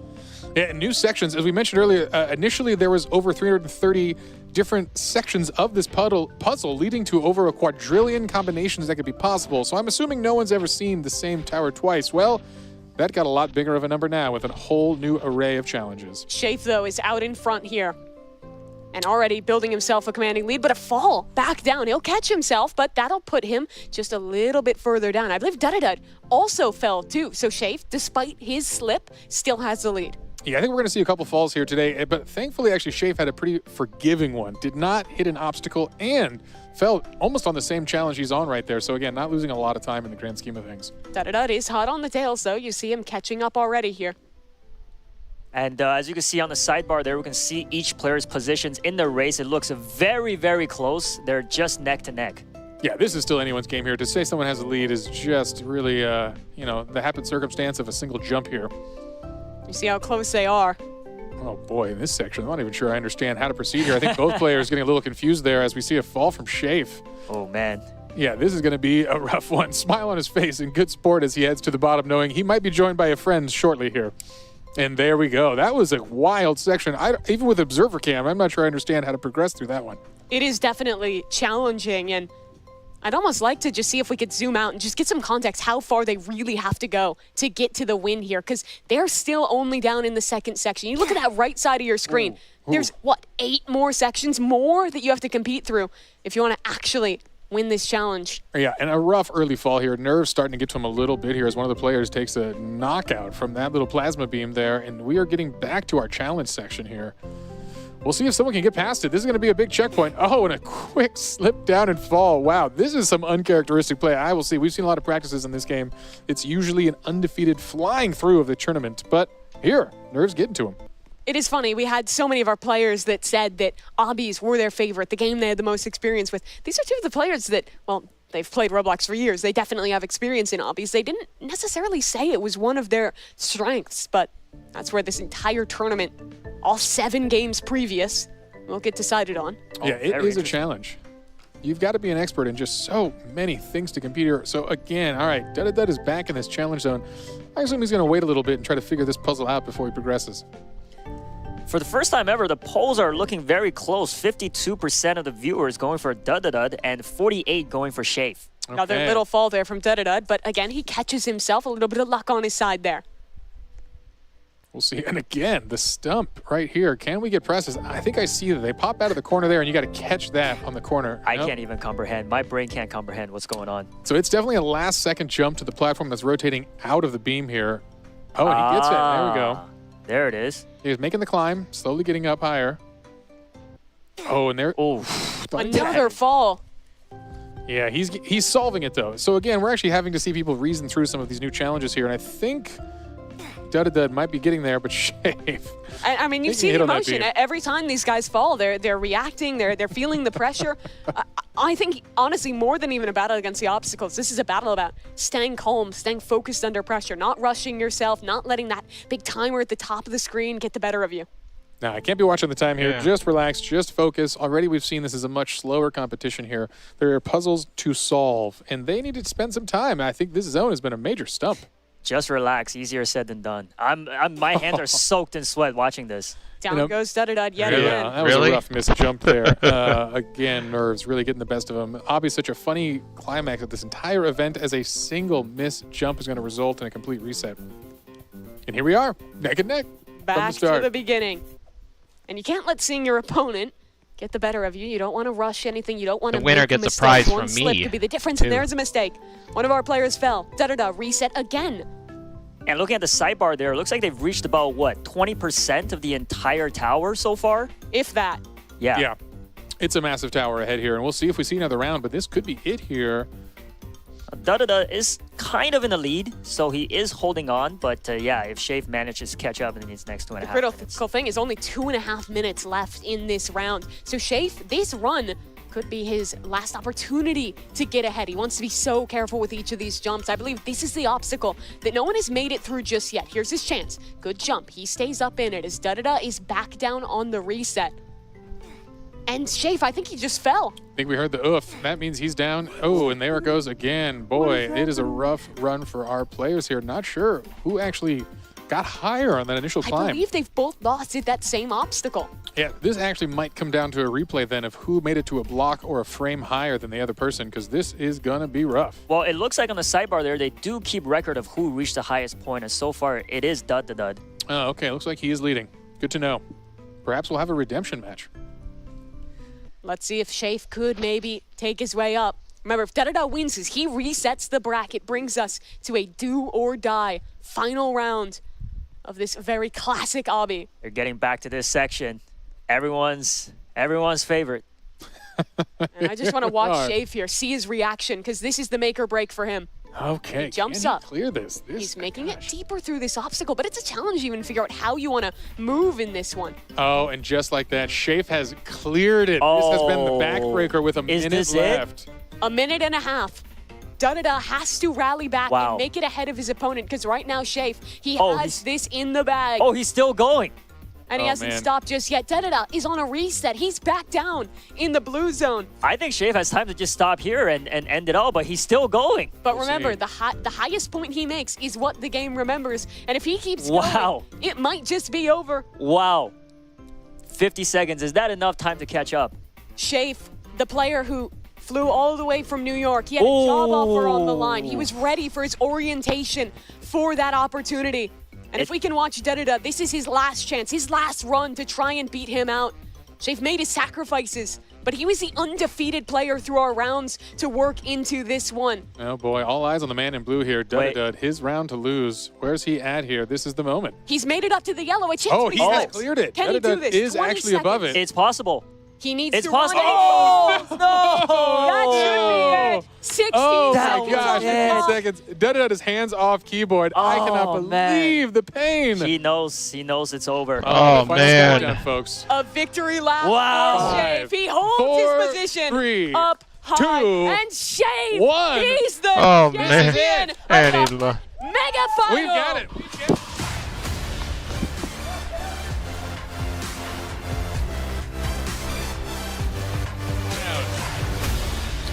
All right, folks. We officially have it. Shave, my friend, you're still standing. An incredible run here. Well, we've got a little gift for you. Hopefully this will ease your nerves here. Something a little exciting here. This will be your prize. So, Shave, congratulations. I still can't believe it. This has been a fierce, fierce competition. A shout out to everyone. We thought we'd bring some friends out along the way. All 10 contestants are here. The skill, the smarts, the determination to make it here. It's been an incredible journey. Congratulations to everyone. But here, let's take a big shout out again to Dudda Dud. He had an incredible journey there. That last jump, a painful fall in the last 10 seconds. But hey, it's time to celebrate everyone who competed in the Mega Championship for the hunt. This was huge. You solved puzzles, tokens, looks, fought battles, outraced foes, conquered obbies, won shooters, earning you the right to be called the best. And of course, earning you the grand prize. Shafe, this one yours. Congratulations on $1 million richer. That's lucky. You've done it, my friend. All right, what are you feeling? How you feeling? Anything to say? Oh my God, ecstatic, kind of all over the place. Dud, you did amazing. Oh my God, I was so nervous when you got to the, what was it, the yellow one? Oh, but I'm so glad that everyone's here. It was awesome. This event was awesome. All right, my friend, any shout outs, any thank yous you want to give to the folks at home? Shout out to Gagarg. Shout out to my parents. Shout out to Cobb. Shout out to Bepix. Yeah. Awesome stuff. All right, my friend, what are you going to do? What are you going to buy first with $1 million? Honestly, I'm going to help my parents. They're having it rough right now. All right. So, gonna help them save for a house. All right. Figure out the rest from there. All right, you heard it here, folks. Wonderful stuff. An awesome person deserving of wonderful things. Shafe, congratulations again. That was incredible. I know if I had $1 million, I'd spend that fully on floss. Why? Well, that's for me to know and you to find out. All right, my friends. This is it. We've done it. We've had an incredible show with an incredible crew. And my friends, I'd like to say a few thank yous. We've got someone $1 million richer, and for the rest of us, well, we've got $1 million worth of a rich experience. And that's all the award we need. But hey, maybe some thank yous would suffice. I want to say thank you again to the amazing co-hosts I had. Mimi, new to the Roblox universe. Where's my camera shot? There it is. Mimi, hello. Well, yes, welcome. I don't know. We're shaking hands now. Thank you again. And you, of course, Frace, you already know. And you, thanks again for all your work here, my co-hosts. You can even have a handshake. We're giving those away for free. Again, a huge thank you to Sabrina and Geach the Gamer. Fantastic commentary for saving us in the green room. Some wonderful stuff, hanging out with some cool folks. We couldn't have done it without you all. But really, the key here is all the incredible contestants who competed in an insane competition with millions and millions of folks and everyone who participated in the hunt. This was a massive community event, one of the biggest events we've ever had on the platform, actually. It was huge. It was absolutely incredible to see you all compete, and all leading to this moment. Again, I want to give an amazing shout out to the whole crew that makes this possible. You might not see it at home, but there are a lot of folks behind a lot of fun cameras and a lot of important switchers making this whole show come alive. So thank you all to the crew. It has been amazing. I want to give a big thank you to the talented creators. That's right, the folks who updated these games, the 25 hunt participants. Again, Roblox is nothing without its creators. Y'all developers make this stuff magic. I know almost each and every one of you who helped with these games personally, and it's been an incredible run. Thank you for all the gifts, all the additional work of updates that you have provided us, including that surprise Tower of Hell one for our folks at the end here. Again, incredible stuff. All right, well, thank you for always being insightful and entertaining, to our live streaming content creators who joined us, some special guests. But folks, the most important person of all to thank, and that's not me like you may think. It's you at home watching. All of you, again, appreciate you tuning into the end. An amazing journey. Roblox is possible because of all the folks here, all the magic, the folks at home. Again, I can't say enough. But hey, I'm tired of talking here. It's time to celebrate. This concludes the Hunt Mega Final. So folks, I'm Jay Party, here to say we'll see you all next time. This has been a show.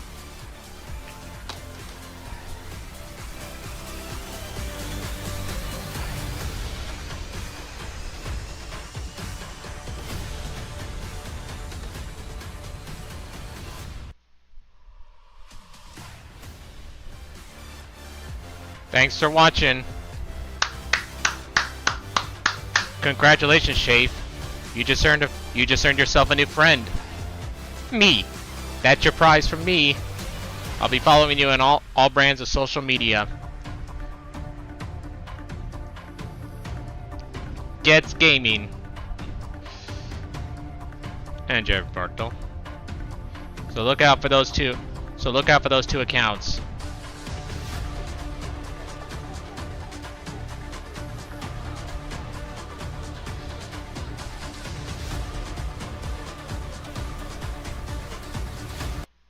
Alright.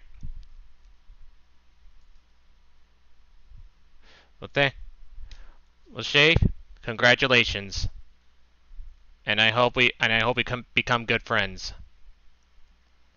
Anyway, thanks for watching this live stream. Now don't forget to like, comment, subscribe, and leave a comment down below. And if you can, share this live stream with as many people as you can. Friends, family, complete strangers. The possibilities are endless. So they could share with their friends, family, complete strangers. The possibilities are endless. And so on and so on and so on and so forth.